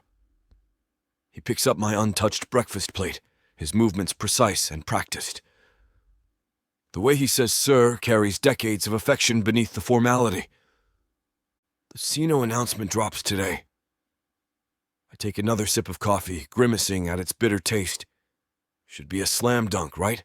Top performance reviews brought in the most clients last quarter. My voice trails off, betraying more uncertainty than I'd like. But Milton's weathered face creases with understanding. Those keen eyes of his see right through my nonsense, just like they always have. But there's Brooke. Her name comes out rougher than intended, catching in my throat like sandpaper. If she doesn't get it, I run a hand through my hair, messing up the careful styling I'd done earlier. Christ, I never thought I'd care about disappointing someone else more than getting what I want. What the hell is happening to me? Ah, Miss Kinsley. Milton's eyes light up with recognition, a knowing smile playing at the corners of his mouth. The lovely woman in that stunning emerald dress from the dinner party? She certainly made quite an impression. Yeah, that's her. The memory hits hard. Brooke commanding the room in that dress, her confidence radiating like a force field. She deserves this promotion just as much as I do. Maybe more. She's probably the most qualified person in the whole damn firm. I've never seen you this concerned about a competitor before, sir. I drain my coffee cup. She's not just a competitor anymore, Milton. That's the problem. Milton lets out a small sigh, his eyes distant with memory. You know this reminds me of Margaret. Your wife? I lean against the counter, intrigued. Milton's rarely mentioned her, despite working for my family all my life. Indeed, though when I first met her, I couldn't stand the woman. He chuckles, shaking his head. She worked at the local library where I'd study. Every time I came in, she'd lecture me about proper book care or noise levels. Drove me absolutely mad. What changed? One evening I was rushing to finish a paper. Stayed until closing time. Found myself locked in. They'd forgotten to check the study rooms. Milton's eyes crinkle at the corners. Margaret had come back for her forgotten coat. Instead of calling the police, she made us both tea. We talked for hours. Just like that. She told me about growing up in foster homes, how books were her only constant friends, why she was so protective of them. He straightens his tie, a habit I've watched since childhood. Suddenly, all her rules made sense. I really saw her, for the first time. The parallel hits me like a punch to the gut. Brooke's face flashes through my mind. That night we worked late on the Quinton Group files, when she finally opened up about clawing her way up from nothing, fighting twice as hard for half the recognition. Margaret and I celebrated our 45th anniversary last month. Milton's voice softens.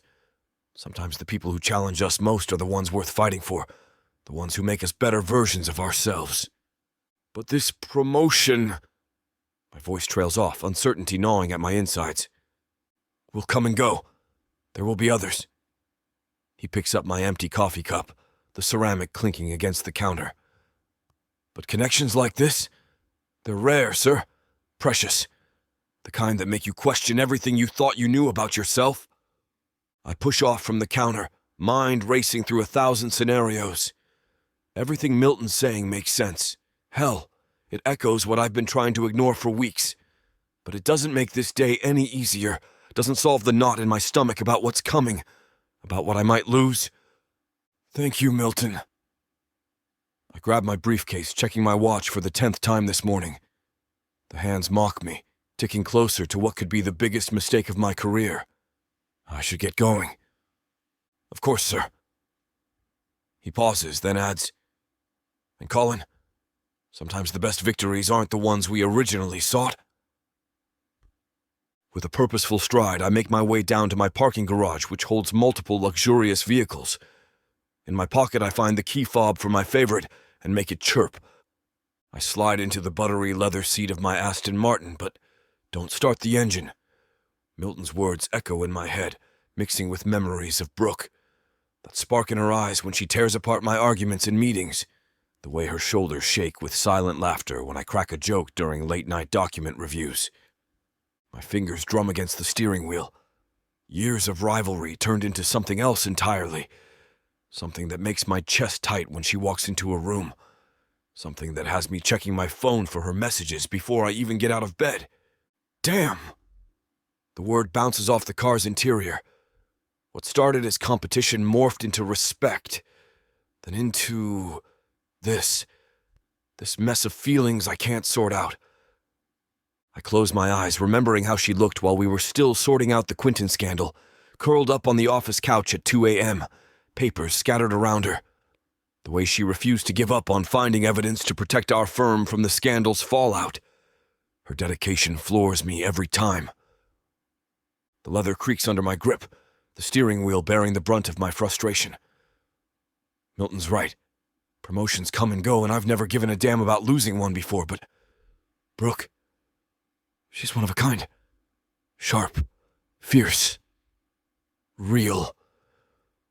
The kind of woman who calls me on my wrongs and makes me want to be better. Who challenges every assumption I've ever had about what I wanted in life. My phone buzzes against the console. A message from her. Running late. Save me a seat in the conference room. My heart does that thing it's been doing lately whenever I see her name, this stupid flutter that would have made me laugh at anyone else experiencing it. Yeah, I'm in deep. Probably deeper than I've ever been. And for the first time in my life, I'm not sure winning is worth the cost. Not if it means watching her walk away.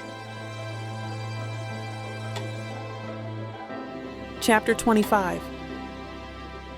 Brooke.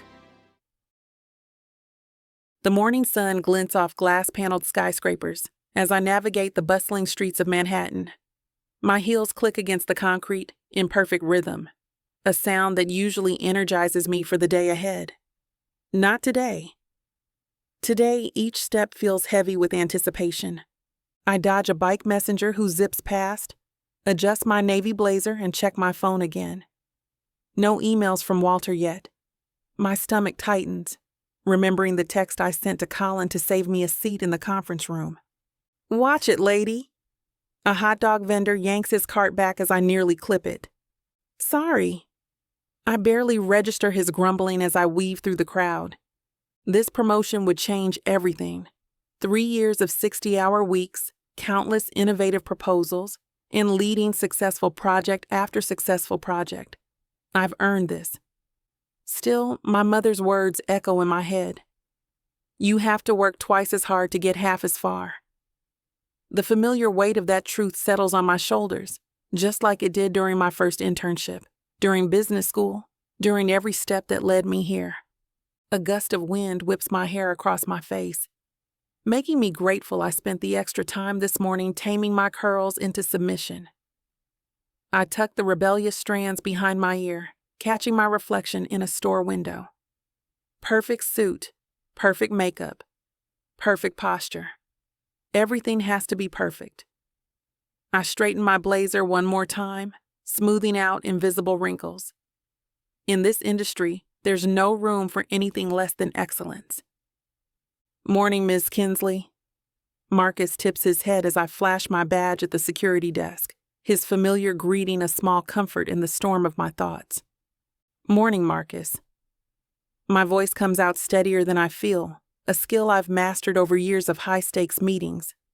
I stride past him toward the elevator bank, my game face firmly in place. The elevator doors slide open and I step inside, pressing the button for the right floor. As I ascend, I straighten my shoulders and lift my chin. The numbers tick upward, each floor bringing me closer to what could be the defining moment of my career. I take another deep breath, letting the air fill my lungs slowly.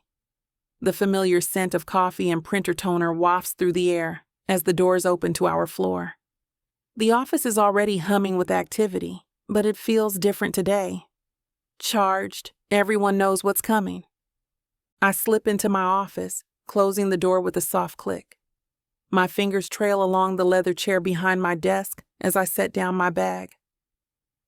The morning light streams through windows, casting long shadows across the polished hardwood floors. A small smile tugs at my lips as I catch sight of the coffee cup on my desk. Colin's handiwork. He's been making it to the office before I do more and more nowadays, leaving little reminders of his presence. It's strange how something that once would have irritated me now fills me with warmth. I adjust my blazer in the reflection of the window, smoothing down invisible creases. My mind drifts to those first heated encounters with Colin. The cutting remarks, the competitive tension, the way we'd circle each other like wary predators in every meeting. Now those memories feel like scenes from another life. The promotion announcement looms over me like a storm cloud. My hands still as I fix my collar, a knot forming in my stomach. Colin and I fought so hard to move past our initial animosity, to build something real despite our complicated history. But this could change everything. I whisper, running a hand through my curls. What if this mess up everything? What if this brings us back to square one? What if the promotion creates a new kind of tension? One we can't overcome with stolen kisses in empty conference rooms or late-night conversations over takeout. Success has always been my driving force, but now there's so much more at stake. Will I be able to handle it if he's the one who ends up with that C-suite promotion instead of me? I sink into my chair, running my fingers over the smooth surface of my desk. The thought of professional advancement creating personal distance makes my chest tight. We've both always been ambitious. It's part of what drew us together. But there's a difference between healthy competition and the kind that could poison what we've built. The coffee cup catches my eye again, and I trace the rim with my finger. Everything we've overcome to get here, all the walls we've torn down. I can't bear the thought of new ones rising in their place. A soft knock pulls me from my spiraling thoughts. Colin's head appears around the door, his blue eyes warm with concern, those impossibly long lashes of his casting shadows on his cheeks. Hey there, beautiful. Saw you come in looking like you were carrying the weight of Wall Street on those shoulders. I try to summon a smile, but it feels weak, even to me. The muscles in my face barely cooperate. That obvious, huh? He slips inside, closing the door behind him with a soft click. His tall frame fills the space as he leans against my desk, close enough that I catch the familiar scent of his cologne, that expensive stuff that somehow manages to smell both sophisticated and dangerous at the same time. To most people? No, to me, you might as well have been wearing a neon sign. I thought I was better at hiding it than that. My fingers find the coffee cup again, needing something to occupy my hands. The coffee is cooling now. The cup doesn't burn to touch, but it still provides an anchor against the storm of emotions threatening to overwhelm me. You're forgetting I've spent the last few months studying every expression that crosses your face. He reaches out, his thumb brushing my cheek, the warmth of his touch sending electricity down my spine. Want to tell me what's going on in that brilliant head of yours? Because right now, you look like you're trying to solve 1,000 problems at once. The gentle touch breaks something loose in my chest, crumbling the last of my defenses. I'm scared, Colin. Not about the promotion itself, but about what it might do to us. To this. I gesture between us, my hand shaking slightly. We fought so hard to get past being rivals, all those late nights, the project collaborations, learning to trust each other instead of competing. What if this puts us right back there? What if we lose everything we've built? Look at me. His voice is soft but firm, commanding in that way that always makes my breath catch. When I meet his gaze, there's nothing but certainty there, his blue eyes intense and unwavering. Whatever happens in that meeting, whatever Walter decides, it doesn't change us. We're not those people anymore. We're stronger than that, smarter than that. You can't know that for sure. Actually, I can. He takes my hand, his thumb tracing circles on my palm. Because those people never would have had this conversation. They were too busy trying to tear each other down to be honest about what really scared them.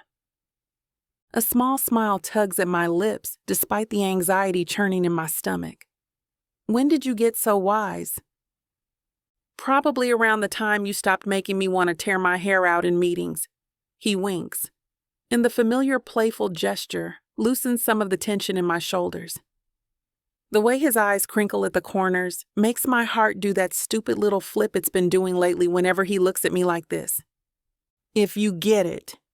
I pause, swallowing hard, my fingers tightening around his. The words feel thick in my throat, but I force them out anyway. I want you to know I'll be happy for you. You've worked just as hard and...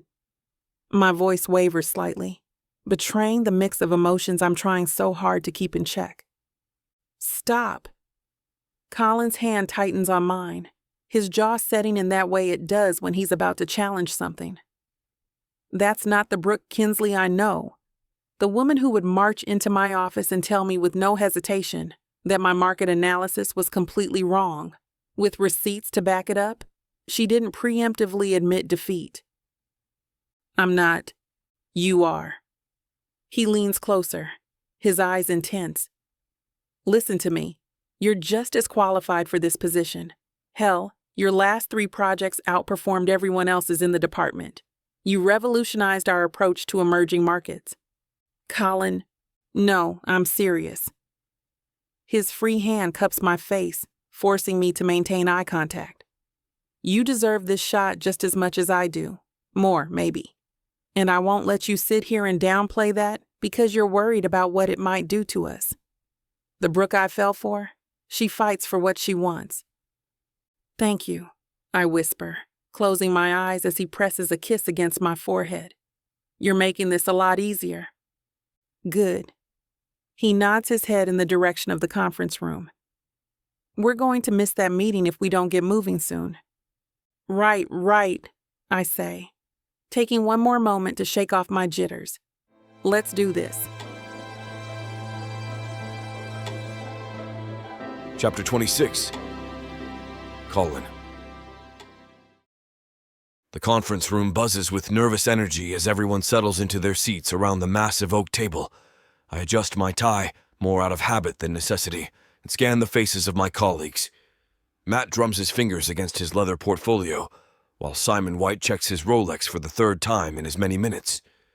But my attention keeps drifting to Brooke. She sits across from me, her back straight as a rod, those hazel eyes fixed on the door. The morning light streaming through the windows catches the subtle highlights in her curls. Her fingers trace the rim of her coffee cup, a tell I've come to recognize when she's anxious. I brought her that drink, and she's hardly touched it since she arrived. Must be the nerves getting to her, despite everything I just told her. Quarter growth projections look solid, Matt says, breaking the silence. He leans forward in his chair, adjusting those wire-rimmed glasses of his. Though I'd love to hear more about that new acquisition strategy. In due time, Simon cuts in, his weathered face creasing into a smile that doesn't quite reach his eyes. Let's wait for Walter before diving into the heavy stuff. His fingers drum against the polished conference table, a habit I've noticed he does when he's trying to maintain control of the room. I catch Brooke's eye again. The slight tremor in her hand as she reaches for her laptop doesn't escape my notice. Damn, she's usually so composed. Seeing her rattled like this does something to my chest I'd rather not examine too closely. I give her a subtle nod, trying to convey what I can't say out loud. Everything is going to be okay. Anyone catch the game last night? Someone asks, and the room fills with scattered conversations about scores and plays I couldn't care less about right now. All my focus is on the way Brooke's shoulders finally start to relax, just a fraction. That small victory feels more important than any damn sports score they're discussing. Brooke's shoulders droop even more when I shoot her another reassuring look. The corner of her mouth twitches. Not quite a smile, but close enough. It's strange how quickly things have shifted between us, from barely tolerating each other's presence to this unspoken understanding. 10 minutes late, Simon announces to no one in particular, checking his watch again. Must be stuck in traffic. I lean back in my chair, maintaining casual eye contact with Brooke whenever possible. Each time our eyes meet, I try to project calm confidence. She might be too proud to admit it, but I know she needs this silent support right now. Suddenly, the door swings open and Walter strides in, his presence immediately commanding everyone's attention. The scattered conversations die instantly. Even Matt stops fiddling with his glasses, letting them settle crooked on his nose. The air in the room shifts, becoming charged with anticipation. "Thank you all for your patience," Walter says, dropping his briefcase next to the head chair with a heavy thud. His suit jacket shows wrinkles from the car ride, and sweat glistens at his temples. Traffic on 5th was a nightmare. Construction everywhere you look these days. Took me 20 minutes just to go 3 blocks. I steal another glance at Brooke. Her fingers have stopped tracing the coffee cup, now balling her hands into tight fists. The tension in her shoulders has returned full force, and I notice the muscle in her jaw twitching. She's wound so tight she might snap, but damned if she isn't doing her best to maintain that professional facade. Something about her determination makes me want to reach across the space between us and squeeze her hand. A thought I quickly push aside. Walter loosens his tie and settles into his chair, taking his time to arrange his papers. The silence stretches uncomfortably long. My leg bounces under the table, a nervous tic I thought I'd conquered years ago. Before we dive into our weekly strategy discussion, Walter's voice fills the room. I believe we have some important business to address first. He pauses, his eyes sweeping across the table. As you all know, we've been searching for our new Chief Innovation Officer. This position is crucial for Walker and Associates moving forward, and I've spent considerable time evaluating each candidate. The air feels thick enough to cut with my platinum letter opener. Brooke's breathing has become shallow, barely perceptible, though I notice her fingers tightening around her pen until her knuckles strain. The familiar scent of her jasmine perfume drifts across the conference table, mingling with the tension. This wasn't an easy decision, Walter continues, folding his hands on the table, his wedding ring catching the fluorescent light. All of the candidates showed exceptional qualities, and I've deliberated on this choice longer than any other in my career. The implications for our firm's future are significant. My heart pounds against my ribs like a jackhammer. The weight of everyone's anticipation presses down on my chest, making my tailored suit feel suddenly constricting. Walter takes another pause, and I swear I can hear each tick of Simon's Rolex in the silence, marking every excruciating second. Matthew shifts uncomfortably in his chair, and the leather squeaks beneath him as he leans over to reach for his water cup. After careful consideration, Walter's voice cuts through the tension. I've decided to offer the position of Chief Innovation Officer to Matthew Scott. The words hit like a sucker punch to the gut. My fingers grip the armrest of my chair, knuckles turning white. Across the table, someone's pen clatters to the surface, the sound sharp in the stunned silence. Matt, mid-sip of water, starts coughing violently. The liquid splashes onto his pristine white shirt, creating a growing dark patch. His glasses slide down his nose as he struggles to catch his breath. I force myself to move, to react. Matt's not just a colleague, he's been a friend since my first day here. I stand, my chair scraping against the floor, and cross to his side. My hand finds his shoulder. Congratulations, man. Well deserved. The words taste like ash in my mouth, but I keep my voice steady, professional. Matt dabs at his shirt with a napkin, his face flushed. Thank you. I didn't expect... Simon starts a round of applause that echoes hollow in the conference room. Others join in, their congratulations overlapping like waves of meaningless noise. Matt accepts each one with visible discomfort, his usual composure completely shattered. His shoulders hunch forward as if trying to make himself smaller, a stark contrast to his usual confident stance. I need to... Matt gestures vaguely at his soaked shirt, hands shaking. If you'll excuse me for a moment. I catch Brooke's eye as Matt stumbles out of his chair, nearly knocking it over in his haste. Her face is a mask of professional courtesy, but I see the slight tremor in her jaw. Whether that's relief, envy, anger, or everything all at once, I have no idea. She's always been hard to read, but right now she might as well be carved from stone. Walter beams at Matt like a proud father, completely oblivious to the tension crackling through the room. Take all the time you need. We can discuss the details when you return. His voice drips with paternal pride, making my stomach turn. As Matt quickly leaves the conference room, Walter's expression shifts from pride to something harder. He clasps his hands together on the table, his gold cufflinks glinting under the fluorescent lights. He waits until everyone has taken their seats again before addressing us all. I know this decision comes as a surprise to some of you. His eyes drift between Brooke and me, not subtle about his meaning. But sometimes the unexpected choice is the necessary one. My jaw clenches. The leather of my chair creaks as I lean back, forcing myself to maintain a neutral expression. In this company, we value drive, initiative, but there's a fine line between confidence and complacency. Walter's words cut through the air like a blade. When people start expecting roles to fall into their laps, when they believe they're entitled to advancement simply because they're at the front of the pack, well, that breeds arrogance, and arrogance leads to sloppiness.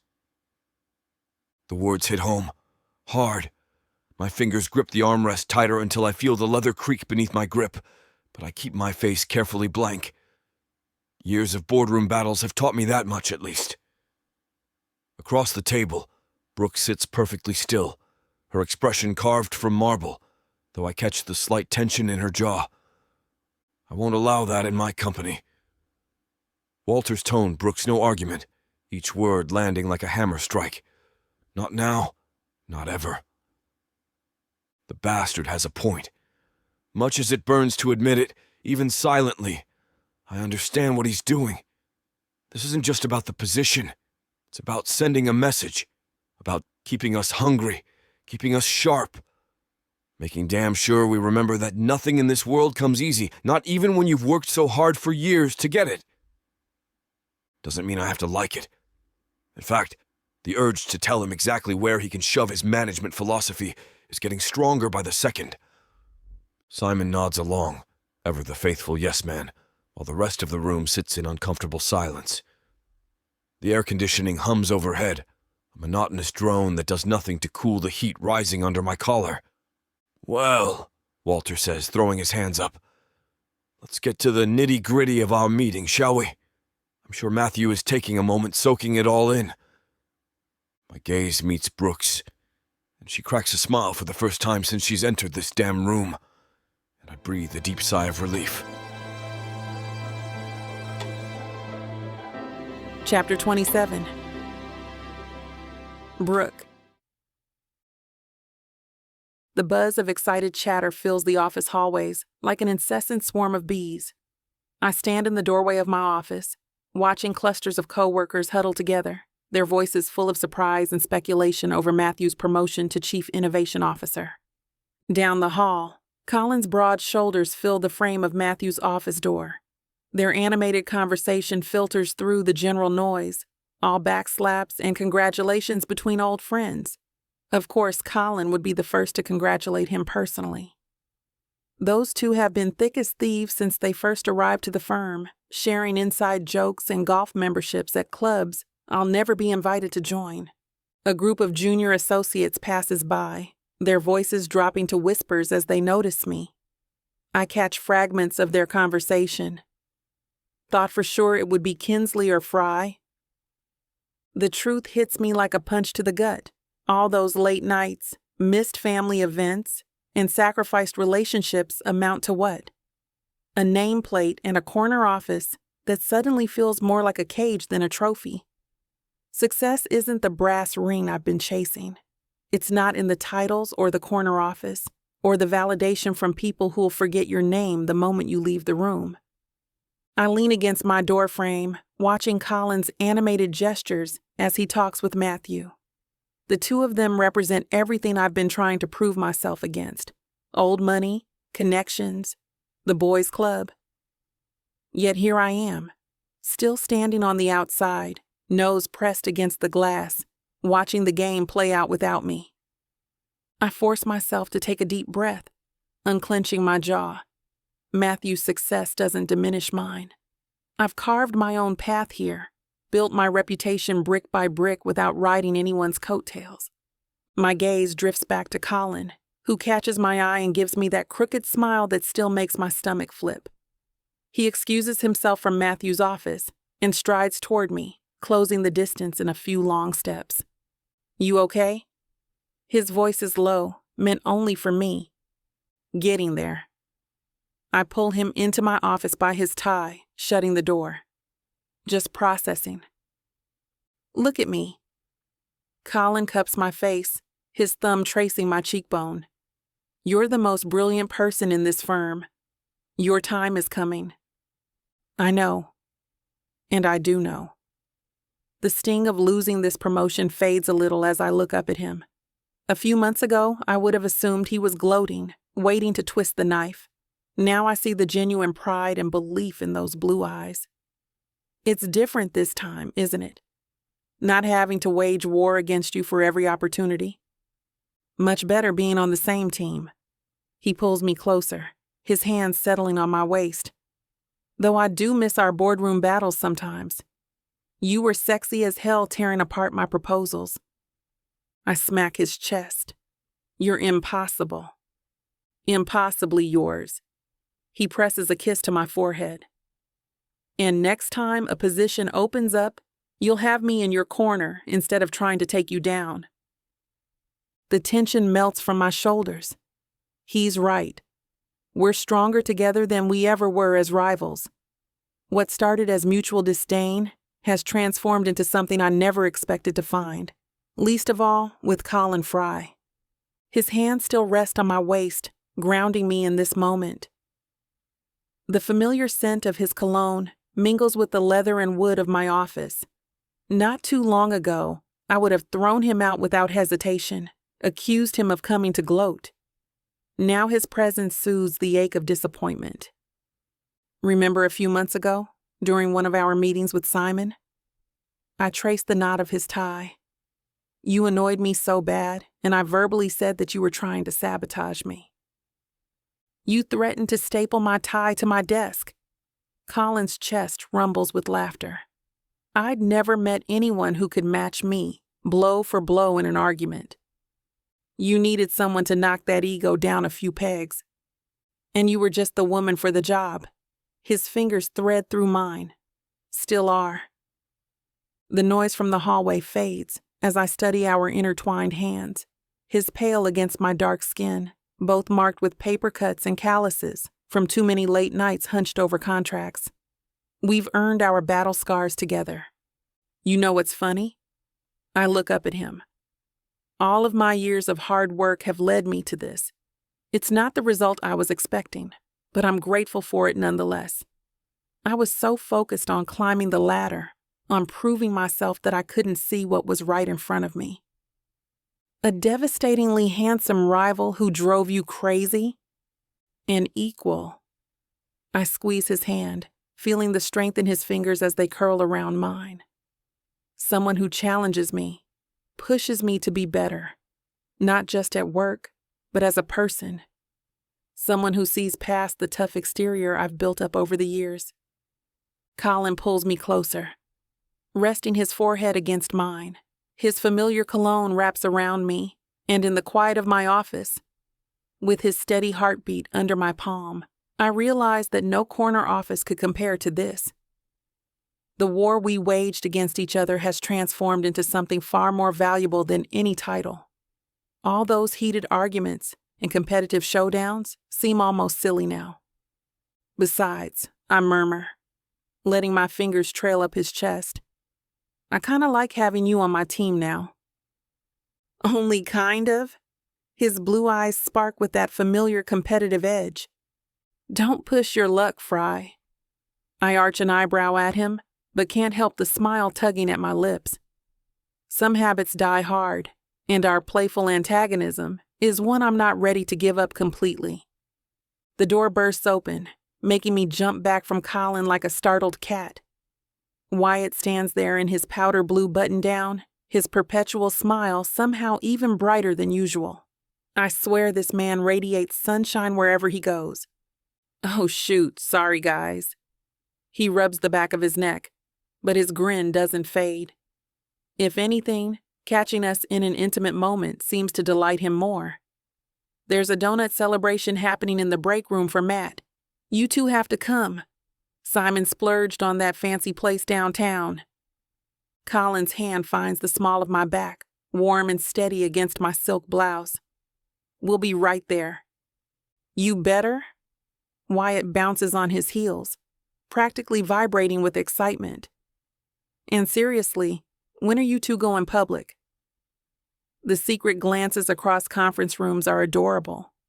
But come on. Half the office already has a betting pool going on when you'll finally admit it. Heat creeps all across my body, from my neck down to my toes. Now, why would he say something like that? My fingers fidget with the hem of my silk blouse. Soon, Wyatt. We're just taking our time. The words come out less confident than I'd like. Yeah. He waves his hand dismissively, that infectious grin still plastered on his face. You know everyone's going to be thrilled, right? Well, except maybe Veronica down in accounting. She's had a crush on Colin forever. Pretty sure she has a photo of him as her phone background. Wyatt. Colin's warning tone carries no real heat, but his hand presses more firmly against my back, a subtle gesture of possession that makes my stomach flip. Right. Donuts. Coming? Wyatt bounces from one foot to the other like an eager puppy. Save us some chocolate glazed, I say, straightening my blazer and trying to regain some semblance of professionalism. God knows I need it with Colin's touch burning through my clothes. No promises? Wyatt disappears down the hall, leaving the door wide open, his footsteps echoing against the hardwood floors like an excited kid running for ice cream. Colin turns to me, eyebrows raised, a dangerous smirk playing at the corners of his mouth. The look in his blue eyes makes my heart skip. Soon? Soon. I smooth his tie where I'd grabbed it earlier, letting my fingers linger just a second too long against the silk. Let's go celebrate with the others. And yes, we should probably stop sneaking around before Wyatt explodes from keeping our secret. God knows the poor guy's been walking around like he's about to burst, shooting us knowing looks across conference tables whenever he sees us sitting near each other.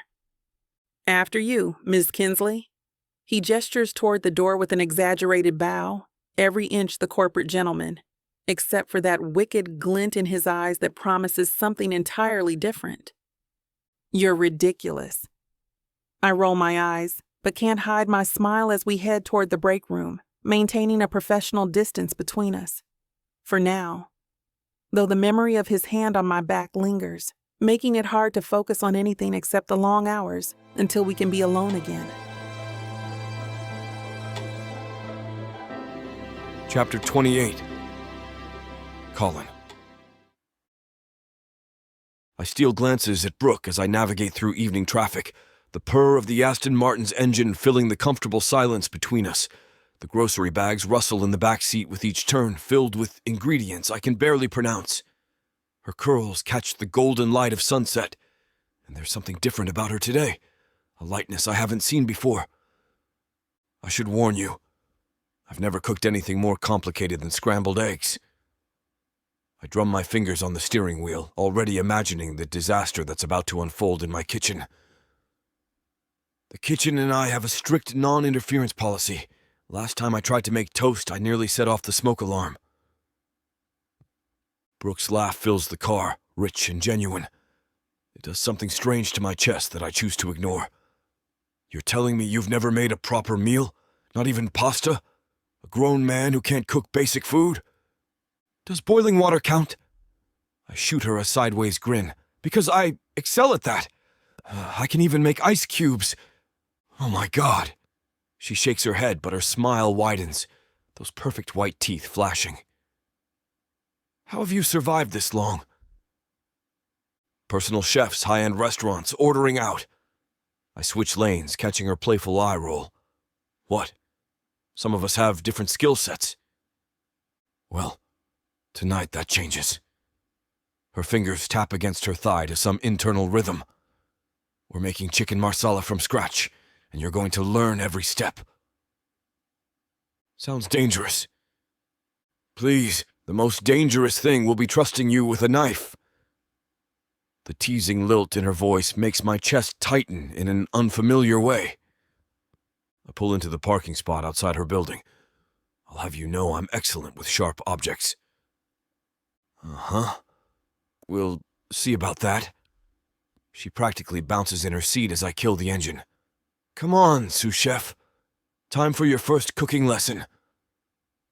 Her excitement is contagious, and I find myself grinning as I grab the grocery bags from the back. The weight of them reminds me just how much we bought, way more than needed for 2 people, but Brooke had insisted on getting everything just right. Fair warning, if I burn down your kitchen, I'm buying you a new one. Such confidence. She leads the way to her apartment door, practically vibrating with energy. Trust me, by the end of tonight, you'll be a changed man. The way she says it makes my throat go dry, but I cover it with a smirk. That's a bold promise, Miss Kinsley. The moment we enter her kitchen, Brooke takes charge like a drill sergeant. If drill sergeants wore form-fitting pants and had smiles that could stop traffic. First things first, wash your hands. She points to the sink. And roll up those sleeves. That shirt looks expensive. I comply, folding the crisp white fabric above my elbows. You're quite bossy in the kitchen. Someone has to keep you in line. She hip-checks me as she passes, laying out ingredients with practiced precision. Now, slice these mushrooms. Thin and even. I pick up the knife, studying the mushrooms like they're some alien life form. Any specific technique? Or do I just hack away? Here. She steps in front of me, her hand covering mine on the knife handle. Her warmth seeps through my shirt, and suddenly breathing becomes a conscious effort. Like this. Gentle pressure, rock the blade. The mushroom splits into perfect slices under our combined effort. Her hair tickles my arm as she leans closer, guiding my movements. See? Not so hard. I'm a quick study. I turn my head slightly, our faces inches apart. Especially with the right teacher. Her eyes meet mine, and for a moment the kitchen fades away. Then she steps away, clearing her throat. Focus on those mushrooms, hotshot. The chicken needs attention too. I manage not to butcher the rest of the mushrooms while she seasons the chicken. The kitchen fills with the sound of sizzling meat and our constant back and forth. No, don't crowd the pan! She swats my hand when I try to add more chicken. They need space to brown properly. Sorry, didn't realize chicken needed personal space. I raise my hands in surrender, but catch her waist as she turns away. You know, you're kind of sexy when you're being demanding. She melts into my touch for a second, before spinning away with a playful smirk, her body warm against my fingers. Flattery won't save you from cooking duty. Start on the sauce. Her tone is commanding, but those bright eyes give away her amusement. I steal a quick kiss before letting her go, earning a surprised gasp that turns into a laugh. The marsala wine splashes into the pan with a satisfying sizzle, filling the kitchen with rich aromas that make my mouth water. The scent mingles perfectly with the mushrooms and chicken, making my stomach growl. Look at you, she says, genuine pride in her voice as she watches me work, making sauce like a pro. Her hand brushes my shoulder, sending electricity through my skin. I have an excellent motivation. I pull her close again, loving how perfectly she fits against me, tasting the smile on her lips before she pushes me back toward the stove with firm hands. Eyes on the food, Mr. Frye. We're not burning this dinner. The authority in her voice only makes me want her more, but I force myself to focus on the bubbling sauce. The sauce reduces perfectly under Brooke's watchful eye, and soon we're plating the chicken marsala. Steam rises from the golden brown cutlets, mushrooms, and sauce artfully arranged over fresh pasta. I can't help feeling a surge of pride. We actually made this, together. This looks incredible. I grab 2 wine glasses from her cabinet while she puts the finishing touches on our plates. I can't believe I helped create actual edible food. Don't sound so surprised. Brooke pours a rich red, the wine catching the light as it swirls in our glasses. You're not completely hopeless in the kitchen. We settle at her small dining table, knees brushing underneath. The contact sends an unexpected spark through me, but I try to focus on the meal in front of us. The first bite hits my tongue and I freeze, flavors exploding across my palate. The chicken is tender, the sauce complex and savory, the pasta cooked to absolute perfection. I can't remember the last time I had food this good, let alone helped make it myself. Dang. I take another bite, bigger this time, barely remembering to maintain any semblance of proper manners. We made this, like actually made this, because this is restaurant quality. She watches me devour the food, satisfaction written across her features. Her eyes sparkle with pride as she twirls pasta around her fork, and you did most of the work. Under expert supervision, I raise my wine glass, admiring how the deep red catches the light. I've never felt so damn productive in my life. Usually I'm just pushing papers around or yelling at people in meetings until they do what I want. This is different. Better. Creating something with your own hands hits different, doesn't it? She takes a delicate sip of wine, but her eyes never leave mine. It does. I reach across the table, catching her free hand in mine, though I think the company might have something to do with it, too. Her fingers intertwine with mine as she smiles, and we eat in comfortable silence, savoring both the food and the moment. The wine warms my chest, but her presence warms something deeper. Brooke sets down her fork, running her finger along the rim of her wine glass. You know, as crazy as it sounds, I'm almost grateful for that whole Quentin group mess, even though it was a pain when we were in the thick of it together. Really? I lean back, studying the way shadows dance across her face in the dim lighting. The candlelight catches the gold flecks in her hazel eyes, making them shimmer like amber. Yeah, but before all that happened, I thought you were just another entitled jerk in a nice suit. She laughs, soft and genuine, the sound making my chest tighten. But working together through that scandal, it showed me who you really are. And who am I? My voice comes out lower than intended, rougher with emotion, watching as she takes another sip of wine. The glass lingers against her full lips for a moment before she sets it down. Someone who actually gives a damn. Who fights for what's right even when it's hard. Her eyes meet mine, filled with warmth, and her hand inches closer to mine on the table. Someone I never expected to fall for. The confession hangs between us, charged with possibility, and I find myself holding my breath, caught in this perfect moment. I stand up, crossing to her side of the table in 2 quick strides. My hands cup her face as I lean down, capturing her lips with mine.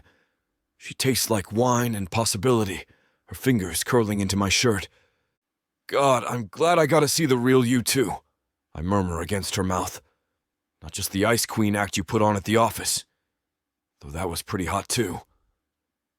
She laughs into the kiss, pulling back just enough to look at me. The Ice Queen act worked for years until you came along and melted it. Best thing I ever did. I brush my thumb across her cheekbone, marveling at how this fierce, brilliant woman ended up in my arms. Chapter 29. Brooke. I adjust the silk napkin on my lap, still getting used to the intimate setting of this high-end Italian restaurant. The soft candlelight dances across Colin's face, highlighting those captivating blue eyes that once intimidated me in boardroom meetings, but now make my heart skip.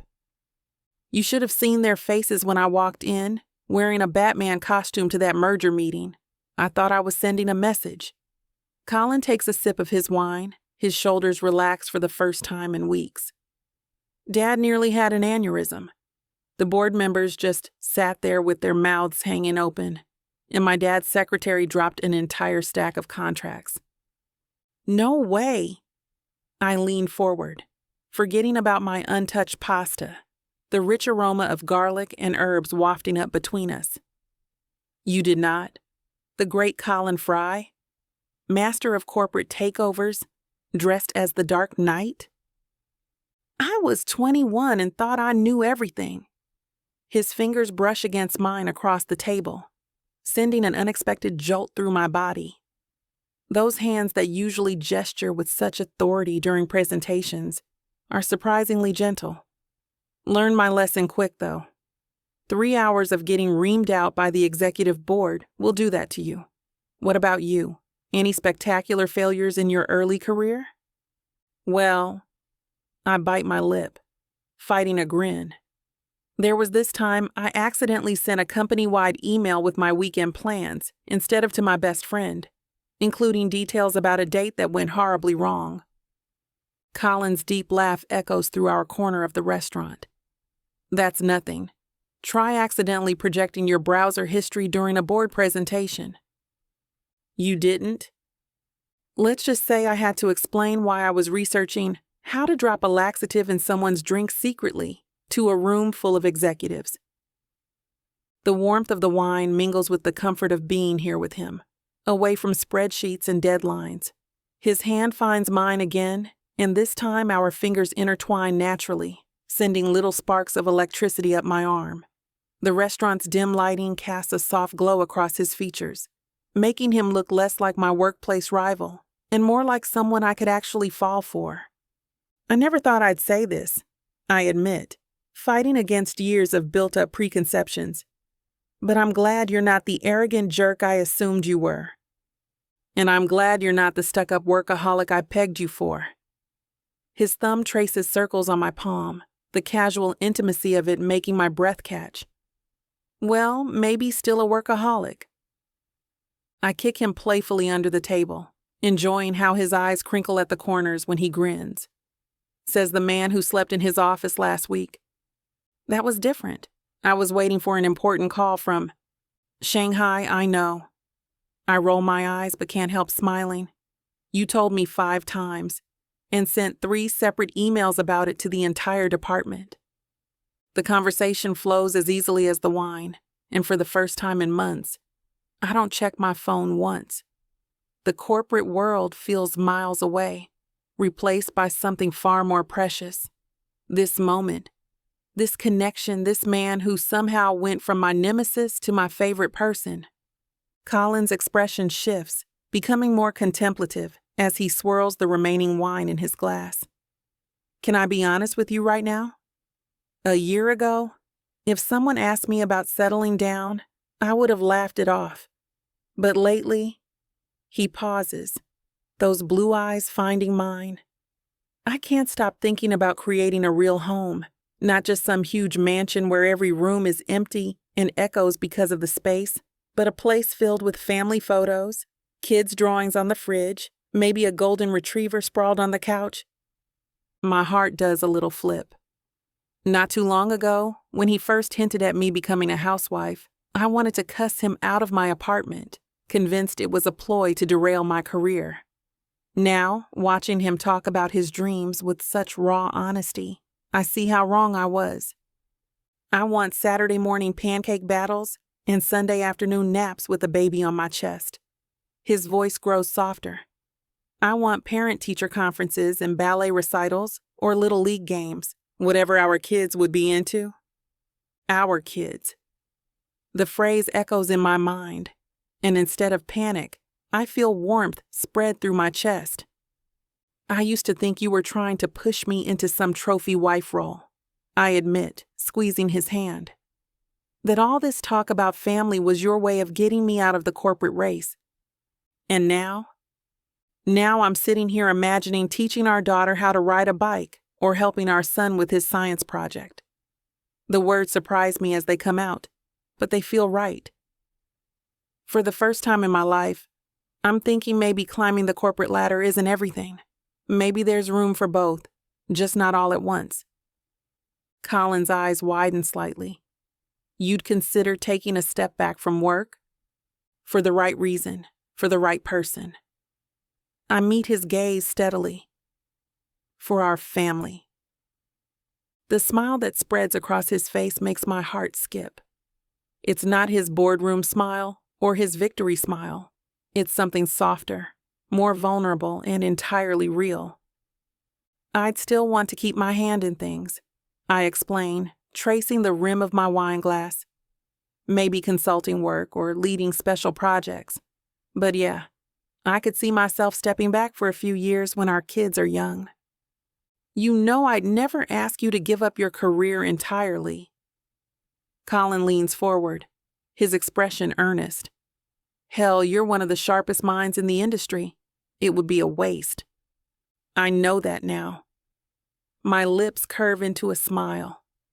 And that's exactly why I'm comfortable even considering it. You respect me, my ambitions, my drive. This wouldn't be about forcing me into some traditional role. It would be my choice. Are you sure?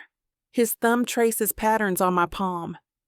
That's a big sacrifice to make for anyone, even me. It's not a sacrifice if it's what I want. I meet his gaze directly. I've spent years proving myself, climbing that ladder. But lately, I'm realizing there's more to life than quarterly reports and board meetings. Maybe it's time to build something different, something ours. Colin's eyes soften as he takes in my words. He sits back, a thoughtful expression crossing his face. I never saw myself as the settling down type before you came along. I hope you know that. Now, I catch myself looking at the wedding rings when I pass jewelry stores, trying to imagine which one would fit you the best. My heart skips at his words. Not that I'm proposing right this second, he adds quickly, a rare flash of uncertainty crossing his features. But I want you to know that's where my head's at, where my heart's at. I want to see where this leads to. My smile feels different, softer, more genuine than the polished one I wear in meetings. No rush. We've got time to figure it all out. But inside, my heart's doing backflips. The thought of becoming Mrs. Frye sends electricity coursing through my veins. This man across from me, this brilliant, infuriating, passionate force of nature, who stormed into my life and challenged every assumption I had about myself. He wants a future with me. Colin takes another sip of wine, those piercing blue eyes never leaving mine. A year ago, I would have sworn he was my nemesis. The way he'd question my proposals in meetings, pick apart my strategies. God, I used to spend hours preparing rebuttals just for him. Now I understand he wasn't trying to tear me down. He was pushing me to be better. Every challenge, every heated debate made me sharper, stronger. And somewhere along the way, between the late-night strategy sessions and early morning coffee runs, that rivalry transformed into something else entirely. Here sits one of the most eligible bachelors in New York, a billionaire who could have anyone, and he's talking about building a life with me. The same man who once drove me crazy with his cocky smirks now makes my pulse race for entirely different reasons. My world has completely flipped since Colin Frye crashed into it. The carefully plotted 3-year career plan? Out the window. My rigid ideas about success and achievement? Completely reconstructed. And somehow, impossibly, I'm okay with that. More than okay. I'm excited about this new direction, this unexpected path we're forging together. I reach for my wine glass to hide the giddy smile I can't quite contain. Who would have thought the man I once considered my biggest professional obstacle would end up being the one I want to build a future with? Colin signals the waiter, who appears with practiced smoothness at our table. We'll have the chocolate souffle. He doesn't even glance at the dessert menu. The one with the gold leaf and Madagascar vanilla. Showing off. I raise an eyebrow, recognizing the restaurant's signature $60 dessert. For you? Always. His eyes sparkle with that playful confidence that used to drive me up the wall in board meetings. When the souffle arrives, it's a work of art. Dark chocolate rising perfectly above the ramekin's edge, dusted with gold leaf that catches the candlelight. The waiter pours warm vanilla cream into the center with a flourish, and the dessert sighs, releasing a cloud of rich chocolate steam. Open. Colin lifts a spoonful to my lips, and for once I don't fight his domineering tendencies. The chocolate melts on my tongue, impossibly smooth and decadent. Oh my God. I close my eyes, savoring the moment. Good? Incredible. I scoop up a bite and offer it to him, like how our future's going to be. His fingers wrap around my wrist as he takes the bite, and the simple touch sends warmth spreading through my chest. We share the dessert in comfortable silence, trading bites and secret smiles. Each spoonful feels like a promise of lazy Sunday mornings, of family dinners, of a life where boardroom battles give way to something sweeter. Chapter 30. Colin. Brooke's laughter echoes through the grand foyer as we stumble into my mansion, her hand clasped tightly in mine. The moonlight streams through the tall windows, casting long shadows that dance with our movements. I kick the door shut behind us, not bothering to turn on the lights. I know this place like the back of my hand, and tonight, I only have eyes for her. We make our way upstairs, our footsteps echoing in the vast silence. I lead her to my master bedroom, pushing open the heavy door with a sense of anticipation that's been building all night. She steps inside, her gaze sweeping over the familiar space. Her hazel eyes reflect the soft glow of the city lights filtering through the floor-to-ceiling windows. I can't wait any longer. I pull her to me, my hands finding the curve of her waist, her hips, the soft fabric of her dress doing little to hide the warmth of her skin. My lips meet hers, and it's like striking a match. Heat flares between us, igniting a hunger that's been simmering for too long. Her breath hitches as my hands explore her body, tracing the lines I've been dying to touch. She melts into me, her fingers tangling in my hair, pulling me closer. The taste of her, the feel of her, it's intoxicating. I can't get enough. I break the kiss, resting my forehead against hers. My heart hammers in my chest, each beat echoing her name. I look into her eyes, seeing the reflection of my own desire, and something more. Something I've been trying to ignore, to push away. But it's here in this moment, as real and undeniable as the woman in my arms. Brooke, I murmur, my voice barely above a whisper. I love you. Her eyes widen, shock flashing across her face. She starts to say something, but I capture her lips again, pouring everything I have into the kiss. I feel her surprise melt away, replaced by a passion that matches my own. Her arms wrap around me, holding me tightly as if she's afraid I might disappear. But I'm not going anywhere, not tonight, not ever. I found what I want, what I need. And it's her. Only her. I guide Brooke to the bed, the city lights casting a soft glow on her face. She sits down, her eyes locked onto mine, a hint of vulnerability in her gaze. I kneel in front of her, my hands tracing the curves of her calves, her thighs, until I reach the hem of her dress. Lie down, I murmur, my voice low and commanding. She complies, her breath hitching as she leans back onto the mattress, her hair fanning out around her like a dark halo. I hook my fingers under the hem of her dress, slowly pulling it up and over her head. Afterwards, Brooke assists me, reaching behind her back to unhook her bra and flinging it somewhere onto the floor. I toss the dress aside as well, my eyes roaming over her, appreciating every inch of her smooth, glowing skin. This is never going to get old for me. Sorry to interrupt. I know no one likes missing out on a spicy grand finale, but unfortunately this platform won't allow us to air what's about to happen next. To make up for this, we're offering a 40% discount on the full unabridged version of this audiobook when you go to vixavonromance.com and apply code VIXA40 at checkout. Thank you for listening to